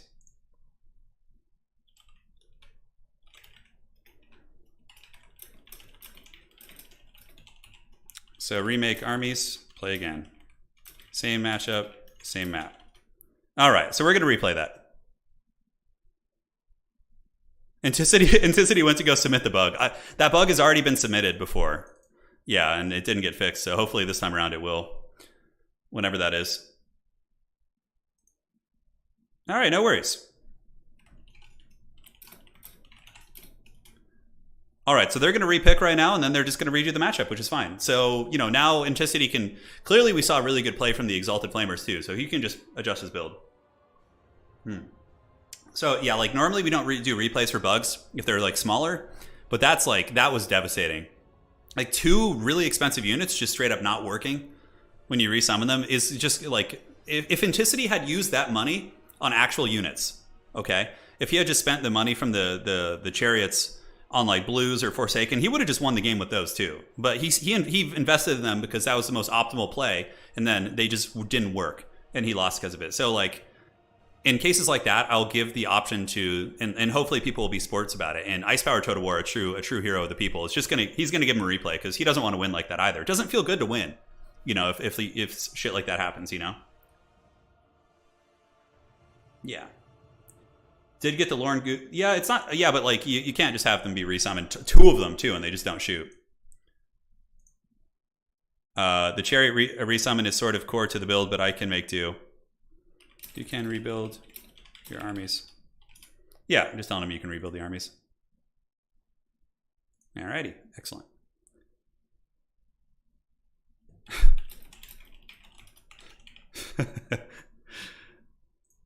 All right, so they're going to redo that real quick, and we're going to get a proper game here. Now imagine Azinch Karen yelling in the back, "I want a refund."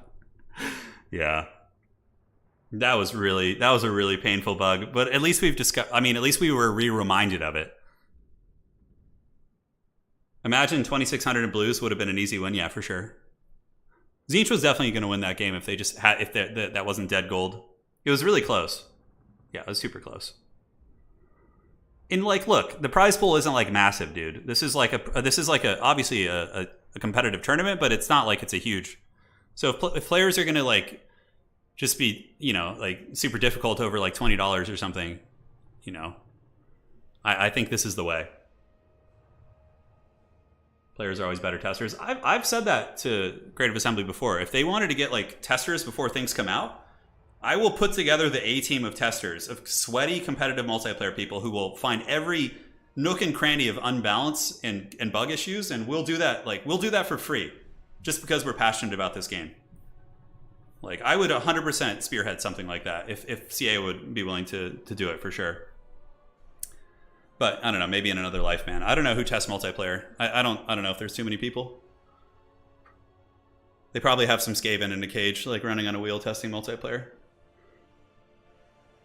All right. Yeah, he's going to be more careful, though. But I think Anticity's not going to... You know, Anticity could still bring a Burning Chariot here, but at least now he knows that he can't resummon it. You know what I'm saying? He just keeps it out in the battlefield. So, like, I wouldn't be surprised if Anticity came in with the double Burning Chariot, but he just doesn't resummon it. How was the barrier change? It's a good change. It's a good change. I would do it for free, dude. Because, yeah, I would. Oh my god, it's so hot in this room. I'm sweating. Sweating so profusely right now. I'm the true sweaty player. Guys, I'll be right back. Gotta refill my water.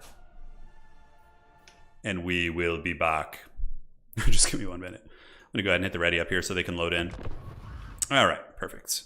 BRB, 1 second, guys. I have run out of my H2O.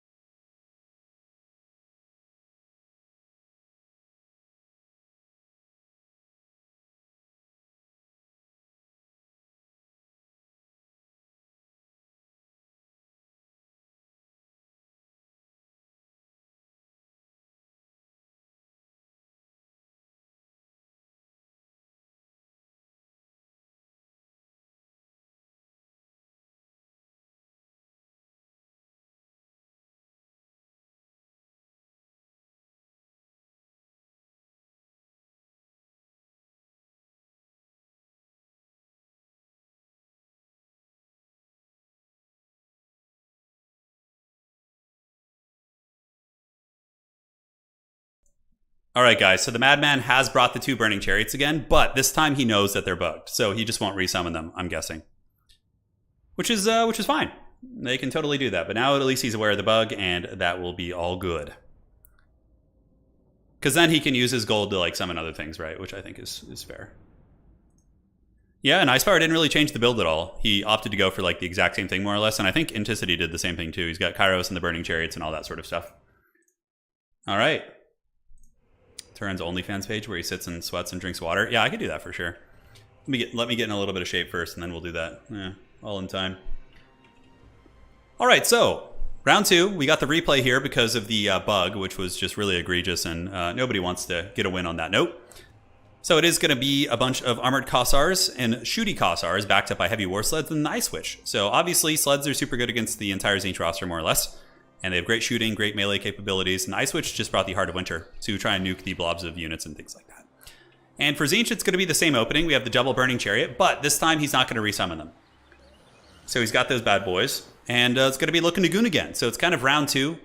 And I would imagine the opening is going to look very familiar. But like Ice Power kind of has a bit of an advantage here, in that he is going to be able to dodge those things right.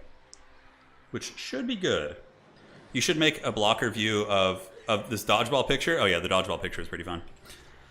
The dreaded American flag pants. Those are my good luck charm. I used to wear those in every sporting competition I did. That's some delicious water right there. Capture points will unlock in 3 minutes, as is the normal. I almost feel like 2.5 minutes could also be something. Like 3 minutes is, I guess that's fine. Gives you time to like skirmish and poke and do all those sort of things. I feel like Ice Power should get, for the fair play. Oh, for sure. Well, Ice Power is guaranteed prize money. They're in the finals. First and second place get it. So if the sun is too hot behind the window, you can cover the window with tin foil as a cheap solution. It blocks all the light. Yeah, there you go. I like a little bit of light, though. It makes me feel like less like a cave creature. Yeah, if he resummons again, it's on him for sure, but he's not going to. Obviously. He knows they're bugged now, so he's still putting himself at a detriment by having 2 Burning Chariots. Because oftentimes, like in the late game, you have to just summon whatever you have in your army. So he's kind of like down these 2 big summons, but for him, it's really, really on him here. Excuse me. A little bit of allergies today. Been having horrible allergies lately. Goodness gracious. Objective number 2, certainly going to be cackled on here by these blue horrors who are going to be waiting all day. And what do we get in the back? So we get Chaos Knights coming out. So Chaos Knights of Tzeentch, another big point sink. They can get big and pricey, and obviously you can run over most of these lower tier Kislev infantry who aren't going to have much armor piercing, right? War Sled's on their way down, and it looks like the blue fire is going to be used on some infantry here. It's already a better start for Ice Power Total War. You know, instead of having the blue fire go on in his Ice Witch, this time Ice Power knows what's up. Like he knows what's coming. So he's hiding his Ice Witch in the bushes, and will bring the Ice Witch out a little bit later, which is going to make the Burning Chariots, far less effective, right? So once again, the Burning Chariots have not shot yet. I think a Gaze of Fate could go down on these War Sleds right here in a second. I would imagine. Or maybe he's going to wait for the Ice Witch to appear. I would be surprised, though. That would be some really, really conservative play. Okay, there you go. So you get the heavy War Sleds getting caught. The double roast. Look at that coming in from the Burning Chariots. And where is the fire from blue fire? Yeah, it did some okay damage. Nothing to write home about, though. These sleds are going to be free in like a second, and they're just going to be moving. Okay, that was pretty good. Brought them down to about half health. It's a shame those units are bugged, because they work quite well against these guys, it would seem. And the Tzeentch army is just like abandoning the low ground. Look at this. Everything is being pulled up the hill. Okay, this is pretty wild. I feel like this is going to get Inticity kind of wrecked here. I feel like what's going to happen is the Heart of Winter is going to get dropped right here, and it's just going to like absolutely trap him here. Yeah, Heart of Winter is coming down right now, guys. Here it comes. Oh, brutal. And that's going to hit the blues. And all of these units, oh, don't do it, Inticity. It's a trap. Etiquette, I'm too weak. And the blues are moving up. Dude, oh, that sucks so bad for him. He's just getting pounded by this so hard. It's like hitting his whole army. Look at the value differential right now. The opening last game, definitely quite a bit stronger for sure. But the Heart of Winter, these different units, are able to move through it, but still taking a ton of damage. Their shields are down, and of course with the nerf to shield, it's going to be pretty big. Looks like Inticity is straight up going for the Goon. He's just going after the Ice Witch, like sending his whole army up here, just balls to the wall, running through a Heart of Winter to get here, mind you. Armor is sundered right now, obviously due to the Chaos Spawn nearby, and the Burning Chariots are on the hunt, looking for their prize. Able to get some decent damage. I would imagine Blue Fire will be coming up soon as well. Chaos Knights fighting on the low ground, having an okay fight. They're backed up by some blues, and they are able to fight some Kossovite dervishes. Might be able to drag them down, but Kislev has got a pretty erect army right now. That was a lot of ice power for sure. It was indeed. So heavy war sleds still unleashing their salvos of fire. It looks like the Ice Witch is going to be gooned, but at what cost? Is it worth it? We will see. A little bit of ammo left. Cairo's Fate Weaver actually getting friendly fired by the Burning Chariots. He took quite a bit of damage there, but she's unbreakable, 64 HP. Will the dreaded bird get its prize? He is moving through the bushes. That is a mighty swift bear. He's putting some moves on the big chicken as it takes to the sky to hunt its prize. Now the Burning Chariots are going to move down. While Tzeentch tries to secure the high ground objective, value differential is about 2,000. It's not point of no return, that's for sure. And the Burning Chariots are going to be trying to snipe out the heavy war sleds here. They get a little bit of damage, but the Chaos Knights in this whole position on the low ground has certainly been pretty disastrous, as now the second objective, number 2, is going to be taken by Kislev, giving them a 2-to-1 lead in terms of objectives. And when you're behind on value and objectives, that's certainly going to be very tough. And it looks like the Big Bird was able to take out the Kislev Lord. Either that, or the Kislevite Lord did withdraw, which would be a pretty big brain play for sure. And the blue fire, oh no! He used the blue fire and like 3 of the missiles got caught on that rock right there. Just can't catch a break right now, man. Yeah, because this game he didn't use the Exalted Flamers, which I think were really good last game. The Exalted Flamers were incredibly useful here, and the Burning Chariots were good for gooning the Lord, but I would actually like to see Anticity's build be used without the Burning Chariots. Maybe just come in with the 2 Exalted Flamers instead and try and like range the Kislev army down and use your spawn to stop them from charging in, use Gaze of Fate. I feel like he was really onto something with those Exalted Flamers. They felt pretty good. Anyways, this objective is captured, but Tzeentch now is going to have to trundle down on the low ground. Burning Chariots, you know what? I think you just throw them into combat, man. Like, the refund you get, I guess, is nice, but I think you could just like throw them on some Armored Kossars or something. And what do they have? I mean, they have armor piercing. They also do have the Warp Flame on melee, so they do lower armor, so they actually have a little bit of a synergy there. And it looks like he's going to unsummon it. Interesting. So it doesn't want to even use it as a chariot. I wouldn't mind seeing it be used just for the armor sundering effect, right? The Cursed Spell. I know, that was pretty funny. Kairos, you know, he's blind to the present, which makes sense. Ooh, big value blob right there, though, man. That's a pretty haggard blob there by Ice Power. Just sitting there with like, this huge chunk of units. Yeah, that was a pretty rough one. Now, looking back here, Tzeentch is going to be gathering its forces, so Chaos Knights and Forsaken and Spawn going to be preparing some sort of a push. And the advantage that Anticity has is he has a Lord, right? And Kislev does not. Also, I think it counts as value when you get through the shields, and then the shields have regenerating and healing, so that is a big deal for sure. Ross, Anticity typically isn't someone who tilts. I usually have seen him remain pretty calm under pressure. Yeah, so I don't think you would need to worry about that. I mean, he got the full replay and everything, so he was given a whole other opportunity for sure. Chaos Knights of Tzeentch going to be hunting down the heavy war sleds right here, but obviously will not be able to catch them, and the ammo is almost out. Tzeentch is just moving in with a big gross blob, like really just stacking on top of each other, which is asking for a Heart of Winter. Granted, I do not think Ice Power's caster is going to be coming back anytime soon. We get the Snow Leopard moving in, Tzeentch actually threatening to capture the objective, so the objective is maybe going to go to the Changer of Ways. Chaos Knights getting a nice blob fight here, and you know, nothing here is like that great against Chaos Knights. Like, they should fight okay. I guess the Patriarch is the next best bet. And are we going to see the Exalted Flamers? Looking back here, we see some Forsaken chewing on Armored Kossars. We see some Spawn moving up, and Spawn will absolutely wreck Kossars. It'll bring their armor down to 50 with the armor sundering and just butter their bread super, super hard. Yep, Tzeentch gets the objective. Wow. Really aggressive play. And they got some blues coming up here to resecure the top objective. Yeah, you can see he's sending some up, so maybe he overcommitted a little bit to this blob here. Tzeentch doesn't have any like final transmutation or anything. If they had one right now, holy shit, that would just punish this entire army. These war sleds would just get buttered so hard by final transmutation. And the Zargard. That would probably be GG, honestly. I think he would win, but obviously it's easy to say that in hindsight here. But the Spawn of Tzeentch will get through these Kossars fairly quickly. You can see their HP is just dragging down as their armor is down to 50. These guys hit pretty hard with 130 weapon strength, so certainly going to get some work in. And yeah, big Tzeentch army ability there. Doesn't do much damage, unfortunately. That was the tier 2 army ability. The high ground objective being pressed by Kossars. Blues are being summoned in, as are the Forsaken. So, is that Forsaken or those more blues? Yeah, blues are actually pretty quick, though. They have like 38 or almost 40 speed, so they can get places pretty swiftly.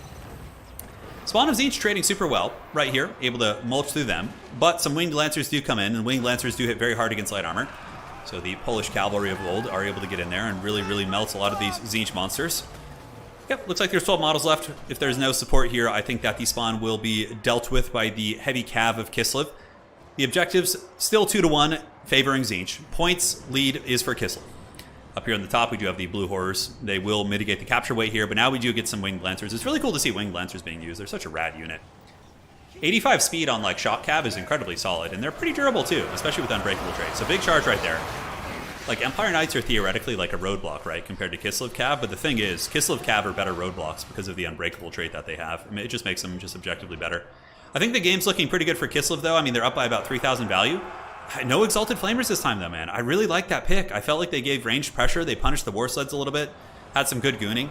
Kairos is obviously doing some good work, but there's a Patriarch, there's a Snow Leopard, there's a couple SEMs that can actually deal with him and put some work in. Spawn still fighting on the far side objective, 5, able to get through those armored Kossars, but will be meeting their end. Forsaken and Spawn moving on to the middle objective with a full health unit of Chaos Knights, which is going to be pretty meaty for sure. Sleds are about out of ammo. I don't think they have too much left. Is Tzeentch going to be able to do anything on the high ground? Unfortunately, one of the blues is being thrown into the meat grinder here. So these guys are going to be punished pretty hard here. Kossars with spears, doing the business. Blue horrors and their shields.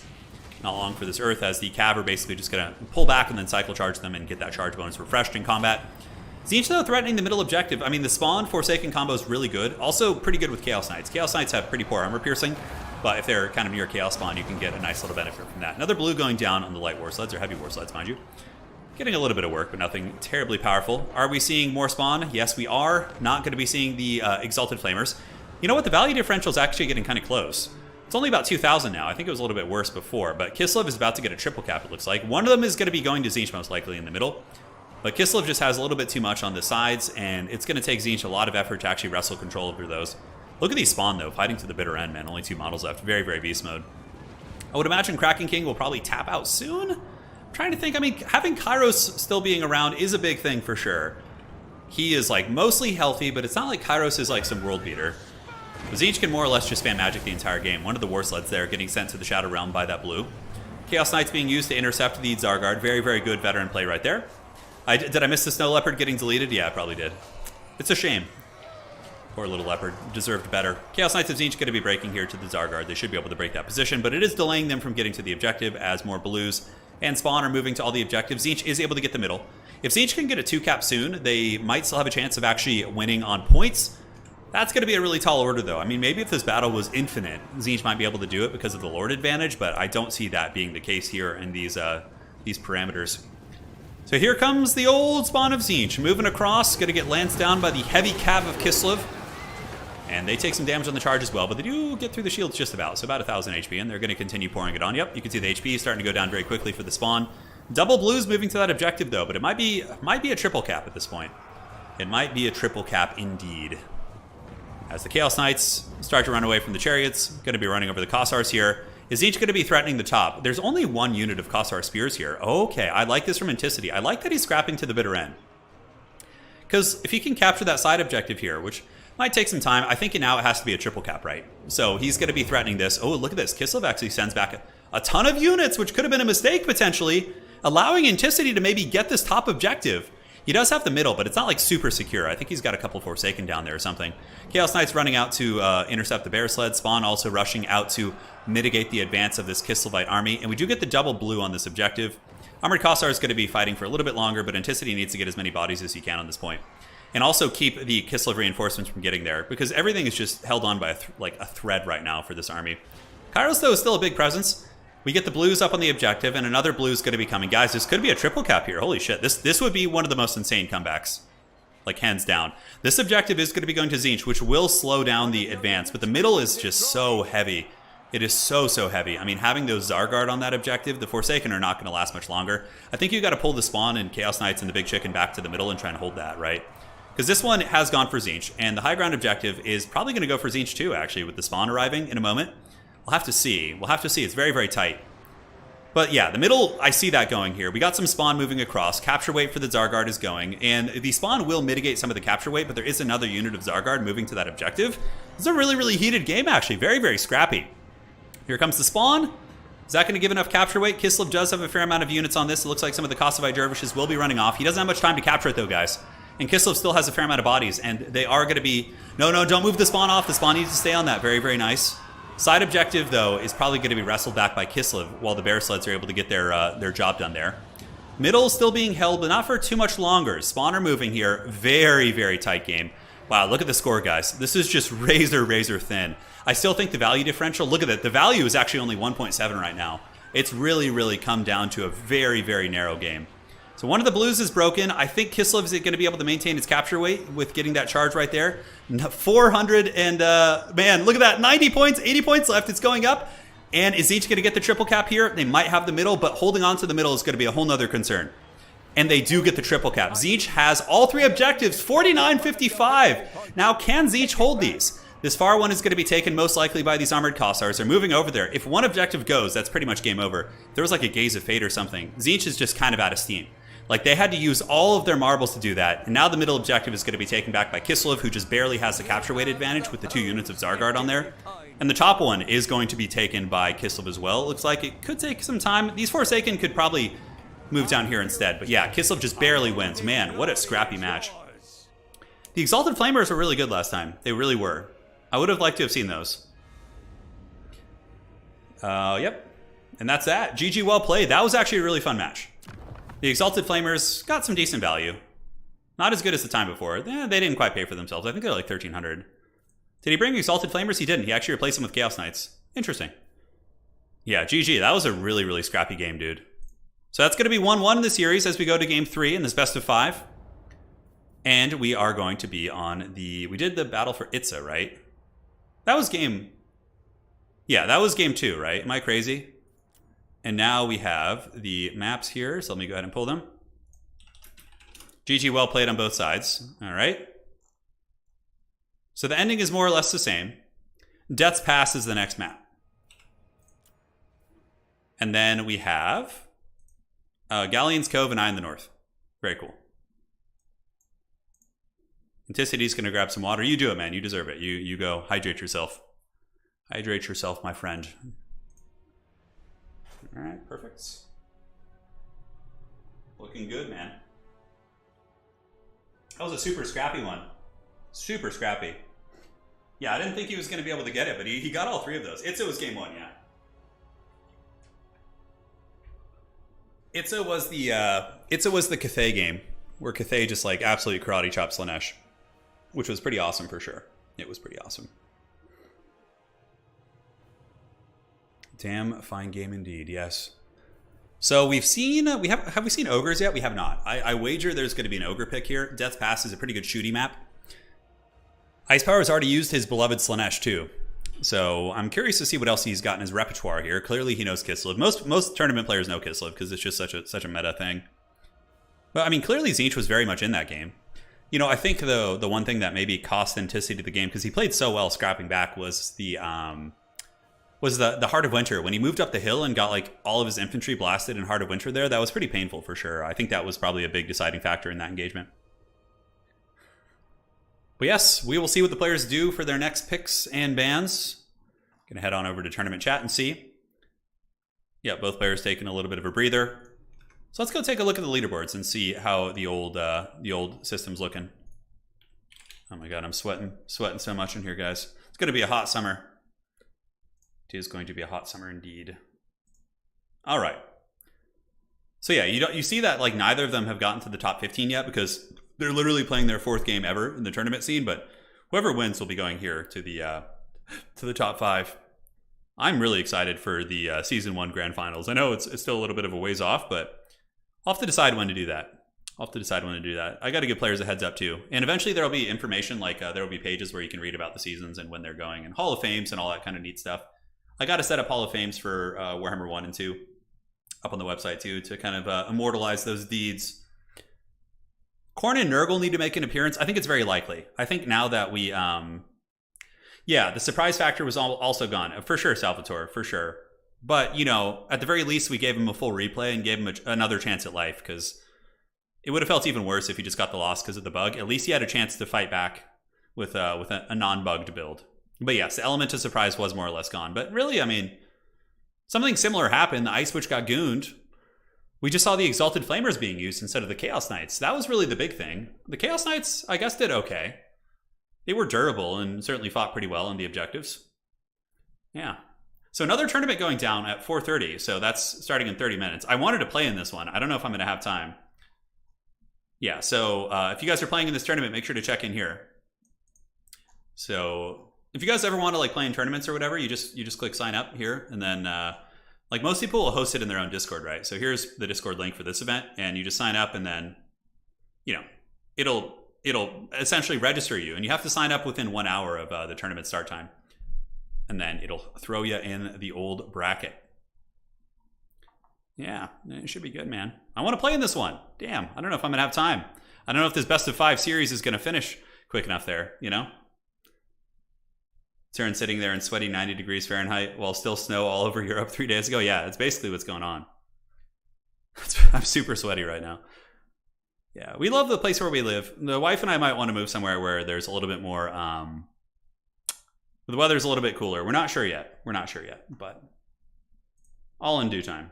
Because I tolerate heat pretty well, but she really doesn't like it. So, you know, I gotta make sure she's cozy and happy and all that. But yes, there will be another tournament going on. Also, it's being run on the old website. So let me see here. I'm going to message the individual who's running the event.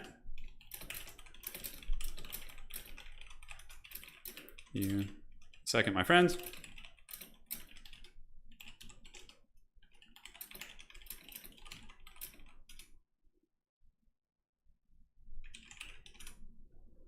All right, perfect.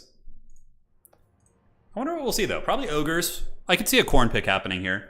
I for some reason, I feel like Ice Power is not going to be a Cathay player, like, ever. Although I feel like Cathay might actually be decent against ogres after the Gorger changes. Because Gorgers were the units that were super oppressive against Cathay. Right, like, they were really, really bad. Yeah, some people just don't handle heat. Some people don't handle heat well. Like, I'm the same way. I get cold because I have bad circulation in my hands now. I don't know why, it just happened. And so if I'm in like really cold weather, my hands and feet just get so cold. Well, not so much my feet, but my hands. Yeah, my ears. Come to Scotland and never be too hot again. Yeah. Yeah, Poland is pretty cold. Although, to be honest, I've spent several summers in Poland. Like, you know, a few weeks here and there. One time we stayed for 3 months, and it got kind of hot. Poland wasn't like as pure, like raw heat, but it had like humid, kind of stormy heat. It was more humid. Which I would take dry heat any day of the week. Dry heat is much more up my alley. I hate AC in hot weathers. Yeah, you know, I actually don't like air conditioning. For like, I don't dig it. I don't know why. It like dries out my throat and just like, yeah. So like, it's kind of a bit of a conundrum, right? Southeast Alaska is calling your name. Yeah, I bet you the cost of living isn't too bad there. Cost of living where we are now is really, really, really expensive. It's like a super good quality of life. But, you know, obviously it's quite... Yeah, we got Khorne versus Kislev on this next one, I think. No, Khorne versus Anticity? Yeah, because Ice Power just played Kislev, so he can't play them again in this series. Ogres and Tzeentch for Ice Power. Okay. And now Anticity, I think, is trying to decide what he wants to play against those. Nurgle! Hear the call of the Plague Bearers! Hear the call of Nurgle! Yeah, cost of living in California is brutal, man. But, you know, the quality of life is pretty great. Like, we live like 15 minutes from the ocean. We could just go chill on the beach. It's like we live in a beautiful town that's like safe and has like really good, you know, community and culture and everything. So, yeah. Yeah, oh, you're saying AC gives you a little bit of a headache? Yeah, yeah. Yeah, it's going to be Khorne. So, probably Khorne versus Ogres, I would wager. I think Ice Power is going to try that.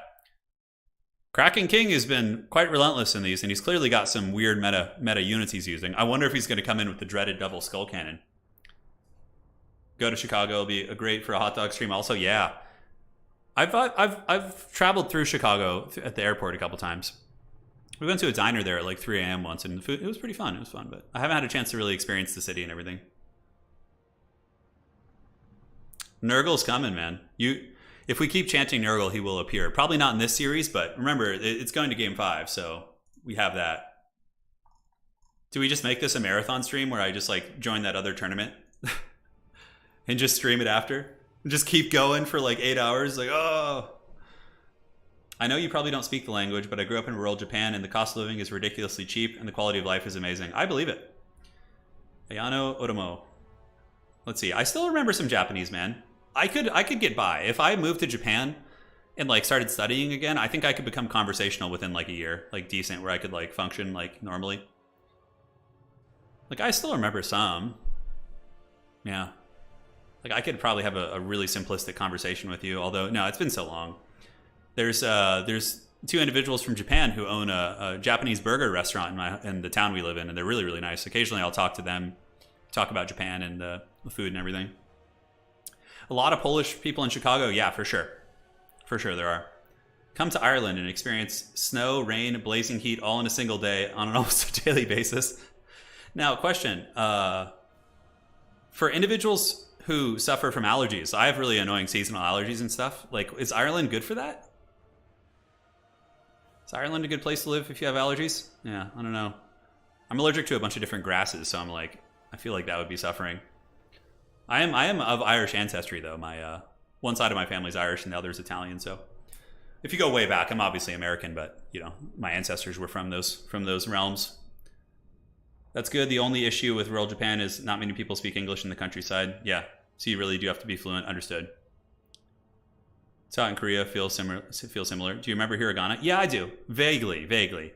I remember maybe 25% of it. I used to be like completely fluent in hiragana and katakana, and I never really learned kanji though. Like I never liked it. I just always struggled with it. But hiragana and katakana wasn't too hard to learn. But I probably remember like maybe 10, 15, 20% of it. You want to avoid Europe then, yeah. Ireland's not so bad. Yeah. We have a lot of grass. Yeah, I don't know. I'll visit someday. I can take my allergy medicine. It just makes me a little sleepy. So guys, we got Ogre Kingdoms versus Khorne. I feel like we always end up in this matchup, even though it's so Ogre favored. But I feel like Khorne can win it. Like in the earlier game, I felt like Khorne was very capable of winning in that best of 3, with just a couple misplays there. Yeah. Both Northern Europe and the British Isles will be tough for allergies. All of UK has hay fever issues? Yeah, no, that'd be tough. Be tough. I'd love to go to Ireland though. That's a place I've always wanted to visit. Like it's been on like the top of my list to visit. Yeah. Yeah, kanji is basically Chinese characters. Yeah, it's I believe kanji is shared with Chinese, but it's like has different meanings, I think. I'm not sure though. Have you looked at St. George? No, I haven't. I have not. Yeah, I would definitely enjoy going to Ireland a lot. And Lady Turin has always wanted to check it out as well, my wife. We both always wanted to go there. So, Ogres versus Khorne. I would imagine if Anticity is playing like most Khorne players play, which I think he's going to try something different, we will see a Khorne's like slow push and an objective, try and win on objectives, which I think is a good call. Just like bring 1 million infantry units, shove the Ogres back in their spawn zone and capture all 3 points and try and win that way. And then try and win with the Helm's Deep. That would honestly be my strategy with Khorne. It's so hard to value trade effectively.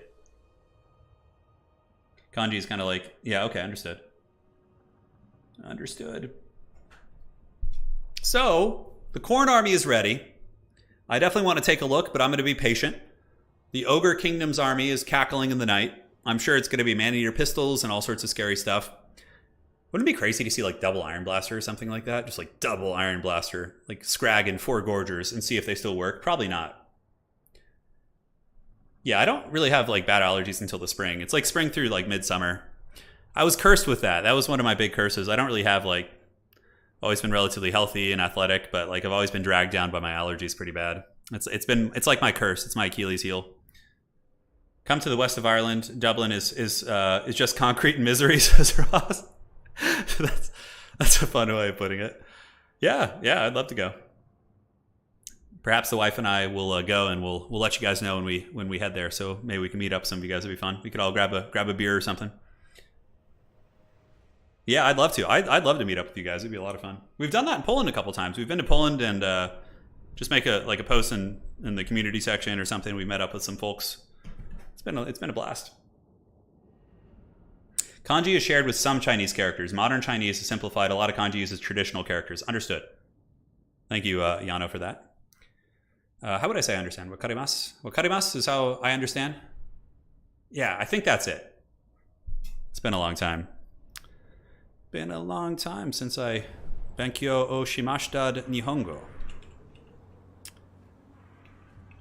All right, so looking at the builds, ladies and gentlemen, it is time We have Ice Power Total War with an Noblar frontline, backed up by Ogre Bulls with dual weapons, Man-Eater pistols, a Hunter, and who's the Lord? It's got to be a Slaughtermaster of the Great Maw. You always have to have one of those because they're just so good for the healing. Troll Guts and the Power Fist. Yep. Extremely meta Ogre build. Extremely meta. So it's basically just, tank the objectives with Noblars, use Man-Eater pistols to kill anything good that the Khorne army has, and then live your best life and prosper. And that is that. So, looking here at the Khorne army, it is going to be very extreme. It's going to be double Bloodthirster, one of which is Exalted. Frontline's going to be dual weapon warriors mixed with halberds, double cultists on the ground, and I think there was something else hidden in the shadows. I'm looking around. No, that's it. So infantry, double cultist, double bloodthirster, which I like this build. It's kind of like ogres already have an advantage versus you. So might as well take something that's really all in, because potentially, these double bloodthirsters could goon an ogre character and win you the game. I really like the all-in aspect of Anticity's build. If you're in a tough matchup, I think you go all in, baby. You don't play timid. You don't play timid at all. And now the ogres definitely will have some Noblars to go send. That's one of the big strengths of ogres in domination mode is like, for Khorne, for example, your cheapest infantry unit is like 800 gold, right? So sending an 800 gold unit off to go grab an objective on the side feels pretty bad, honestly, because, it takes it away from the main fighting. Whereas with ogres and, vampire counts eventually and all the Skaven, they can just send like a really haggard, like chaff unit, and it doesn't really take away from the fighting that they have in the main fight. I think that's a huge strength of these bad boys. So, battle's underway. The Khorne dogs will be moving up. The double bloodthirsters are for sure going to go after that Hunter. The Hunter is going to be the prize. The Slaughtermaster is also going to be a pretty big prize as well. Man-Eater pistols, you want to tie those down, but they're a little bit slippery. These guys have 54 speed and honestly aren't bad in combat also. They can fight pretty well. So immediately, some Bulls as well as some Noblars for Ice Power are going to be sent over to Objective 1. And yeah, he's just going to be doing a classic 2-objective play. Just sitting here and treating themselves. Turin, just watch the Shogun TV series and you'll learn basic Japanese. I haven't seen that show. I haven't seen it. I have not seen it. I thought you were talking about the Shogun game. I did love Shogun Total War. That game was so good. Shogun Total War 2 and what's it called? The Avatar Conquest mode and multiplayer was really, really fun in that game. I wonder how big was the competitive multiplayer scene in Shogun 2? Was there anybody who used to stream tournaments or cover it pretty actively? I'd be quite curious for sure. So the Blood God is just kind of sitting back, and you see, this is what Khorne needs to kind of do. They need to chill out until the objectives open up. And by pulling back like this, he's forcing the ogres to overextend a little bit in some regards. So potentially, they could get caught by the reinforcements. Like, if the Man-Eater pistols chase a little bit further, we're going to see some just super angry Khorne dogs emerge here and just swarm them, right? So this might look a little bit weird to pull back like this, but this is for sure the correct play. And then boom, suddenly there's Khorne dogs here. But ogres are very fast. They have 54 speed, so the Khorne dogs will catch them, but the ogre bulls are going to be able to get there pretty quick before the Khorne dogs can really do anything substantial. And now Khorne is going to press, which I think is a good call. Because obviously the objectives are going to be opened up by the time they get fighting. We have cultists moving in. Khorne dogs are pulled back here, but they are able to force the Man-Eater pistols back. And the big lords haven't taken too much damage. I like Khorne dogs going over here to the side to try and maybe pressure the side objective. I don't know if one Khorne dog can take both those units, though. Unfortunately for Anticity, the Exalted Bloodthirster is taking a little bit too much damage from those Man-Eater pistols, which are obviously a very oppressive unit in this matchup. 2 cultists of Khorne, I believe, which are on foot, are going to waddle over here, while halberds are going to be left to their devices on objective number 3. And Khorne just kind of the calm before the storm. They're going to move in here in a second and just let their infantry slow push. Bloodletters are going to be used, and Bloodletters will really, really help to push back this army. Will these Khorne dogs go for Objective 1? I'm not sure. Yano says the Shogun 2 multiplayer scene was pretty massive and still occasionally has small tournaments. Oh, okay. Very cool, man. Very cool. So there we have the Bloodletters. They are going to be moving on and attacking the back of those Man-Eaters, which is good because it kind of pins the ogres in. And 2 cultists on foot will actually put some hurt on them. And the value differential isn't that big actually right now.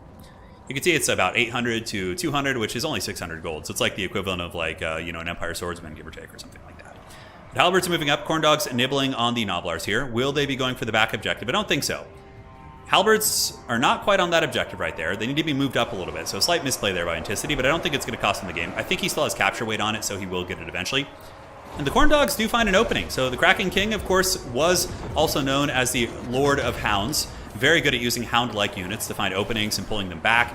Here, the Noblars broken off. The double Bloodthirsters did put a little bit of a beating on the Slaughtermaster, but not before he was able to retreat through his high-mass ogres and get to safety. Halberds grinding well. Value differential pretty much non-existent. The gap has been closed.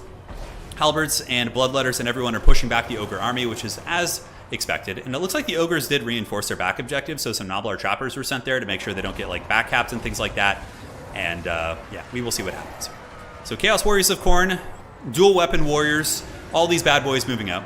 Furies also being summoned from the deep. Even though Furies do get defeated here by the Man-Eaters with pistols, they should be able to potentially tie them down for a period of time and allow your greater demons to actually do the heavy lifting. Yeah, it seems like the Khorne Onslaught's going well, but it is going to slow when the Bloodletters disappear. Remember, they are summon units. We do get the Furies jumping on top of the Man-Eater pistols, which they will take some damage. Man-Eater pistols have like, what, like 10,000 HP or something, like 9,000. It's pretty insane. Bloodletters in the back being used to peel off the Ogres, while the Halberds and other units kind of slow push. And now I would wager that most of the shooting is shut down. I think the two big demons now are going to move in and probably go after the Hunter right here. So let's see. Or are they going for some bigger prizes? Nope, it's going after the big Chungus. So the Exalted Bloodthirster, Blood for the Blood God, is going to be moving in after the Slaughtermaster, and he does get him with the whip, while the other demon is also going to be trying to goon him down. Getting rid of the Ogre healing would be very, very strong. So Man-Eater Pistol still on the run. Khorne pushing pretty well. Looks like Khorne probably will get their bloody mitts here on this objective. More and more Halberds coming up. Khorne Dogs just nibbling on Nobblars all over the map. And look at this, the Kraken King does get the gooning with the two greater demons. And the Slaughtermaster, is his mouth just like wide open right now? Yeah, just getting beaten down by these demons, man. Oh my god, he got whooped on. The Exalted Bloodthirster and the basic Bloodthirster, the brothers in arms, able to potentially break the Slaughtermaster. Looks like he's still wavering here. Chaos Hounds from Anticity able to jump on top of the Man-Eater pistols, but the other two Man-Eater pistols are very functional here and are going to be shooting, but not before the two demons do get the break. Now, Kraken King here is going to be moving across here with all of the hounds, so he's got the triple hounds moving and is also going to be swarming into the old Saber-Tusk back. Slaughtermaster, though, is going to get chased off the map. He's done for, man. This Bloodthirster is on death's bed, but I think with careful micro, he could still be useful in this battle by pulling him back and maybe trying to find safer fights away from the Man-Eater pistols, but there's no way that this Slaughtermaster is going to be enduring unless he rallies near these units and gets really, really lucky, but I think that Anticity is going to be really on top of that. Khorne is actually trading very, very well in value. It's 7,000 right now. They have the two objectives. They are behind on points right now, but that's not going to last for too much longer. Dual Weapon Warriors seem to be grinding pretty well too. Halberds in sustained combat. Khorne Dogs just nibbling on the Saber-Tusks and doing quite well for themselves. But the Man-Eater does rally there, so it looks like the Bloodthirster gave him a little bit of separation, and I think they're going to go for the killing blow here. So -1 leadership. He's very, very close to breaking here. Bloodthirster is going for it. Dude, they're such cool-looking models. Look at that guy, man. Other Bloodthirster lands as well. And will the Pajama Pants Lord go? And it looks like, yes, he will. He is going to be broken. Most likely at this point will run off the battlefield. Khorne Dog's coming in to provide a little bit of support. Nice play here from Ice Power, though. He is able to get the Nobblar Trappers to provide some Overwatch fire into the Bloodthirster. And maybe he'll rally. I mean, that's the second time he was broken in a couple seconds. I'd be surprised if he came back. Now, back in the middle, Khorne seems to have a pretty good stranglehold. They are up on value here. Halberds are chewing through Iron Guts. We have double Khornate Cultists here, which are obviously very, very strong. Those guys can sit and fight against Iron Guts or any number of targets all day. And the one Bloodthirster, pretty close to dying. The little trappers here are just nibbling away at his HP. Khorne Dog's trying to make sure that the Slaughtermaster won't come back. And the other bigger demon is probably going to be falling here, I would imagine. Oh, he gets back up in the sky. Man, I can't believe it. He got back. Very, very good stuff. That Slaughtermaster's running. And the Ogres are on the back foot, which is not something you hear in this matchup very, very often.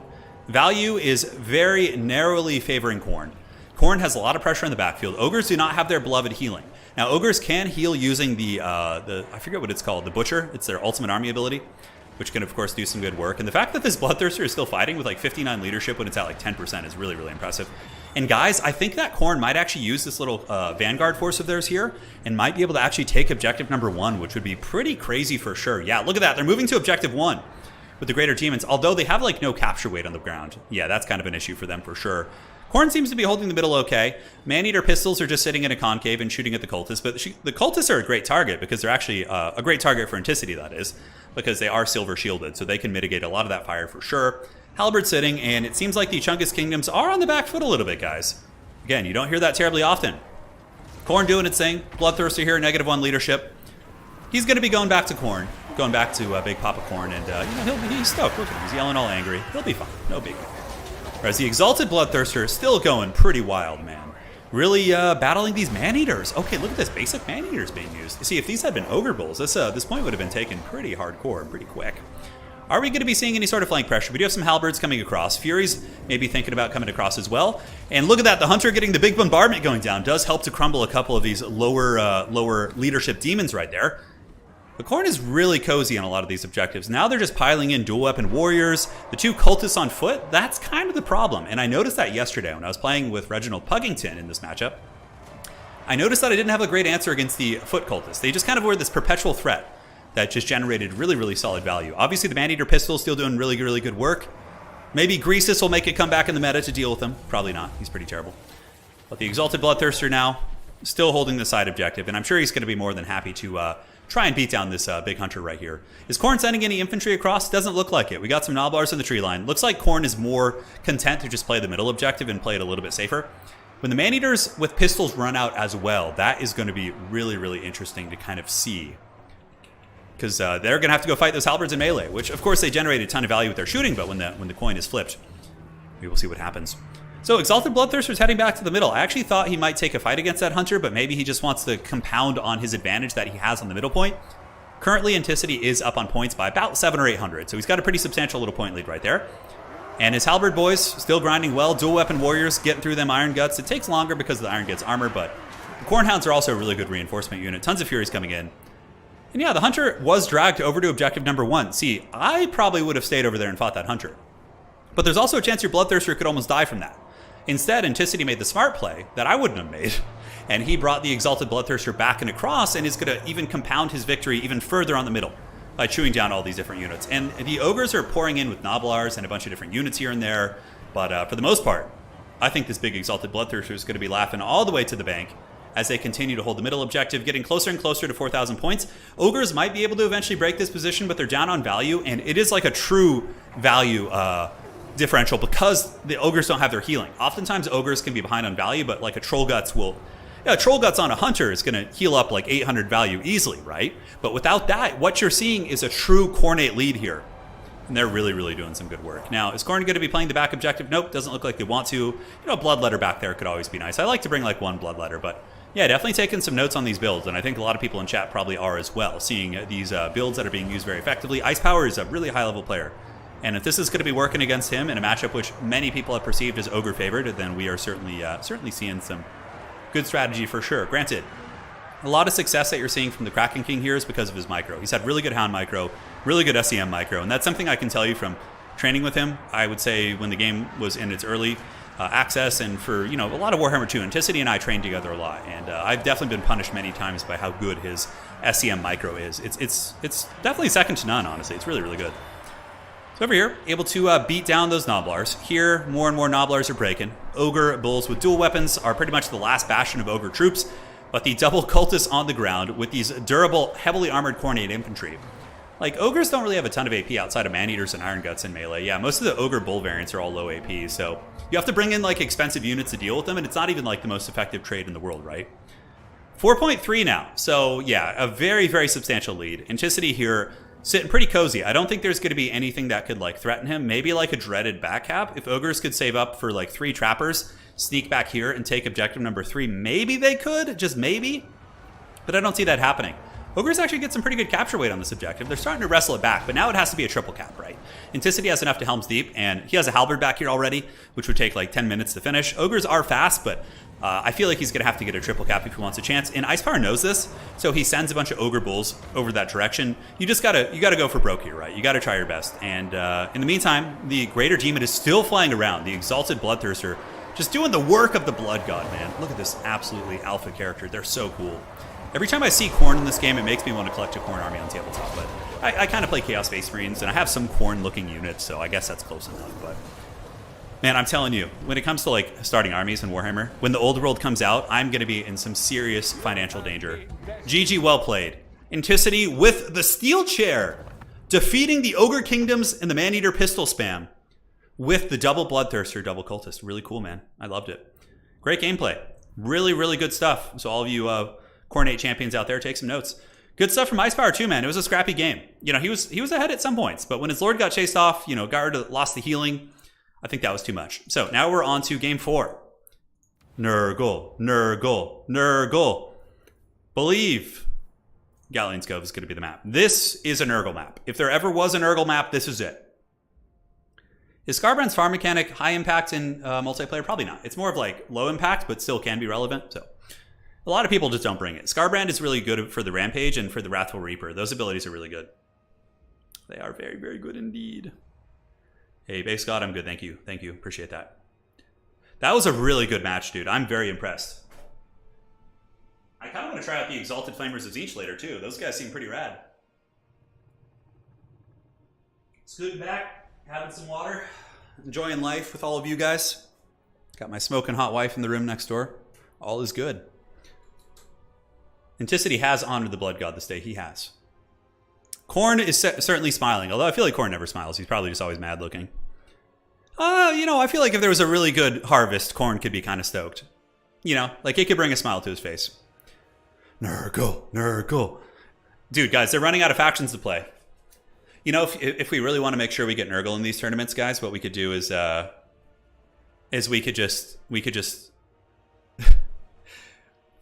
have like a tournament where like only certain factions are allowed to play, and Nurgle's one of them. So eventually they would have to play Nurgle. Okay, so for the next game, Ice Power says, GG, well, I'm out of all the factions I actually play. Nurgle, Ice. Nurgle. I'm putting some bias in here. So Anticity goes with Kislev and Slaanesh. And for his picks. And Ice Power says, I'm out of factions I actually play. And I just yelled Nurgle in chat where they're doing their picks and bans. No Kielbasa. I haven't had Kielbasa in a while. Maybe we'll make some tonight. How excited are you to play Chaos Dwarves? I'm super hyped. I think it's going to be super fun. I think Dwarves are just super cool, and Chaos Dwarves are rad also. They're really rad. I have a Bloodthirster model, and he's wild. I often make my list just to include him. Yeah, no, for sure. I get that. I get that 100%. So, now it is time for the Kraken King. Let us see what he will pick. Ice Power. If Ice Power is going to go down in flames, it might as well be with Nurgle. But with Nurgle, you just spam Plague Bearers now. You spam Plague Bearers and, you know. The Death's Head Grenade guys are actually pretty good. You know, that'd be interesting. I wonder about, like, Death Head Grenades on the drones versus Kislev Bear Chariot spam. Probably not very good. It sounds better on paper. Yeah, Nurgle Plague Marines are really cool. They are. So, will Nurgle be summoned? Will our chance be sufficient to summon the dreaded Plague God? I think Ice Power is like, do I actually want to try and win this? Or do I want to go out like a hero on my shield? That's basically what Ice is thinking right now. If he tries to win it, I mean, there's plenty of other good factions. So Ice has played, he played Ogres, he played Kislev, and he played Slaanesh. So he still has Tzeentch. He still has Khorne. Cathay and Nurgle. I don't think he plays Cathay. I'm just going to spam some more Nurgle gifts. I'm going to spam Nurgle gifts all day in here. Yes, there you go. My favorite Nurgle gif is the one where it has the Great Unclean One like walking and the camera's like tilting all wild. That one's pretty fun. God. He says, here we go, boys. Oh, he's doing it. He's doing Nurgle. Oh, no. Oh, God. The dreaded first time Nurgle tourney finals. It's not the first time, but it's definitely one of the rare times, yeah. Oh, man, guys. I literally played one Nurgle mirror on launch day. Never again, he says. So Ice Power's only played Nurgle once since the game's been out, and that's what he's playing here. Well, Plague Bearers got cost reduced. And so did drones, etc. Plague Bearers are faster now as well. Okay, it's going to be Kislev versus Nurgle, which I think is winnable. If you're a Nurgle main, I feel like I could beat some Kislev players, but it's massively favored for Kislev. I can't believe it, guys. Bless me, grandfather, for I've sinned. Oh, dude, I can't believe he did it. I can't believe it. Congrats on Anticity for winning the tournament, says Optimus Fine. Hey, at least you guys are getting Nurgle, man. Anticity had Slaanesh as his other pick, but, you know, that would be... Nurgle's actually okay against Slaanesh. It's a decent matchup.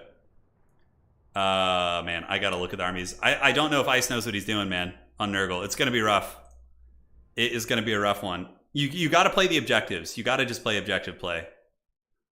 So hold up. Let's go to the brackets real quick, and I gotta peek at what he's doing. Okay, he's literally trying to figure it out right now. Anticity has like a fully picked Doom Legion army. This is like the stuff of nightmares. And Ice Power is sitting on his army with one unit selected, just staring at the menu of units. Oh, God. This is going to be so rough, dude. If Ice wins this, this will be so legendary. You could beat some Kislev players, but how about Anticity? Probably not. Yeah, no. The matchup's too unfair. I mean, Anticity and I have had really good back and forth series before in best of fives. But beating him on such a disadvantaged matchup like this would just be like so hard. Chat should get on the leaderboard for getting Nurgle right. That's right. You guys predicted there would be a Nurgle pick, but I kind of suggested it, but then I said I was just joking, and he still picked it anyways. So Ice Power just wants to go out like a hero. Good luck beating Kislev as Nurgle. It's really hard. It's really, really hard. Especially since the bear got buffed. It's like, I don't know if the elemental bear needed buffs now that I think about it. I'm like, and now it's even stronger and harder to kill for Nurgle. Nurgle's eyes flashing before life flashing before his eyes. That's basically what's going on right now. Holy shit. Sebastian says Nurgle played right, is currently favored against Kislev. No, definitely not. I would have to hard disagree with you there. Unless Sebastian, you've had like if you've had some anecdotal experience where you have beaten an extremely high level tournament player in that matchup, I wouldn't believe it. Like Kislev all day. Like how the hell are you going to deal with the sleds and the bears? You just don't. They just kill you. Ice about to boot up Warhammer 2 after this game? I know, probably. Yeah, Great Unclean One for sure. I like him. I like the Great Unclean One.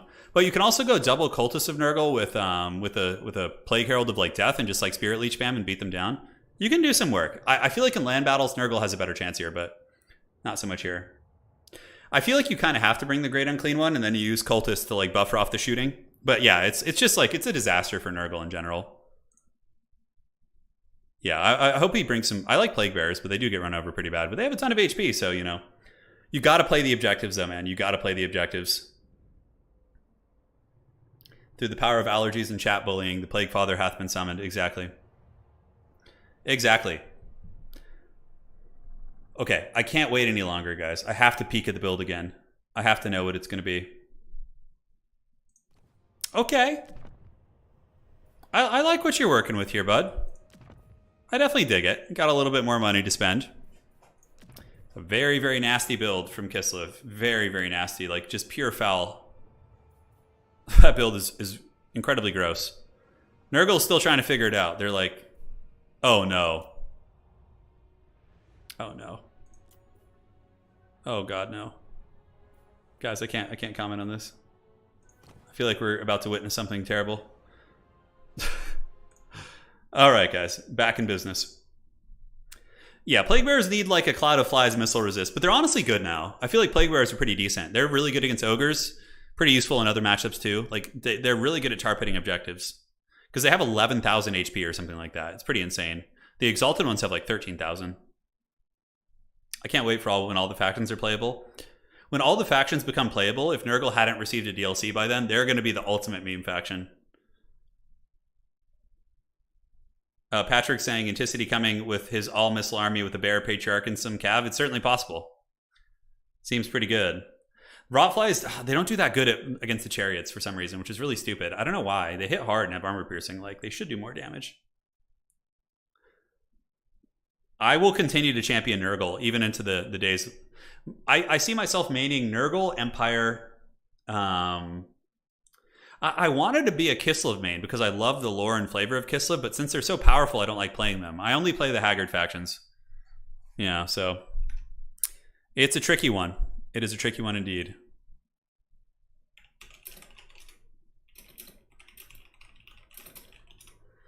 Alrighty.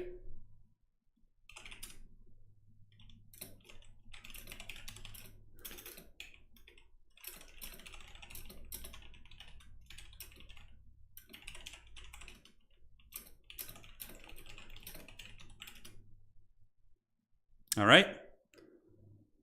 Perfect. So I'm just talking to Houseplant right now, who's running a tournament on the website.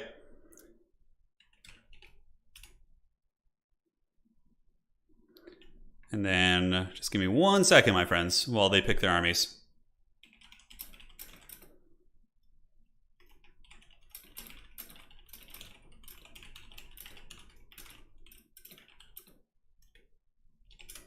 All right, perfect. So they're still picking. And right now on TotalTavern.com, our other tournament is starting, which is being hosted by Houseplant. So I'm going to just kind of watch this to make sure it all goes well for them here. Yep. So the brackets are live. Looks good to me. Nice. Nice. Looking good. So this tournament is starting right now, guys. I'm not going to be casting it, but there is another Domination tournament. And look how many people are playing. Like, this is great. We have like 2 back-to-back tournaments going on. Seems like everything's going fine. And let's see if he's got any other questions here. Yep, you got people in the second round, no problem. And let me just make sure he has any questions.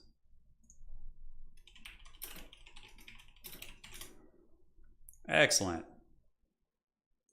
Man, I wanted to play in that tournament, but we didn't finish this fast enough, so I will play in a tournament another day. Imagine Nurgle winning a faction war. That will be the day. Steve says, got to take my daughter to school, got to hit the pause button and finish later. Thanks for the awesome tournament. Hey, Steve, thank you for joining and watching. It's been fun having you here, man. All right, so what haggardness does Grandfather have for us this day? We have a Cultist of Nurgle. We have Kugath, the Chungus. Oh my god, Kugath! No, Ice Power, what are you doing? Oh, and he's scratching his armpit. That's just a metaphor for what's about to happen. Oh god. How do you bring Kugath, dude? Oh, Kugath, Plague Bearer, Plague Bearers, double Cultist, I think, and Soul Grinder. This is the most haggard shit I've ever seen. Oh my god, dude. This build is just gonna, look, Kugath throws some of his poop into the tree here. Oh my god. This is just gonna be such a disaster. And Anticity has like a super sweaty competitive army, like Horse Archers to Skirmish, Snow Leopard. He's got the Tempest here. Tempest Caster. Ooh, what does he have? Okay, Blizzard, and then a Bear, and then Sleds. Yeah, very competitive stuff. But Kugath is coming for you. Look at that. Soul Grinder dropping some shots, returning the favor a little bit. The Toilet Seat Lord has been summoned. I know. He's like that which cannot be killed from South Park. But yeah, I mean, there's a lot of regeneration here. So if Nurgle can just kind of mitigate some of this harass and push up, I mean, they could definitely win on objectives. It's very possible here. Soul Grinder ripping some shots there. Does get some respectable damage action to the Horse Archers. Oh my god. If you throw the game, throw it in style. I mean, he's going to try, for sure. The Cultist gets beat up there. Kugath is moving in. Are these summoned Plague Bears? No, they're actual Plague Bears. Yeah, they're getting melted pretty good. So I think you need to keep your army together in the beginning. Although, look at this. The little Snow Leopard's kind of getting beaten up by the 2 Nurgle characters. Kugath Chungus Father's moving in. And yeah, Snow Leopard's gotten spanked a little bit. He's got to push up his Plague Bears here and keep the spawn on top of them to mitigate the chariots. So Kugath throwing his toilet seat. Let's see. He's going to pick out something from the toilet and throw it at these guys. And it looks like that's what's going to be jamming. Nurgle is actually not doing bad. Moving up onto the point. And we do get the Cultist of Nurgle, which is going to be dropping a Plague Bear summon on the point. Cultist does overextend, though, and it's getting spanked by the Elemental Bear. And there we are. So Kugath still rolling on his toilet seat, his Motor Scooter of Doom. Plague Bearers moving up onto the objective. I think you could have just sent Plague Bearers there and kept the spawn in the middle. I think that would have been the play. But now we have a big SDM fight. Kugath is here. Soul Grinder's here. Kugath obviously has access to healing. And what is Nurgle going to be summoning in response? Looks like it's going to be Plague Toads of Nurgle. Oh my god, just so many haggard units. The Snow Leopard. And it looks like Cossars for Anticity are going to be going to grab that bottom objective here. I think Nurgle maybe should have hidden the trees a little bit before taking this big blob fight here. But now getting spanked by the Elemental Bears, Kugath. I can't believe he brought Kugath here. It's just so janky, dude. He throws his little toilet water here at the Horse Archers. Gets a little bit of damage while the Spawn are actually grinding through these units. Looks like there's going to be an overcasted heal, which I think would be a good call, or maybe just single target.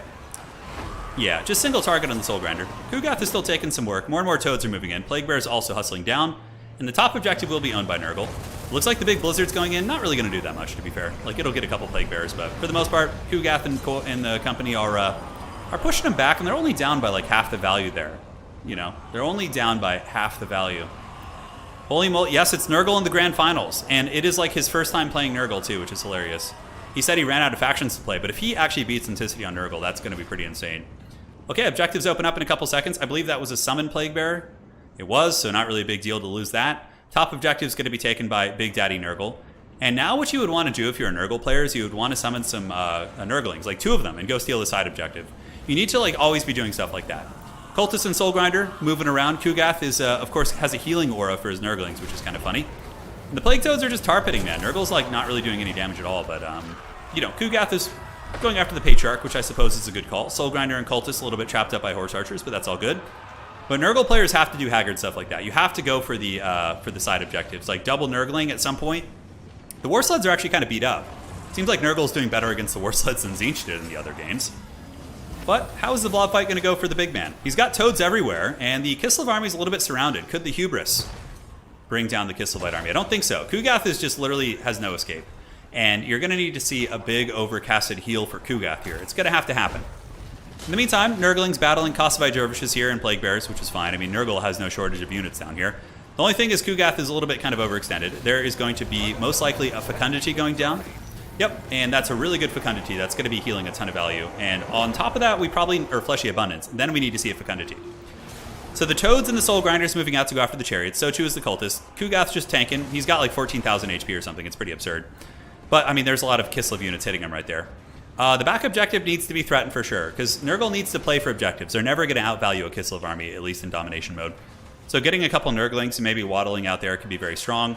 But the amount of healing they just got there is incredibly nice. And they're holding the objective like champs. A little bit of a Blizzard spell going down.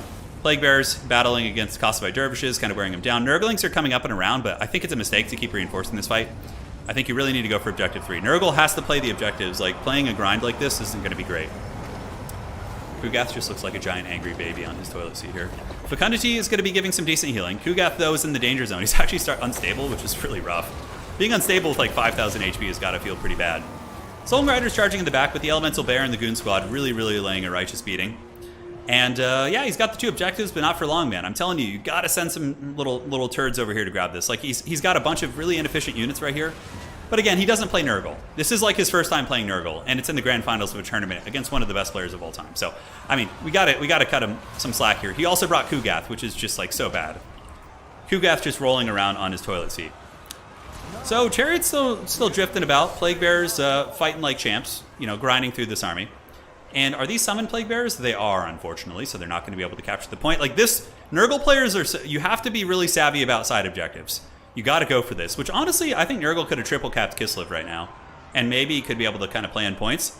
Now, some of you in chat are articulating, if it had been a great unclean one with the Mortis Engine, well, it wouldn't have done much more, because most of Anticity's army is single entities and Chariots. Mortis Engines are terrible against those. So ultimately, the Mortis Engine still would have been better than Kugath, but might not have made that big of a difference. So Nurgle's still pouring on the tools. We got the Haggard Nurgling Secret Agent play going for the side objective here, while the Plague Bears waddle. Big breath attack from the Elemental Bear, able to go downtown into the Nurgle armies. And the Winged Lancers stand at the ready. So here they are. Lances out for the Motherland as they lance into the spawn of Nurgle, which are still continuing to waddle up. A lot of the Kislev army is actually kind of tanky on leadership here. Value differential is pretty rough, but the Nurglings on the side points is the way to play. Because that's how you would beat an army like Anticities, right? It's an army that's designed for fighting in one spot. If you just like tarp it the entire battlefield, it makes it really tough. Here comes the Nurglings jumping on the objective. More Nurglings will be there soon. Nurglings will defeat Kossars in combat. They trade pretty well into those guys. He also had left a spawn of Nurgle up here. Another little mistake. But again, he doesn't play Nurgle, so like all these criticisms are kind of unfounded. He's like brand new to them, right? But at this point, probably just going to be Kislev taking over. If you're dealing with a Kislev SCM blob, what you need to do is you need to go double Cultist, double Beast of Nurgle, Great Unclean One, and you can actually fight it. Like the double Beast of Nurgle, Great Unclean One, double Cultist blob can actually beat this blob. You can defeat the Kislev blob. The thing you'll struggle with is the Chariots and the shooting, but you have other tools for shutting it down. Now, it's still very favored. The side flank pressure here is very cute, but it's going to be too little too late. As the Nurgle army is looking pretty surrounded here, man. The spawn are giving some good buffering, though. Is there any kind of a closing of the gap? Not really. 9,000 to about 14,000 in terms of value. Ice Power did win the hearts of the people, and he's still going to be getting a prize, too. He got second place, from the looks of things. I don't see any sort of comeback. Nurgle is not a comeback faction, really. Usually if you're ahead, you can sometimes like squeak out an objective with a little bit of flank play, but now he's moving down these units, and it's really funny because Ice Power has always been someone who's played mobile factions. He's probably suffering so bad right now playing Nurgle. He's just like hating every second of it. But you know, Nurgle can do its thing. They can do its thing, but it's looking like that's going to be game blouses. That will probably be GG, well played. We got a couple spawn moving down from the hills, but like Nurgle's got one objective, which is the high ground, which Kislev is just going to go jack with some cav right now. Somebody in chat saying, I will name my firstborn Ice Power in honor of this hero. Yeah. Plague Drones are not bad. Plague Drones could be okay in this matchup because they're pretty good against Armored Kossars and things like that. But in my opinion, you need to go Beasts of Nurgles, 2 Beasts of Nurgle, double Cultist, and Great Unclean One. I didn't want to say it before the match because I didn't want to, you know, give a build away, and that's kind of unfair. But that's been the one build I've tested against Kislev, and I have been able to win games every now and then. But again, Kislev typically wins. So Toads and Spawn grinding down over here, the Haggard Toads. Like, if the Plague Toads of Nurgle had anti-large, they would actually probably be decent units. But instead, they just have anti-infantry, and they have, like, no armor piercing, so they just struggle to get through most units. Their damage output just seems so poor. Looking at the points, Nurgle is now officially behind. They're going to be waddling back up to their objective on the hill. And will Nurgle be able to wrestle this bottom objective? We do get more Plague Bears coming out. Losing Kugath is rough. A Herald of Nurgle, obviously, would probably still be alive, lending magic support. Great Unclean One also is a little bit quicker. Kugath only has like 23 speed, so when he's on his toilet seat, he tends to just get isolated and killed by the blob. But in this case, yeah, it's just looking so grim, dude. A couple Nurglings waddling up here. Ice Power giving it his all, man. He's giving it his all, but Nurgle's probably just going to sit on one objective for the rest of the game, which I don't think is going to be enough. And yeah, Blizzard going down over here on the far side. Plague Bears of Nurgle being run over by the Chariots. Definitely not having a great time. The Bear Chariots are still super oppressive, which I'm thinking after seeing today's tournament, I'm probably going to put limits back on the Chariots in general. I think they're still just super powerful and probably need to be tuned a little bit. Because, like, they did nerf the cost of Chariots, but they also buffed Chariots in general in this patch, so it kind of just made them, like, back to their oppressive state. Because they still have 50 armor, right? Still very, very tough to kill, and Chariots are more effective in melee. Nurgle's just kind of throwing things into the meat grinder, just down by a casual 9,000 value right now, which is probably closer to about 7,000 because of the healing of Nurgle, but, you know, that's still too much to come back from. It was a very brave attempt, a very Chad attempt, but only individuals who are truly looking to suffer will play the Champions of the Plague God. As you can see, the Plague Bearers are waving. They're like, hey guys, how's it going? We're just going to sit here. Just please leave us alone. We've already suffered enough. We do not need to suffer more. Yep, Anticity sitting here with the Bear. Most of his Goon squad. The rest of the SCM squad moves over. Ice Power Total War, though. Definitely winning the hearts and minds of the people. But that is not going to win the tournament here. GG. Hey, man, that was... Hey, at least we got to see Nurgle. But I wish we could see someone who really mains Nurgle come in and give them a proper show. I still think you lose. But the Bear Chariots definitely seem to... They need some limiting, I think. Yeah, I'm going to have to think of that, how you do that. Do you limit them to 2? Like, that seems a little bit too much. Anyways, guys, GG well played. Kugath was just such a meme pick. Like, Kugath is just asking to lose. And with that, let's make it official, ladies and gentlemen. Anticity, the Kraken King, is going to be winning today's tournament. And that is going to put him on the leaderboard. So if we head on over, let's go check out the leaderboard, see how that's looking. All right. When he updates it here in a second, he is going to be jumping on over to the number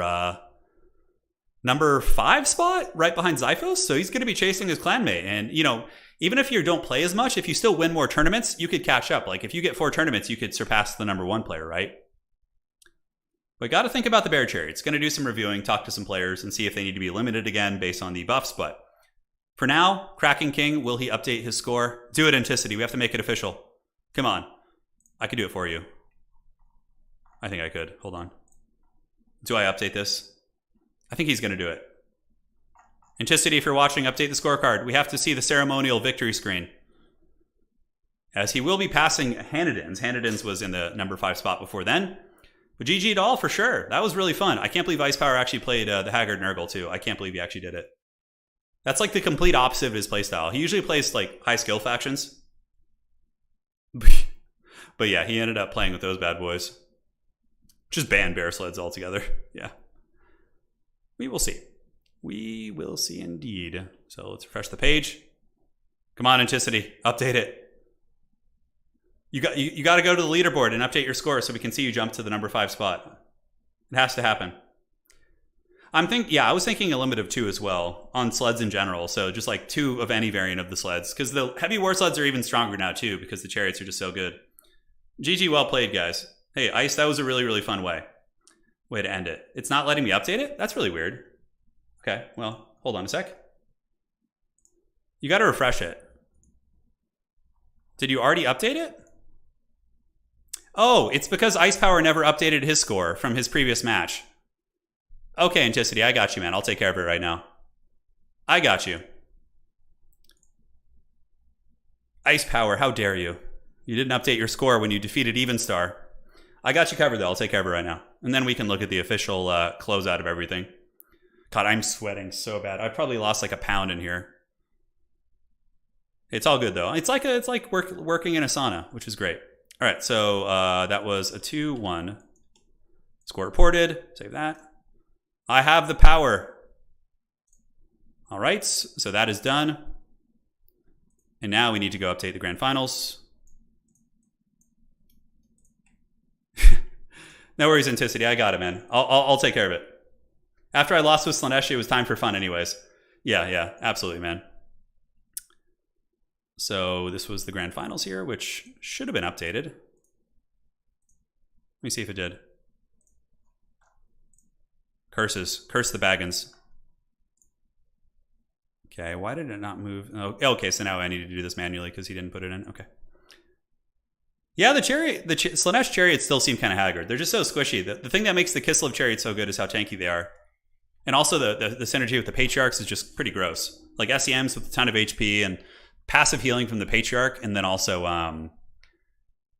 yeah, the Longma game was wild, dude. That was wild. All right, so that is going to be a 3-1 victory for Anticity. Score reported and on. I'm on the back end of the website doing some science fiction technology, guys. All right. So the tournament hath been won by the great Kraken King. He emerges from the depths to claim a victory here in this tournament. And now you can see ODM Anticity with a 5-0 run today is on the top 5 of the competitive tournament leaderboard in Total War Warhammer. So there he is.